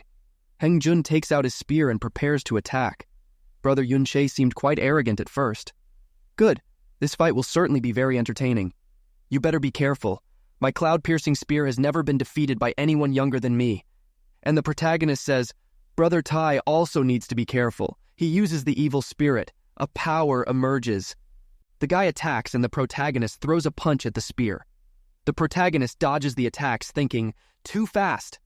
After defending against an attack and retreating, the protagonist thinks, I can't dodge. The attacks hit the protagonist and he confesses, You have a very powerful spear technique. And the guy attacks again, saying, Again. The onlookers comment, By the heavens, the fight between them is just leveling up. Normally, when T and Rung-jun level up in fights, it's to win. And upon reaching a new level, Yun-che manages to adapt to it. Impressive. The attacks continue, and an explosion occurs. Rung-jun argues, I see that for T, fighting Yun-che was more than the right choice. And the protagonist, with sweat on his face, comments, We've already exchanged dozens of blows, and despite being the older one, it's clear that I lost. Although I judged that I won, I still haven't made you give your best. Each of us has had victories and defeats in the midst of this fight. Don't worry. Rung-jun admits, I didn't expect Brother Yun to be so considerate. And I'm already admitting how the fight went. If you want to end it like this, you'll see my strongest attack. See if you can take it. And the protagonist prepares himself, saying, All right, let's decide the victory with one blow. Rung-jun prepares to attack, exclaiming, Receive this spear. He attacks, exclaiming, Rising Sun Dragon. The protagonist prepares to defend with a smirk on his face, while the crowd says, Oh my God, he's gone mad. He's going to take it head on. Get out of there. There's no way to withstand this blow. And the protagonist continues to stand still, waiting for the blow to land. A huge explosion occurs, and the protagonist retreats a little, saying, It seems I've won? And he thinks, I didn't expect to be so strong under the state of the evil spirit. Rung-jun acknowledges, Brother Yun, I lost, and I accept defeat with satisfaction. If possible, I'd really like to have you as a friend. And the protagonist greets him, saying, With those words, we're already friends. Rung-jun laments, Father, I lost. Despite having to concede, I'm very happy. And his father affirms, It was a great fight, despite losing. It definitely wasn't because you were weak. But that boy named Yun-che, in the future, he will be a true dragon among the clouds. He observes the protagonist and remarks, As if it were nothing, he provoked almost all the great sects in New Moon City at once. You must be aware of the trouble you're getting yourself into. Are you still willing to become his friend? He replies, Yes. His father grabs his neck, stating, Good, that's a real man. My son. Chi-ja-kang. Shu'er, with her hand in front of her face, exclaims in astonishment, What a surprise! He has defeated Ti Heng-jun? Is he really only at the first profound level? Terrifying. And Yuen Bai exclaims, By the heavens, I must be dreaming. And he thinks, Brother-in-law, are you really my brother-in-law? The guy with the fan in his hands thinks, Damn it, this guy is only at the first level, and he's already become the center of attention? He observes Cher and thinks, And now it seems that Lan Shuer only has eyes for him. You damned boy, just you wait. From today onwards, you'll understand who is truly the greatest in the New Moon Mystic House. The protagonist asks, Are we on the 4th, and who's next? The crowd laughs, commenting, How strong and arrogant he is. Those in the 16-year-old range seem to be no match for you. Darkly, the guy gestures with his finger, inquiring, Why don't you dare let the 17 and 18-year-olds from the Mystic House come and practice a little? The crowd exclaims, That's right. Are you just going to keep winning against the other 16-year-old students? Let your seniors practice too. Let's finish you off. and the protagonist retorts with a smirk. Want to fight with people over 16? Try to at least get past me. You, the talkative guy over there, I see you're about 18 years old, aren't you? And he points, exclaiming, Why don't you come and practice a little? And the guy with a slight smile retorts, Are you thinking of fighting me? And the protagonist says with a smirk, No, you're the one who wants to fight me. And the guy, laughing, affirms, I've lost count of how many geniuses I've already crushed, and it seems like today is just another one of those days. The crowd exclaims, Lu Jiannan, yes, it's him, it's cold-blooded Lu from the Seven Deadly Swords sect, and Yunche wants to fight him? 2 people together still aren't enough? Does he really not value his life? Jer exclaims, Junior Yun, this will be my fight. He's almost 2 years older than you. It's not appropriate to practice. The protagonist, with a little smile, looks at her and affirms, Leave it to me. There's no need for Senior Lan to exert herself. I'm enough. And she retorts, Don't act on impulse. This person has already entered the 7th level and has a cruel heart. He's not someone you can handle. Let me go. And the protagonist, with a smile, declares, I thank Senior Lan for her concern, but rest assured, I won't tarnish the reputation of the New Moon Mystic House. She observes this thoughtfully and turns around saying, You wouldn't tarnish it even if you lost this fight. Sweetly, she says, No matter what happens, take care. If you realize you can't win, give up. Don't be proud. Another, watching the swordsman furiously, thinks that Yunche is done for now. This Lu Jiannan seems to be really furious now. I just wanted to trample and humiliate that wretch. But now he deserves more. And the swordsman bursts out, No more talk. Your arrogance has awakened in me a desire to slice you to pieces, while your body is quartered. With a dark look, he roars, I will make you savor every moment. He launches himself with full force at the protagonist. The tip of the sword gets very close. At the last second, the protagonist dodges, and the guy thinks, It's just an afterimage. The protagonist appears behind his opponent, pondering, What a fast sword. It's a good thing I have the Star God's broken shadow along with my battle experience from my past life. Otherwise, I should be worried. The guy launches another attack, and the protagonist dodges. The ground is cut, and someone exclaims, Lu Jiannan's 2 sword strikes were aiming for fatal blows. He's already acting with murderous intent. He dares to kill someone right in the New Moon Mystic House? Is this really what Lu Jiannan is showing? The master exclaims, Yunche, be careful. And he thinks, defeating Ti Hung Jun and still managing to keep up with Lu Jiannan? This Yunche is no joke. And the strange thing is that his attitude with Ti Hung Jun was different than with the others. He was very arrogant with the others, while with Ti Hung Jun he sought fair treatment. If my hunch is correct, he is deliberately provoking the 7 great sects, entering the New Moon Mystic House, creating friction with the 7 great sects. What is his ultimate goal? Elder Si Kong observes while the crowd exclaims, So far, Lu Jiannan has already made about 100 attacks, and Yunche has dodged every single one of them. He's getting calmer with each dodge. He's adapting to Lu Jiannan's rhythm. Si Kong thinks he's sensing the flow of qi to dodge the attacks. To master such a skill requires 10 years of battle experience. Suddenly, we have such a young person who has mastered it. Xiao Li, what was your method for raising such an extraordinary grandson? Irritated, Jasmine exclaims, Stop wasting time and finish this quickly. This is the first time you've activated the evil spirit and fought for this long. You're getting weaker. The evil spirit state can only be maintained for up to 30 seconds. After that time, your profound arteries will suffer serious damage. And the protagonist replies, Understood. The guy attacks, yelling, You wretch, all you do is dodge. I still have one more strike. The attack clashes, blood spills, and the protagonist is shown with a cut on his arm, while his opponent thinks, Impossible. That blow only drew a little blood. The protagonist hits the guy's abdomen with a powerful punch, making him spit blood and fly away, and says, I've let you attack enough. The irritated opponent yells, Damn you, you're going to die. A power surges around him, and the protagonist, with a dark look, asks, Do you also want to use your strongest little move before you lose? What a pity. He closes his hand, causing the guy to explode, and with a dark look he sentences, I won't give you that right. The crowd watches the scene and exclaims, It's the burning, deep fire of the fire element. He can even use the profound art of the fire element. My heavens, his profound power ignited to execute such a high-level profound art of the fire element. So that's why Yunche wasn't defeated for making beginner's mistakes. It's because Yunche's control over the fire element is obviously far superior. It was all a game. The battered man looks at the protagonist who exclaims, You still haven't managed to kill me? Someone shouts, Lu Dianen. He's surprisingly lost. How terrifying. What is Lu Dianen's strength? Even he was defeated by Yunche. The protagonist thinks, this Lu Dianen had murderous intent towards me. If it weren't for the people watching, I really wanted to put an end to him. A man, observing, states, I didn't expect the New Moon Profound Palace to now have someone with such talent. I wonder if the morale of everyone in the sect will now be raised because of him. And Yuanba, incredulous, asks, is he really my brother-in-law? Shueru ponders. Xiao Yunche and Yunche. They are both from a small town to the east. In such a simple place, there would be few opportunities for Yunche to reach such high levels. If he were in the city, in a large sect, he would certainly have even more impressive power. Could he be the person they've been looking for all this time?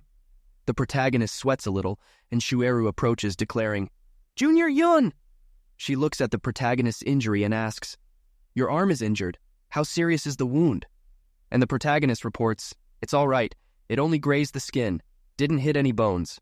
Besides, it's already stopped bleeding. And she comments, don't be stubborn. Let Senior take a look, she observes, and the protagonist punches his chest and states, Senior, now believe me. My body is strong and made of iron. I can take considerable injuries. With a smirk, she says, with such white and soft skin, how is it strong and made of iron? You still have a pure little face? And she thinks, although the cut looks very serious, it seems it really was just a scratch. And that by Lu Dianen's sword. The protagonist retorts, pure little face? A man supported by beauty can be called pure-faced, but I don't have beauty to support me. He points to himself and declares, how about Senior supports me a little?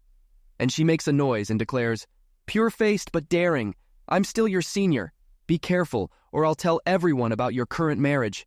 You won't be able to fool anyone anymore. The other man, observing this, reflects, that damn kid. Another claps his hands and exclaims, wonderful, absolutely wonderful. I didn't expect to see a new star rise here so soon. The crowd exclaims, Xiao Luo Cheng, the young master of the Xiaohu sect. The man approaches the protagonist and declares, I'm really interested in your abilities. And the crowd exclaims, by the heavens, is he going to fight? Xiao Luo Cheng is going to the arena. He wants to test his strength against Yunche. Another exclaims, impossible! Their power levels are definitely on different planes. Facing Yunche is putting his own reputation at risk. What does he want to do after all? The protagonist comments saying, I'm nothing more than a mere apprentice, far from being a star. In New Moon City, someone called a star could only be the young master of the Xiaohu sect. And the young master affirms, I'm certain that after this fight, Yunche's name will echo throughout New Moon City. The protagonist comments saying, the young master really makes me sick, even though I don't deserve to be in your presence. And the man comments, Brother Yun is very modest. And the protagonist darkly comments, I believe young Master Xiaohu is hoping to give some advice. And he thinks, what is this guy getting at? And young Master Xiaohu comments, Brother Yun doesn't need to be so modest. You've already taken down 5 high-level members of the 7 sects. Are you still willing, Brother Yun? The crowd exclaims, did I hear that right? Xiao Luo Cheng intends to fight Yunche? That's impossible. Even though Yunche is very powerful, he and Xiao Luo Cheng are simply not on the same level. Another comments, after the beating the sects took, does Xiao Luo Cheng want to regain some of his reputation? The other comments, maybe he wants Yunche on his knees, making him acknowledge the power of a genius. The protagonist, with a dark look, thinks, beneath that smile hides a certain coldness. This Xiao Luo Cheng wants me destroyed. Probably what I did ended up attracting attention. Maybe he believes I've become an obstacle. And since that's the case, the protagonist comments saying, would the young master like to fight me? The power gap between me and the young master is very large. I feel a little intimidated, but fighting young Master Xiaohu will be very interesting. How could I refuse? Xiao claps his hands saying, great. In that case, let's try to keep things fair. Brother Yun has already been through 5 fights. You can go rest for a bit. We'll return to the fight shortly. The protagonist shakes his head in refusal, saying, it's not necessary. Although I've exerted myself quite a bit, I still have some strength left. And he exclaims, I believe I'm still in condition to fight young Master Xiaohu. Someone watching comments, wow, what's with this Yunche? He has a little strength left to fight Xiao Luo Cheng? Is the strength he has left enough for a fight against him? Who does he think he is? Who does he think Xiao Luo Cheng is? He dared to be arrogant in front of Xiao Luo Cheng? He doesn't know who he's messing with. Shueru pulls the protagonist's sleeve, saying, Yunche, even though you and Xiao Luocheng are the same age, the last people you fought are nothing compared to him. You definitely won't win. The protagonist grabs her hand, saying, Calm down, senior. Xiao Luocheng and I are just going to practice a little. There's no way anything will go wrong. Young Master Xiaohu. So, shall we fight now? How about it? Young Master Xiaohu, with a dark smile, comments, Dear Brother Yun, since you insist on not resting, I respect your decision. But your current state is a little worrisome. I fear that if you receive my attack, it's very likely you'll take a lot of damage. You might even end up in pieces. And the protagonist, with a serious expression, comments, It's normal for there to be considerable damage during a fight. But what worries me is if, just by chance, I miscalculate and hurt young Master Xiaohu, perhaps breaking a few bones, etc. Xiao laughs like crazy and turns around, saying, Everyone here in the arena will be witnesses. If I, Xiao Luocheng, am injured by Brother Yun, it will be because I haven't trained enough. Don't blame Yunche. He turns back to the protagonist and the crowd exclaims, Rest assured, both of you, there will be no shortage of witnesses here today. No matter who gets hurt, we won't blame the other side. Anyone who blames someone is merely a dishonorable scoundrel. I will be a witness to this. Another exclaims, I will too. And young Master Xiaohu comments, I didn't play any games with you. I didn't hide my intention, did I? And the protagonist thinks, I didn't bother you. I didn't provoke you. He has a super dark look, thinking, Yet you scheme to destroy me. So I will finish you. The protagonist exclaims, That's enough.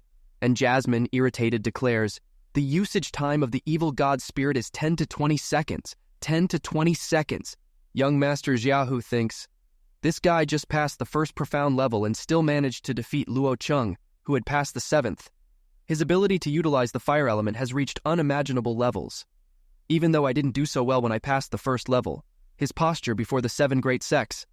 And he exclaims, Brother Yun, come please! The protagonist charges forward while his opponent ponders, It will be better to destroy him. One genius around here is enough. The protagonist lands a punch on the guy's chest, who retaliates with a blow to the protagonist's head. After this, the protagonist gloomily declares, It's no wonder Xiao Luocheng's profound energy suddenly gained density. The adversary, with a smile, reveals, Brother Yi Yun's energy density is also incomparable. If I said I only used 30% of my power, would you believe me? The protagonist affirms, Taking my attack head-on could seriously injure you. Young Master Xia really knows how to play, but in the next blow, I recommend Master Xia be a little more careful. Young Master Xia comments, Please, Brother Yi Yun, what will be, will be. If I am seriously injured, I won't blame you in any way. Someone laughing exclaims, You barely withstood 30% of Xiao Lucheng's power and you still want to cause him great harm? That's the worst joke in the universe. Young Master Xia reflects, You still don't understand the distance between our powers. Perhaps you really are a fool. While concentrating for the attack, the protagonist thinks, With these displays of weakness, I still spoke some nonsense. I'm sure Xiao Luocheng thinks I'm an idiot. He charges forward, yelling, Young Master, take this blow. Seeing the protagonist coming at him, he ponders. Right now, he seems to be giving his all. And the protagonist thinks, This seems like the best opportunity to kill him. And the adversary ponders, The fool really dares to come at me? Then let's go up to 70% of my power. He extends his hand, stating, Die. Their powers clash, and the scene flashes back to an earlier time. The protagonist, with a smile, says, Master Jasmine, it seems I have now mastered the fragmented shadows of the star god, but I feel like something is missing. And she asks, What do you mean? And the protagonist, with a smile, says, Master is very strong, but you only taught me profound speed techniques. It's so I can run away if I see I'm going to get beaten. Since I'm your apprentice, I believe this could harm your reputation. And she asks, So, what do you want to do? And the protagonist, with a greedy look, declares, Why don't you teach me an ultra-powerful technique? Something very strong and unfair. I'm talking about one that can pulverize even dragons. I promise to dedicate myself. And she, bored, declares, You haven't even opened the gate of the evil spirit yet and you already want to learn my star god execution? Are you afraid of death or what? Besides, I don't need to teach you that. You already have that kind of attack technique, and it's hidden. She taps the protagonist's chest with her foot, saying, It's hidden deep within your profound veins. She explains, In total, the evil god has 7 gates. They don't require you to train to open them. This is because these gates are already engraved in your profound veins. Every time you open and close a gate, the evil god refines itself for the next gate. During this refinement, you will simultaneously memorize an even more powerful technique.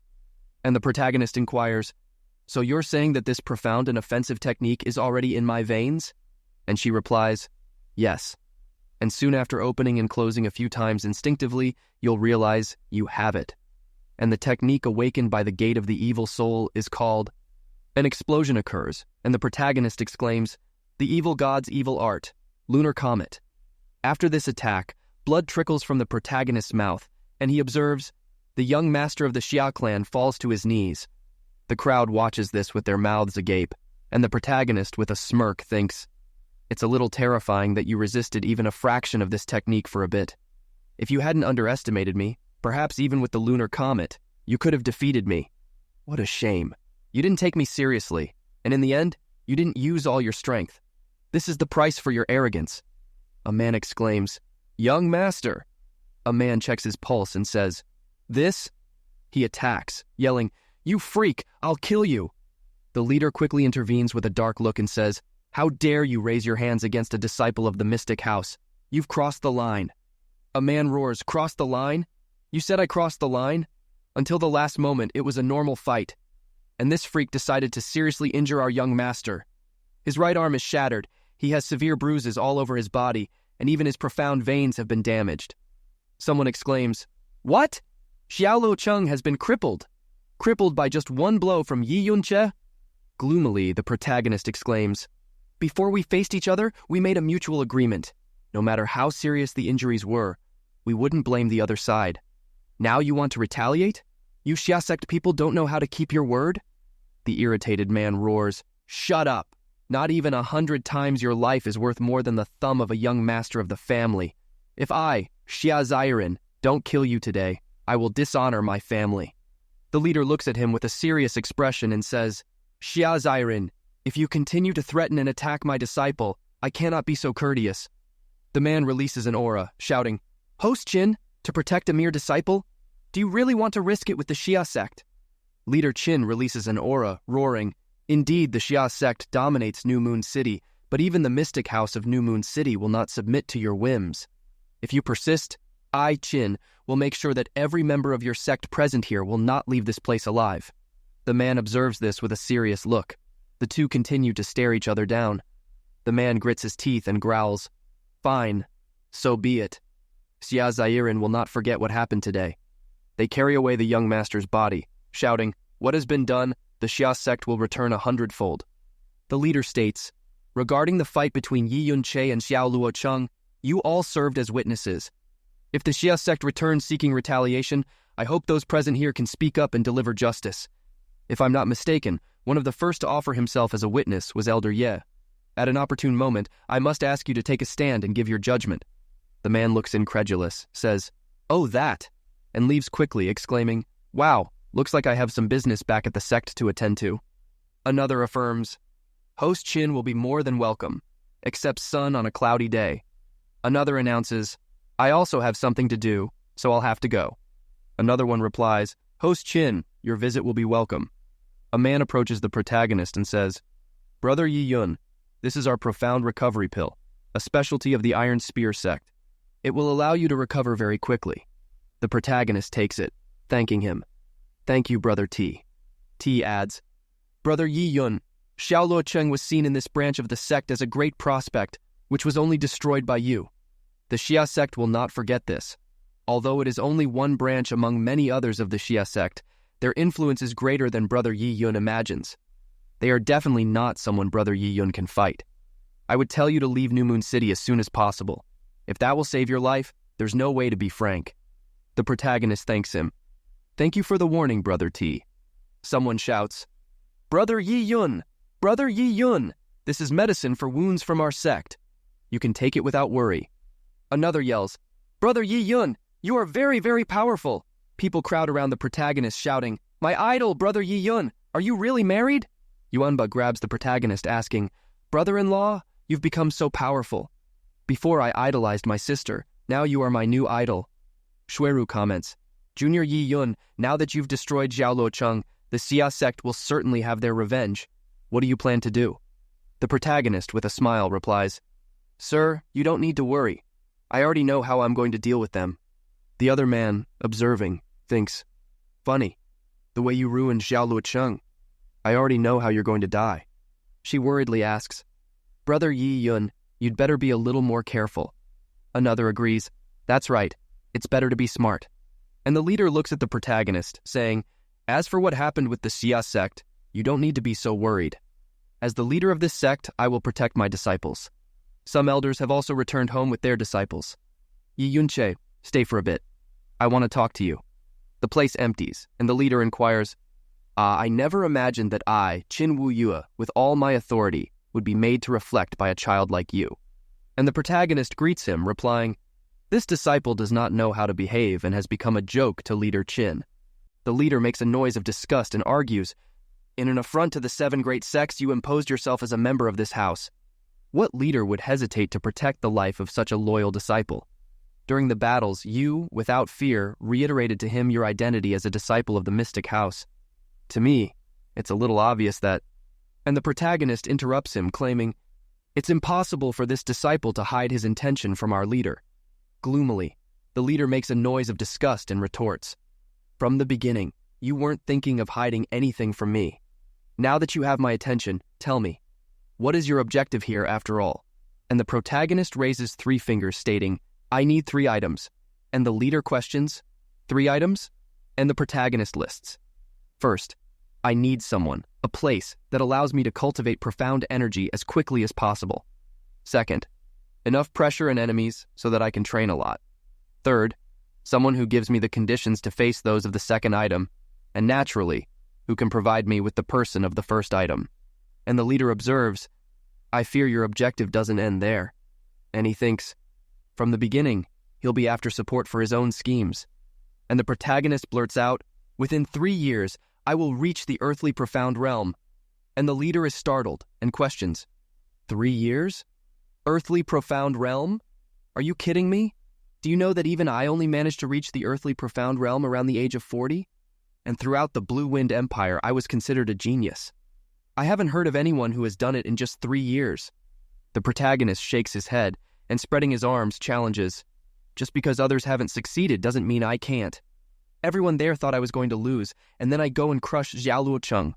The leader, upon hearing this, narrows his eyes, pondering, how good it is to be young.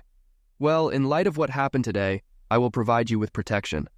After all, you are a member of the sect." He turns and leaves, assuring, "As for the Xiao sect coming sneakily seeking revenge, I hope I can help you in time." The protagonist leaves the hall observing, and Jasmine says, "You seem a little disappointed." The protagonist, somewhat dejected, confesses, "I thought that by declaring my great objectives, adding to what I demonstrated today, he would be interested in accepting me as his personal disciple. After everything, the mystic house of the new moon doesn't believe I'm worth it. So that's it. In the end, I expected too much." Jasmine raises a finger, arguing, "It's the first time they've seen you, and your intentions aren't entirely clear to them. It won't be as simple as you want. And not to mention your fight with the Zhao sect, they won't leave you in peace." And the protagonist cracks a smile, assuring, "If the Xiao sect dares to come after me, I have several ways to make them run like dogs." The scene shifts to the inside of the hall. Leader Qin, sighing, says, "That boy offended the Xiao sect so much that it will be difficult to resolve this problem." A shadow appears and he is startled. Cher approaches, saying, "Master Qin, regarding Yunche. Yunche's gift is an inspiration to me. If he had been born in one of the great sects, he would have achieved power beyond comprehension. That's what I think. But he brought us a problem. The Xiao sect will soon hunt him down. Until that happens, I ask that Leader Qin spare no effort to protect him." The leader is astonished and says, "Don't tell me, Your Highness. Have you already chosen him?" And she sighs, saying, "I have wandered through the 7 houses in recent years without finding anyone suitable. However, this Yunche impressed me greatly." Leader Qin, extending his hand, says, "At the moment, we are 2 years away from that great event. I don't deny that Yunche's gift is exceptional, but with those demons, there's still a long way to go." And she completes, "Being at the first level of the nascent profound realm, he managed to fight against people close to the true profound realm. This is something that even other geniuses haven't achieved. In the coming days, I will have a lot of contact with him." She turns, concluding, As for this Xiao sect matter, it will be Leader Qin's job. The leader, sighing with a small smile, replies, Don't worry, Your Highness. I've passed through the main branch of the Xiao sect dozens of times. This little Xiao branch here is nothing compared to that. The scene shifts to the Xiao sect branch. Someone exclaims, Get out of the way! A man is shown carrying the young master's body in his arms, ordering, Leave immediately. The young master of the sect is gravely injured. Hurry and inform the sect master and the other healers quickly. The scene shifts to a kneeling man, trembling. The master observes and the subordinate exclaims, Sect master, hurry! Save the young master! Hurry! He suffered severe injuries. Even his meridians and profound veins are damaged. The sect master grabs him by the collar, asking, Who was it? Who did this? Who did? And the subordinate answers, It was the mystic house of the new moon. Our young master and a disciple of the mystic house were practicing. He was injured by him. The leader throws the man away, raging, Damn it, get out! In the midst of all that traffic of disciples from the mystic house of the new moon, someone is going to show up to injure Xiao Luocheng. Another one pleads, Master, calm down first. It seems that our young master's situation is serious. We need to send him to the infirmary. And the leader exclaims, Half of Xiao Luocheng's meridians are practically ruptured, profound veins shattered, basically crippled. How do you want me to calm down? A subordinate inquires, What? And the leader orders, Zaire, you will tell me absolutely everything. What the hell happened? Zaire begins to speak, and the scene shifts to the protagonist cultivating. He comments with a smile, Phew. Finally, my injuries have recovered a bit, but it's still difficult to dispel the pain. Jasmine notes, It's the side effect of the evil soul. Your meridians are still a little fragmented. The protagonist puts on his clothes, commenting, This evil soul is truly terrifying. It allowed me to defeat opponents who were already at the 7th level of the nascent profound realm. Jasmine, slightly blushing, affirms, Of course, and that was just the first gate. Just wait until you reach the true profound realm, and maybe you can already open the burning heart gate. It will be even more terrifying. A thud occurs, and Jasmine drops the small ball in her hand, confused. Someone yells, Yunche, surrender! Otherwise we will demolish the entire mystic house of the new moon. Jasmine, upon hearing this, narrows her eyes darkly, pointing at the protagonist, saying, It's for you. Another noise occurs and a yell echoes. Yunche emerges, and Yuanba arrives, saying, Brother-in-law, hurry! Run! It's the Zhao sect. These guys didn't honor their promise and they want to get their hands on you. Try to go through the back doors. The protagonist adjusts his hair, declaring, For them to dare launch an attack on the main gate, they must already be watching the back exit and the side exits. I'll go to the main gate and see how things are. The Zhao clan leader declares, Who dares? I demand that you explain yourself. And the leader of the mystic house, with a dark look, declares, Explain myself. For no reason at all, you show up here in the middle of the night and break down my gate. You're the one who owes explanations. And the man exclaims, Your disciple, without scruples, seriously injured my son and even ruptured his deep veins. In other words, even if I cut your Yunche into 1,000 pieces, my spirit will still not have peace. Upon hearing this, the mystic house leader says with a smile, Before starting the fight, the severity of the injuries doesn't matter. After the fight, there would be no consequences. Don't you have any shame? And the Zhao clan leader exclaims, For the purpose of crippling my son, an enemy's promise is worthless. Give me that wretch now. Otherwise, I'll destroy the mystic house of the new moon. And the mystic house leader declares, Since the sect master no longer has honor, I won't argue anymore. If you want to be so energetic, come on. An aura explosion occurs, and the Zhao clan leader exclaims, I just want to see how far you'll go to protect your disciple. And the mystic house leader makes a noise, and an attack comes. The Zhao clan leader, seeing that it had no effect, thinks, Earth realm, final stage, and exclaims, With your power, the place doesn't matter. You would be a sect master, and you come here to lead the infamous mystic house of the new moon. And the leader, with a dark look, declares, It doesn't matter if it's the imperial house. Whatever it takes, with deep dedication, I will do. And today, I must protect my disciple. Master of the Xiao sect, I ask you to return. With a smile, the sect master laughs and declares, I underestimated your power.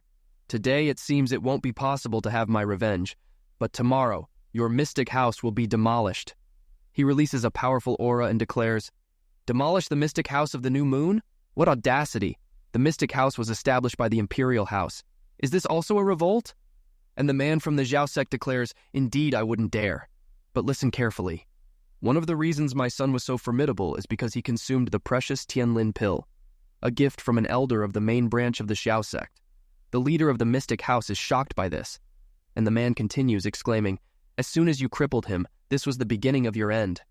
My son is not only the young master of my branch, he's also the fiancé of the granddaughter of an elder of the Xiao sect. And the princess thinks, fiancé of an elder's granddaughter. And the man continues, exclaiming, it's the end for you. You ruined the young master of the sect branch. He's also the fiancé of the granddaughter of an elder of the main sect. And mind you, these are two different concepts. One is a calamity, the other is an affront to the heavens. And the princess thinks, it really is very serious. The Zhao clan leader makes a noise of disgust and inquires, I've already spoken with Zhao Wuji, elder of the medical division, about what happened. And the mystic house leader adds, what you say is true. And thinks, I didn't expect, right now, to face the main sect. In other words, even with the emperor still, and the sect branch master, hand over Yunche. Otherwise, after 10 days, we'll raise the mystic house of the new moon. Another adds, Leader Qin, we simply can't afford to offend the main Xiao sect, and Yunche truly is a prodigy. But we're putting ourselves in a very serious situation. We have no way to protect ourselves anymore. The consequences could be unimaginable. The protagonist is incredulous with this, and Shuaru argues, we won't. The Xiao sect master says, even for Leader Qin, it will be impossible to risk the entire mystic house for one disciple. Any objections? And the leader, sweating, states, 10 days. The Xiao sect master gave me 10 days, right? Within 10 days, I'll remove Yunche from the mystic house, and upon ceasing to be our disciple, whether he's alive or dead won't matter anymore. And the Xiao clan master decides, in that case, I'll hold you to your word and give Yunche his last 10 days of life. Let's go. A man speaks, leader, and the leader makes a noise of disgust, ordering, Qin Wuyue is quite strong, and tonight, I only brought normal disciples. Advancing now could be a problem. If all the members of the Mystic House came, not to mention Yunche, this Mystic House of the New Moon would bring us a bitter defeat. We'll leave some people to watch their movements. If Yunche dares to escape, he'll die on the spot. And the protagonist observes, thinking, Qin Wuyue didn't hand me over immediately. That's very strange. The protagonist walks up, adjusting his hair, and is startled by a yell. It's Shuaru who questions him. So you were around here? I was looking for you everywhere. And the protagonist, with a smile, confesses, I didn't expect Senior to worry so much about me. I'm very flattered. And she explains, I'm your senior. It's my duty to worry. And warns, those who want to take your life were around here. The protagonist retorts, if I died now to the Xiao sect, just being in the memories of the beautiful senior would already be a privilege. And she, all cute, asks, don't be so pessimistic. Maybe I can find a way to save your life. My hometown is in the imperial city of Blue Wind. In 10 days, some relatives will come to take me home. When that day arrives, we'll use a high-level profound aerial technique. We can take you to safety. The protagonist is surprised, and she asks, what's that face? And the protagonist approaches, confessing, you're so kind to me. And she retorts, just to see me, huh? And the protagonist explains, don't worry about the fact that I'm a married man. And she gets irritated, flicking his forehead, protesting, worry about your head. I have no interest in juniors. And the protagonist, downcast, argues, by helping me, you'll also be picking a fight with the Zhao sect. And she, with her hand on the protagonist's face, consoles him. At least you have the conscience to worry about your senior. And the protagonist confesses, I don't want to cause you trouble. And she, with a little smile, reassures him, don't worry. It'll be very stealthy. If we're not discovered, everything will be fine. And the protagonist, with a smile, guarantees, when the time comes, I'll be in your hands. Afterwards, I will certainly repay Senior for saving my life. And she, all happy, says, I imagine, I'll protect you as if you were my most precious possession. After she leaves, Jasmine asks, and how long have you known each other? She wants to compromise herself with the Zhao sect just to help you. There's definitely something going on there. And the protagonist, with a serious expression, says, if my intuition is correct, she probably wants to win me over so that I'll be useful to her in some way. It's just a shame that it hasn't been decided yet who will end up being used. I'm very tired today, and I've only recovered half of my profound strength. With a lascivious smirk, the protagonist comments, "Now come here, I have a matter to attend to." The scene inside the Pearl shows Jasmine sleeping. The protagonist approaches her and exclaims, "The more I look at little Jasmine, the more beautiful she becomes. I could do this forever. It doesn't matter if she's sleeping or awake, she's always beautiful." She murmurs, "Brother," and the protagonist is startled, thinking, "Brother? Is she dreaming of her deceased older brother?" She begins to cry, saying, "Brother, brother, you're with me again in my dreams." She reaches out, wanting to hug, and states, "Did you come to visit Jasmine?" She hugs the protagonist, saying, "Brother." And the protagonist, with a smile, affirms, "Little Jasmine." And she is startled by this, and a crashing sound echoes, and the scene shows the protagonist face down on the floor, and she, with her foot on top of him, questions, "What are you doing here?" And the protagonist says, "I just came to see how you were. While you were sleeping, you seemed a little uncomfortable." He shows the card, saying, "If you need it, I can buy you a nice bed." And she darkly asks, "What the hell do you want? Don't tell me you simply decided to buy me a bed." And the protagonist says, "Oh yeah? There's something else too. You know the Xiao sect wants to get close to me, right? What are you planning to do? If you could take me to the Mystic House Pharmacy and get a deep core?" With this dragon core, since that's the case, it would be a bit rude not to return the favor. So I'm going to return to them a great gift, adding the pearl of the celestial poison. The scene shifts to the Black Moon Commerce Chamber. The old man comments, "Honorable customer, how may I help you? So late at night?" And the protagonist takes something from his cloak, saying, "I need you to do me a favor." He places the pearl on the table and says, "I want you to buy this dragon core from me." The old man's expression darkens, and he exclaims, "Esteemed customer, are you joking? It's not that I don't want to buy it, but this is something that this Commerce Chamber franchise simply doesn't have sufficient resources for." The protagonist interrupts him, asking, "I only want 50,000 purple coins." And the old man exclaims darkly, "What? Only 50,000 purple coins?" And he thinks, 50,000 purple coins? That's practically charity. And the protagonist affirms, "But that's exactly what you heard. 50,000. Are you going to buy it or not?" And the old man consents. "Ah, would the esteemed customer like to request anything else?" And the protagonist declares darkly, "After you buy the dragon core, before inventorying it, sell it to the Xiao sect branch here in New Moon City. Take from them whatever profit you can get." And the old man ponders, "The profit margin will probably be several times our annual income. What would be the esteemed customer's intention with this final sale?" And the protagonist soberly argues, "Previously you generously gave me a red Wenchun dress. I feel indebted. Anyway, this is to return your generous act. That way I feel we're even." And the old man retorts, "Certainly, it is a great privilege for this servant to be able to sell to the esteemed customer.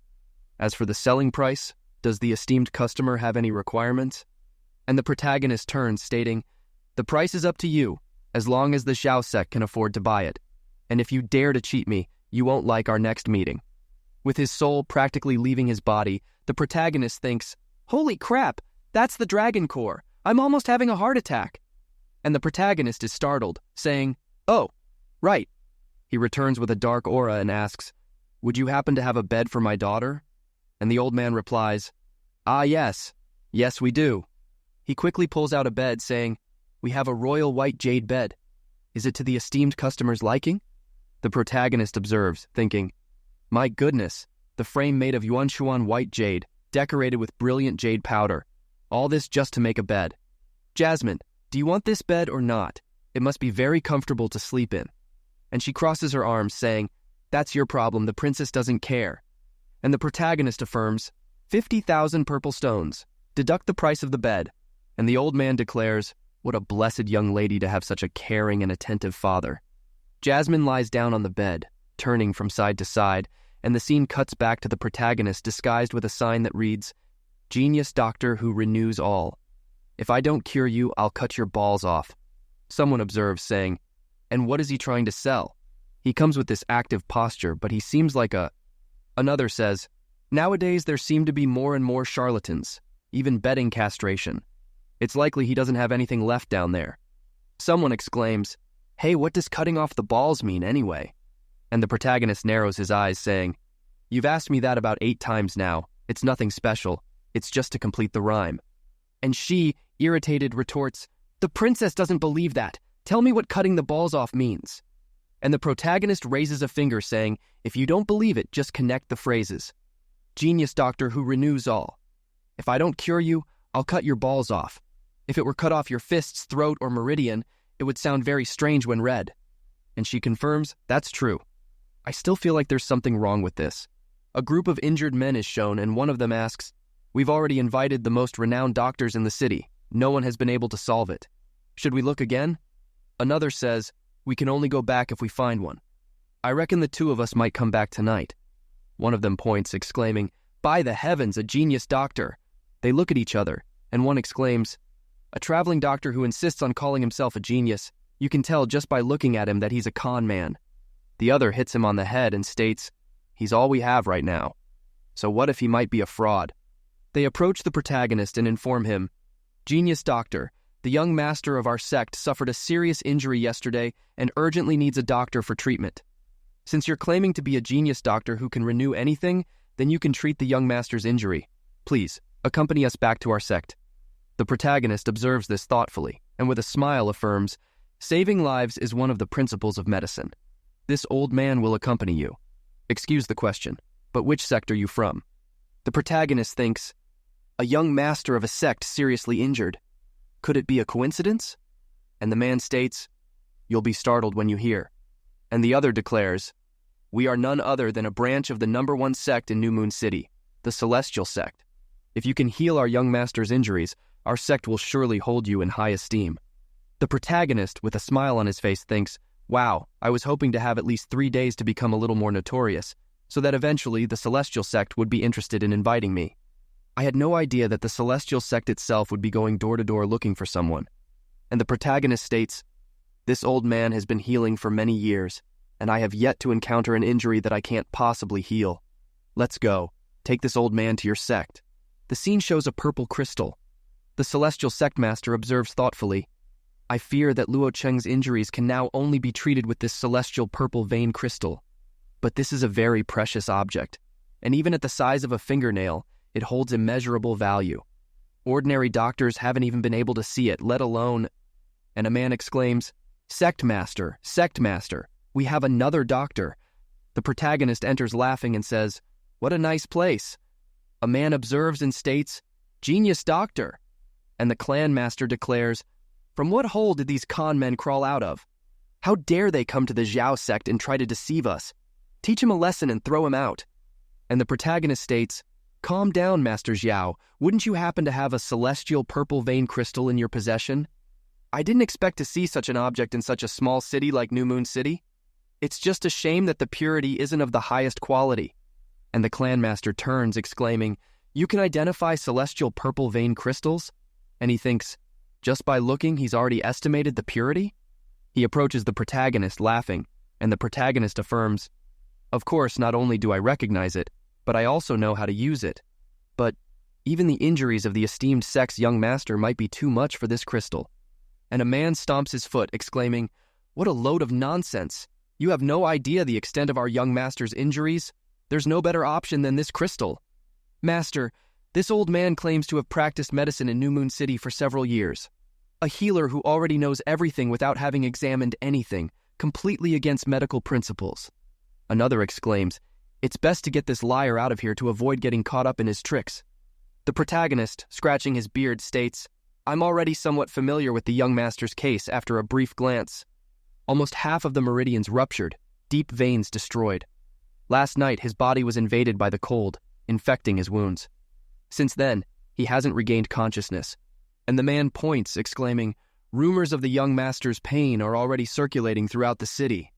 Since your healing abilities are so good, how about taking a look at my ailment? And the man thinks, how can such a boastful quack still persist in our presence? The protagonist exclaims, to view your illness under the gaze of such audacity, wouldn't that be a bit inappropriate? And the man exclaims, what's inappropriate about it? I'm certain you won't be able to guess anyway. How could you possibly treat the young master? The protagonist states, you're always deficient in yin energy in your kidneys. Lay off the girls for a while.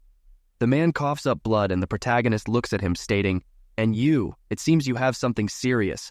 Has it been a year since you felt pain in your legs? At midday, the symptoms become more severe. Despite trying to alleviate it for a year, your condition has only worsened. And the man shouts, "How do you know this?" The protagonist raises a finger, revealing Azure Jade-Eyed Field Serpent. 2 years ago, you were bitten by a long, thin, red snake. That snake is called the Azure Jade-Eyed Field Serpent. It shouldn't be confused with the common red snake, as this one carries a latent venom that affects your yang energy, and therefore only has a specific antidote. This snake venom remains asymptomatic for a year, but it will reach your intestines in the 3rd year. It's astonishing that you still don't know. You only have 1 year to live. The man coughs up blood and kneels, confessing, You're right. Everything you said is right. I was indeed bitten by what I believe to be a red snake." He grabs the protagonist's leg, crying and exclaiming, "Genius doctor! A genius doctor! Genius doctor, save me!" And the other observes in disbelief, pondering. This old man is among the 3 most renowned genius doctors in New Moon City. His skills are even above Sun Hong's. If even Kong Sushuo is on his knees, this man could truly be one. He is astonished and murmurs, "Genius doctor?" He bows and asks, "Might I know the name of the esteemed genius doctor and where he hails from?" The protagonist comments, "My surname is Huangfu, from the Divine Phoenix Empire." Everyone is stunned, pondering, Divine Phoenix Empire? Could it be that, coming from the Divine Phoenix Empire, he is the saint-eccentric divine hand, Huangfu Rei? Everyone's eyes gleam and the protagonist ponders, Huangfu Rei? Eccentric divine hand? I just picked a random name. Was there really someone called that? With a smile, the protagonist declares, "I didn't expect people from New Moon City to know my title. But that's right, I am Huangfu Rei, the one behind the moniker Eccentric Divine Hand." And the people exclaim, "So the Grandmaster before us was none other than a Grandmaster. An inexperienced junior like me was blind and sought to offend you. I feel ashamed. It's no wonder you possess such skill. We were in the presence of a world-renowned gentleman, the Grandmaster Huangfu." The other exclaims, "The phrase you wrote on the sign rhymes very well. Are you also a master of literature?" The intentionally crooked writing demonstrates the intentionality of an extraordinary martial arts technique. I'm breathless. And the protagonist ponders, I have to admit, all this commotion is a bit much, even for me.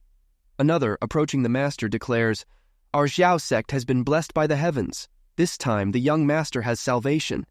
It's clear that the esteemed Huangfu Rei is a renowned genius doctor. The young master is certainly safe and sound." With a somber look, the clan master asks, "Eccentric divine hand? Is this eccentric divine hand truly such a good genius doctor?" And the man, with a smile, raises a finger, revealing, "Not just a genius doctor. Grandmaster Huangfu isn't just any genius doctor. He is among the 5 greatest genius doctors of the profound Sky Continent. They say that Grandmaster Huangfu appears to be only 45 years old. His hair and beard show no signs of gray, yet he doesn't cultivate profound energy. Based on his medical arts, it can be presumed he has lived for 5 centuries. But the eccentric divine hand is almost a legend. He's been seen by few. Could he be a fake?" The sect master states, "To know if he's truly a fake, we can investigate." The man declares, "If Huangfu Rei is still in the Divine Phoenix Empire, it can only be, a farce." Immediately, the Black Moon Chamber of Commerce requests information about Huangfu Rei's situation in the Empire. The clan master comments, "Even if his medical technique isn't a farce, he may not be Huangfu Rei. Perhaps his technique isn't yet inferior to Huangfu Rei's. This is an extraordinary situation. Even if the price for this information in the Divine Phoenix Empire isn't cheap, I still need to know." The subordinate informs, "Understood." A rumor surrounding Master Huangfu Rei's nickname is that he can be a bit arbitrary, and only treats someone well if he's in a good mood. You must treat him with utmost courtesy. The young master's future may be in this person's hands. The clan master reflects, "Indeed, although these are somewhat suspicious hands, I have no other choice but to rely on him for now." He greets, saying, "Master Huangfu Rei, please, ensure you save my son. He is this junior's only son. You can save him. No matter the sacrifice, this junior will fulfill it." The protagonist instructs, 250 grams of warming jade, 3 purple lotus heart leaves, dragon blood ginseng stem, 50 drops of morning dew, 3 pounds of deep-sea mud, and bring them quickly.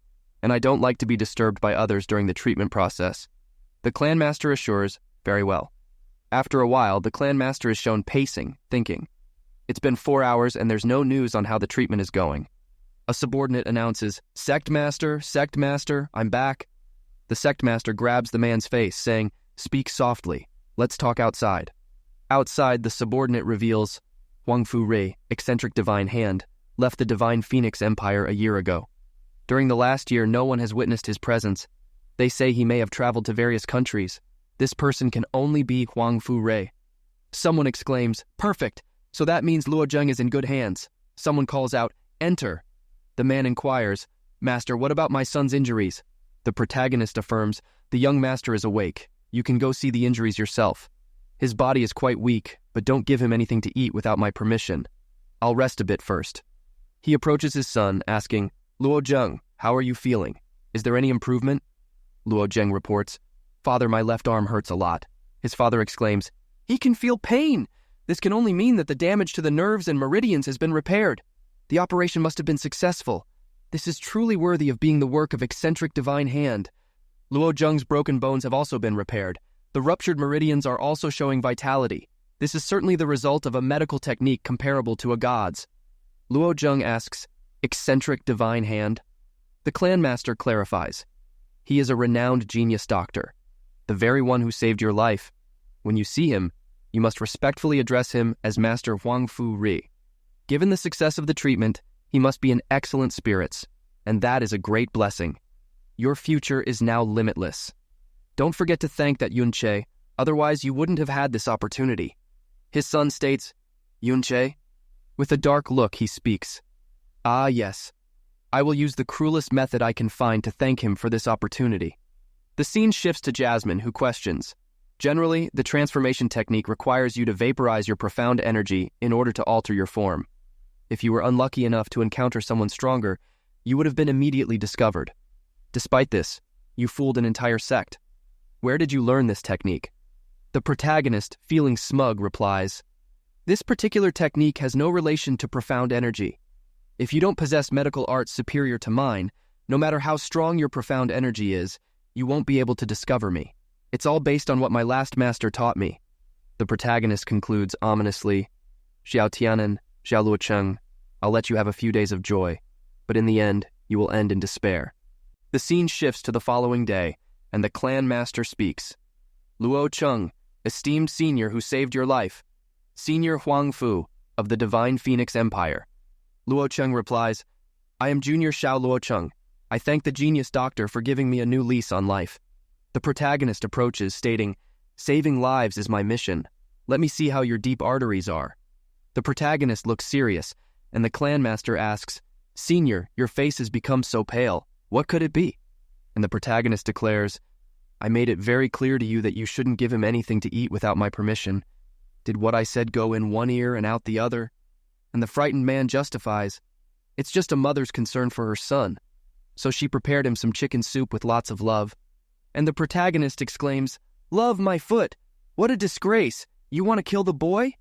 I spent the whole morning preparing medicine for him. That blessed chicken soup you made can nullify the effects of the medicine. It can now cause his recovering meridians to contract second-degree illnesses. Repairing them in this state can be up to 10 times more difficult." Incredulous, the clan master observes this, and the irritated protagonist continues to complain, "This is absurd!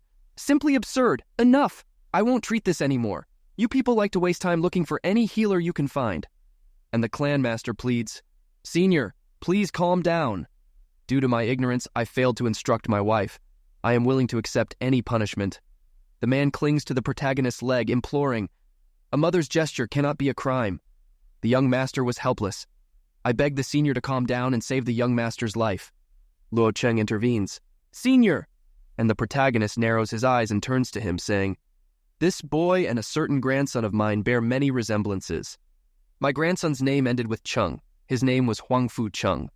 It's a shame that even with my renowned medical techniques, I couldn't save my little grandson. Generally speaking, he was also a genius like you. It's a pity that the heavens envy our young geniuses." And the clan master is astonished by this and comments, "It seems the master misses his grandson. What if you let Luo Cheng acknowledge you as his grandfather? How about that?" And the protagonist, with a tear in his eye, asks, "Would that truly be possible?" And he thinks, "But this Shaoshin is quite the schemer. He doesn't miss an opportunity to take advantage.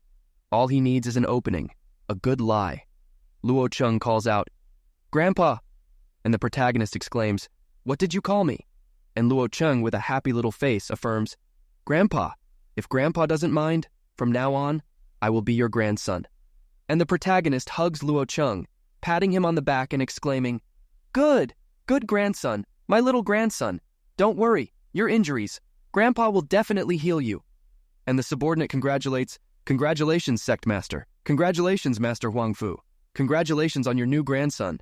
Indeed, we are witnessing a grand occasion." And the clan master exclaims, "When Luo Cheng's injuries improve, the entire sect will celebrate for 3 whole days." Luo Cheng puts his foot on the ground, saying, "Grandpa, your grandson wants to pay his respects." And the protagonist ponders, "Good grandson, your injuries are still a bit serious. Don't overexert yourself. After I treat your injuries, you can kneel." And Luo Cheng affirms, "Don't worry, Grandpa. Your grandson, despite being very hurt, your grandson Luo Cheng will revere Senior." He bows his head to the ground, paying his respects, and the protagonist embraces him, saying, "Good grandson, truly my good grandson."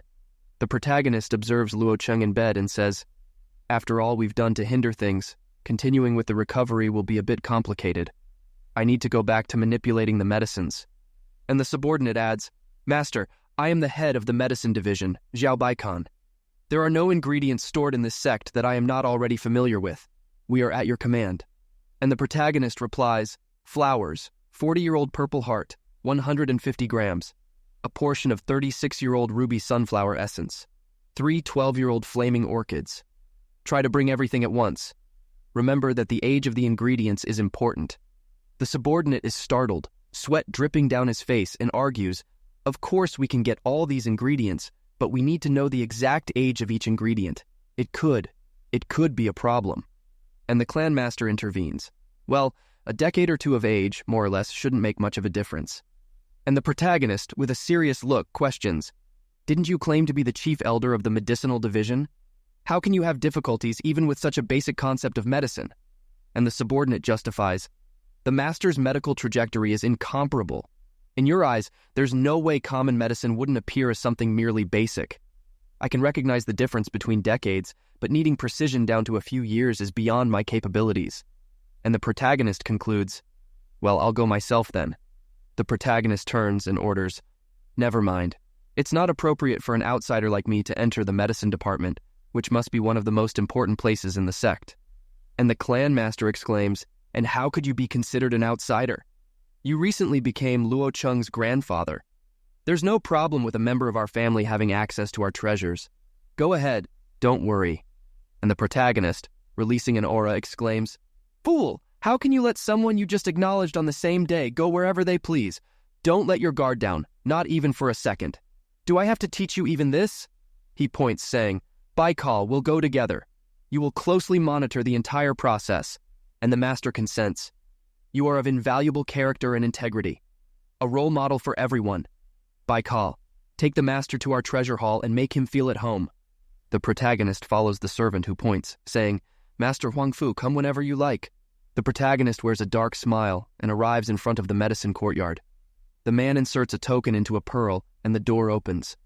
The protagonist, sweating, thinks, "This place is no joke. Just the sound of the door can practically alert half the sect at once." And the subordinate, with a smile, requests, "Master Huang Fu, please." The protagonist makes a noise and asks, "Make sure to keep an eye on me to prevent people from saying I did something." The subordinate retorts, "With your reputation, why would you need to take anything from here?" And he thinks, even if he wanted to steal, the master, who doesn't have a spatial ring, basically couldn't take anything from here. He extends his arm, explaining, "These black wooden shelves are used to store medicinal ingredients. And that's not all, as we need to preserve almost a millennium's worth of accumulated spiritual pills, exotic treasures, weapons, everything you can think of."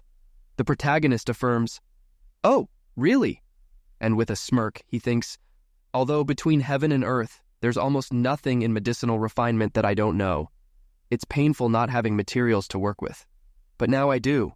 Jasmine, inside the pearl, comments, "The look on your face makes it seem like these are your family treasures."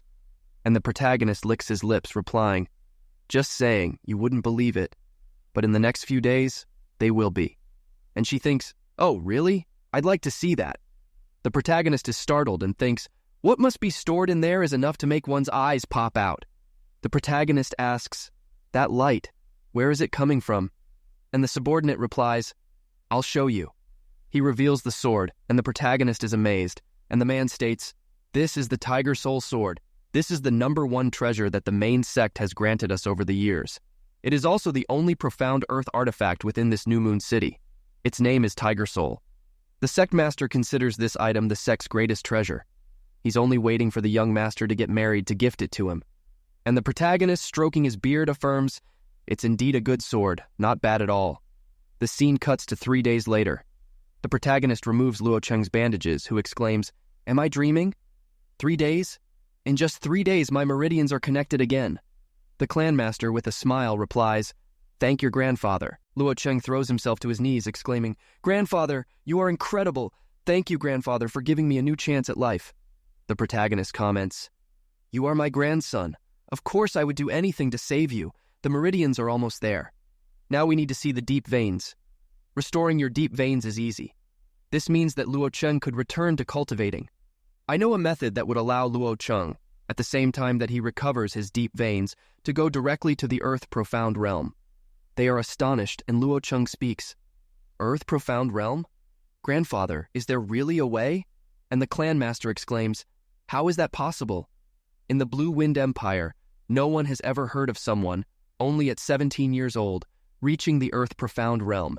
Not even the Blue Wind Emperor, and not even the entire Profound Sky continent. Senior Huang Fu, he travels across the continent, have given him experience beyond what we can imagine. In this world, is there a 16-year-old genius in the Earth Profound Realm walking among us? Seated, and with a smile on his face, the protagonist declares, incredible, isn't it? I have also been waiting to see someone like this. And I know that the pretender to reach such a degree of power only needs a dragon core. And the sect master, crestfallen, questions, how are we going to get a dragon core? And Luo Cheng, also crestfallen, adds, even the weakest dragons are of a level equivalent to the Sky Profound Realm. And the protagonist reveals, 4 days ago, when I passed by the Black Moon Chamber of Commerce, I felt the presence of a dragon core. The protagonist points, saying, as for how to buy it, that's up to you now. The master, astonished, suggests, to guarantee Luo Cheng's future, whatever the price, it's still worth it. Bai Cao, let's go to the Black Moon Chamber of Commerce. Bai Cao exclaims, but the Dragon King's core, the Black Moon Chamber of Commerce will never sell it to us. I'm sure we can't afford to buy it. Extending the card, the protagonist argues, I had the opportunity to save the life of the owner of the Black Moon Chamber of Commerce. As a thank you, he gave me this card with credit in purple coins. You can use it. The clan master lowers his head, saying, the protagonist's blessing will be remembered. I'll go to the Chamber of Commerce now. He runs off, exclaiming, we will surely have the dragon core in our hands. And the protagonist extends his hand, saying, wait. Acquiring a dragon core is not a simple matter. It may take a long time between finishing negotiations and completing the transaction. What would I do if in the meantime I needed to go to the treasure hall to get some medicine for Luo Cheng? The two look at each other, and the protagonist asks, could you leave the key to the treasure hall with someone you trust? And the sect master takes the key and justifies, the key to the treasure hall has always been with me or with the senior sect leader. If I were to leave it with a third person, that person would be Master Huang Fu He. And the protagonist exclaims, that's absurd. How can such an important thing be left in the hands of an outsider? After so many years of experience, how can you be so amateurish? And the subordinate adds, in the last 3 days, the senior has frequently entered and exited the treasure hall. He never took more than necessary. With such a noble spirit, we have no suspicion of his character. Under the current circumstances, the senior is also Luo Cheng's grandfather. How could he be an outsider? And the clan master exclaims, Master Huang Fu, hey, please keep the key. The protagonist takes it, saying, all right. And he turns around saying, don't waste time so you can come back sooner. He watches them leave with a big smile on his face. The scene shifts to the treasure pavilion. The protagonist enters, thinking, almost a millennium's worth of accumulated sect treasures. There are many good things kept here. I'll be quick. He starts pulling everything into the pearl, exclaiming, now it will change owners. Of so many people to provoke, they came to provoke me. I will empty this entire sect today and leave them completely broke. How would taking just the ingredients be enough? The weapons will also be a great acquisition. The protagonist picks up the sword and mutters, this sword, little grandson, Grandpa will take it before you. The protagonist is surprised by something and asks, is there a box underneath? He opens the box and thinks, what are these things? They have a somewhat exotic shape. They look like they are quite precious. The protagonist observes, stating, does this stick shoot poison or fire? There seems to be a trigger here underneath. It must be something to pull. The protagonist pulls the trigger and a shot hits the wall, and the protagonist says, a hidden weapon? And thinks, wow, what terrifying power! Judging by the smell, the launched object contains a poison that can enter the bloodstream. The scene shifts to 4 hours later, with everything empty, and the protagonist observes, without much commotion, I finally swept the entire hall, but it seems like there's still something missing. He picks up a sword and declares, we have to leave something at least. He starts laughing and the scene shifts to Luo Cheng. The protagonist arrives, telling him, grandson, time to take your medicine. Grandpa has already prepared more medicine. Luo Cheng takes the medicine jar, saying, Grandpa, hasn't my father returned yet? And the protagonist reassures him, they should be back any minute now. Wait a little while, you should be sleeping by then. With his hand on his head, Luo Cheng questions, Grandfather, what did you say? And the protagonist, with a dark look, sentences, when you wake up, your deep veins will be completely destroyed, in such a way that not even 10 Huangfu together would dream of helping you. Luo Cheng retorts, are you playing with me? The protagonist takes off his mask, revealing, well, I am your grandfather, aren't I? I'm being very serious. The protagonist looks at him and suggests, well, grandson, guess who your grandpa is? Luo Cheng points shakily, saying, Yunche? Luo Cheng exclaims, impossible. How can that be? And the protagonist says, well, grandson, are you suddenly addressing me so rudely? Do you dare shout your grandfather's name out loud? Luo Cheng asks, impossible. How can this be? Somebody, hurry, I need someone. He falls to the floor shouting, somebody, help. The protagonist, with a smirk, comments, but this is your treatment room. How could your father let other people in here as they please? Kicking and screaming won't do you any good, but don't worry, even a cruel tiger doesn't eat its cub. The protagonist grabs him by the neck, saying, in the end, I am your grandfather, aren't I? From now on, you will only have to make a little effort to call me daddy. So stay put in bed for the rest of your life. The protagonist throws him on the bed, and changing his face back to the previous one, he states, blame yourself for trying to kill me from the beginning. The protagonist has a little smile, and as he leaves, he paces back and forth and decrees, leaving the Shao sect without anyone to guide you is impossible. I'll have to wait for those two to come back and call someone to escort me. A guy arrives informing, Master, Master, you were right. The Black Moon Chamber of Commerce did in fact have the Dragon Core. The important thing is that we managed to buy it and bring it back. And the protagonist asks, and how much did they charge? 600,000 purple coins. It seems that without that purple coin card, it would have been 6 million, and it wouldn't have been possible to buy it. And the protagonist, with a smile, thinks, I sold it to them for 50,000. They sold it back for 600,000. Sons of bitches. And the sect master says, Master, this dragon core is truly very precious, so we don't waste another long night. Let's give this to Luo Cheng right away. And the protagonist retorts, to recover the deep veins, I'll still need some more precious ingredients. I will personally choose the materials. Can you get someone to escort me to the Black Moon Chamber of Commerce? The clan master replies, I'll send Zai He to accompany you. The scene shifts to the Mystic House. Yuanba and Shui Yu are shown pacing back and forth. She exclaims, Yuanba, where is your brother-in-law after all? And Yuanba confesses, I don't know either. He just left a note telling me not to worry. I'll go look for him again. She reveals, I've been searching all over the city for the past few days, but no one has seen him. And the leader assumes, I fear he has already fallen into the hands of the Zhao sect. That would be terrible. And she, with a somber look, declares, we will have him dead or alive. As long as he's alive, we'll think of a way to rescue him. And the leader, frightened, questions, Your Highness, why are you going so far for Yunche? Feng Juecheng from the Blue Wind Mystic House would be more suitable for you. And she, crestfallen, explains, At first, I considered Feng Juecheng. Although he deserted the Burning Heaven sect, he is the sect master's son. So, the imperial family would be criticized if he joined us. Because he has the arrogance and pride of a wolf, even accepted by the Burning Heaven clan, he deserted. How could he willingly swear his loyalty and devotion to the imperial family? In this world, there simply isn't a single person who can truly control him. Although Yunche cannot be compared to Feng Shui, Zhao Luocheng was crippled by Yunche, even though he was a realm more advanced. Have you ever seen anyone like that? Since I was a child, I have cultivated the secret art of the regent's heart, which allows me to see a person's nature and destiny. Despite being promising, I still haven't fully seen it. And the leader opens his hands, agreeing, Your Highness is right. I only fear that this type of person might be even more difficult to control than Feng Shuer.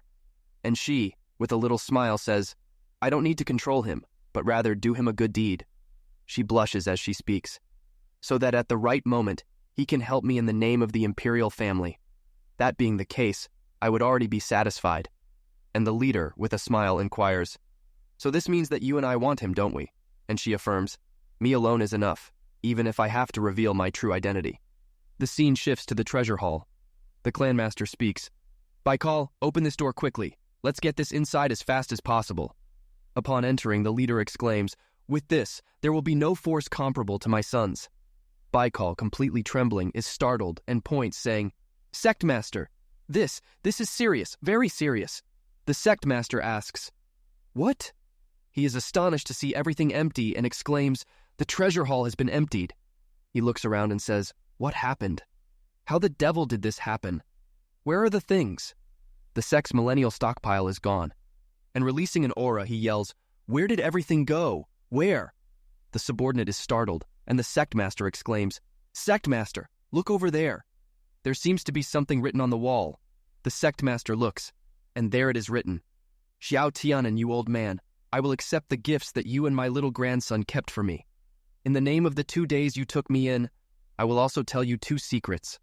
First, my grandson is truly crippled this time. Not even the real Huang Fu he could dream of saving him.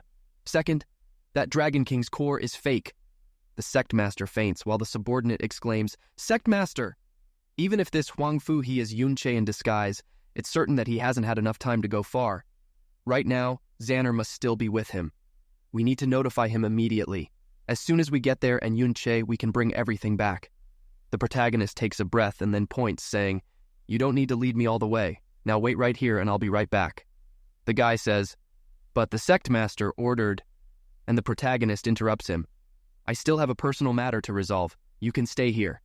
And the protagonist thinks, I have butterflies in my stomach. Do I have a bad feeling about this? It seems like something really bad is going to happen. The subordinate hears a yell, Spare no effort to capture Huang Fu He. He is Yun Che in disguise. The treasure hall was emptied by him. Capture him immediately. Stop thief. The protagonist observes this and takes off, while the guy exclaims, Yun Che, you monster, give me your life. And the protagonist thinks, Damn it, Xiao Tianan, you bastard. You and Baikal were supposed to be studying the dragon sphere first, not going straight to the treasure hall. The protagonist asks, Master, what level is this guy at? And she, raising a finger, replies, First level of the profound spiritual realm. Without my help, you will die. If I fight, although I will kill him, I will also die with him. Do you know what happened that day? This time, not even all the blood in your body will be able to save me. The guy, following the protagonist, exclaims, You monster! I know where you're running! And the protagonist takes a ball and throws it at him. An explosion occurs.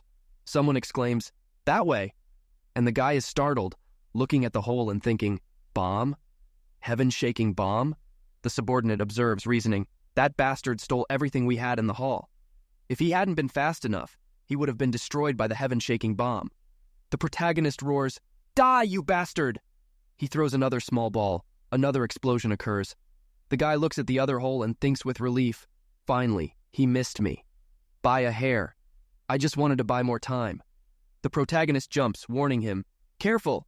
If you keep chasing me, I'll end up hitting you. The subordinate pursues the protagonist, shouting, We only had 6 of those bombs. When you finish using them, it will be your grave. The protagonist reflects, These 6 bombs won't give me much more than 2 minutes. In my past life, I relied on the sky poison pearl to deal with this situation, but it's not as powerful as it used to be. What am I going to do? Shueru is shown. She exclaims, Yunche, I finally found you. The protagonist wonders, What is she doing here? She speaks hurriedly, Yunche, come with me, quickly. The subordinate, observing, inquires, Where are you running to? Stop right there. She shouts, Little Snow, come. A white bird appears, and the two depart while the subordinate watches, perplexed. A profound beast contract? The protagonist speaks with admiration. Senior Shueru, that's what I call helping. By the way, Were you on your way to the Xiao sect? She questions. You've been missing for 3 days. Yanba and I searched for you all over the city without success. Since you could only have been captured by the Xiao sect, I was on my way to look for you. I didn't expect to find you like this. The protagonist comments, Senior Sweru, we've barely known each other for a few days, and you're going to such lengths for me? Why? She comes close to him and retorts, I already told you because I'm your senior. The protagonist thinks, surprised, it can't just be that. Was it love at first sight, turned into passion at second? She asks, so, where have you been all these days? Were you kidnapped by the Xiao sect? Also, you're wearing strange clothes. The protagonist explains, oh, that. Actually, I took the initiative to go to the Xiao sect, but putting that aside, I didn't expect Senior to have a contract with a profound beast. She clarifies, her name is Little Snow, and she is in fact a profound beast, a giant snow eagle. My ancestor raised her and gave her to me once she matured. She raises a little finger, adding, although Little Snow may seem very large and heavy, her aerial abilities are truly formidable, and she can fly extremely fast. An eagle is shown following them. The guy above them yells, you bastard! Where do you think you're going?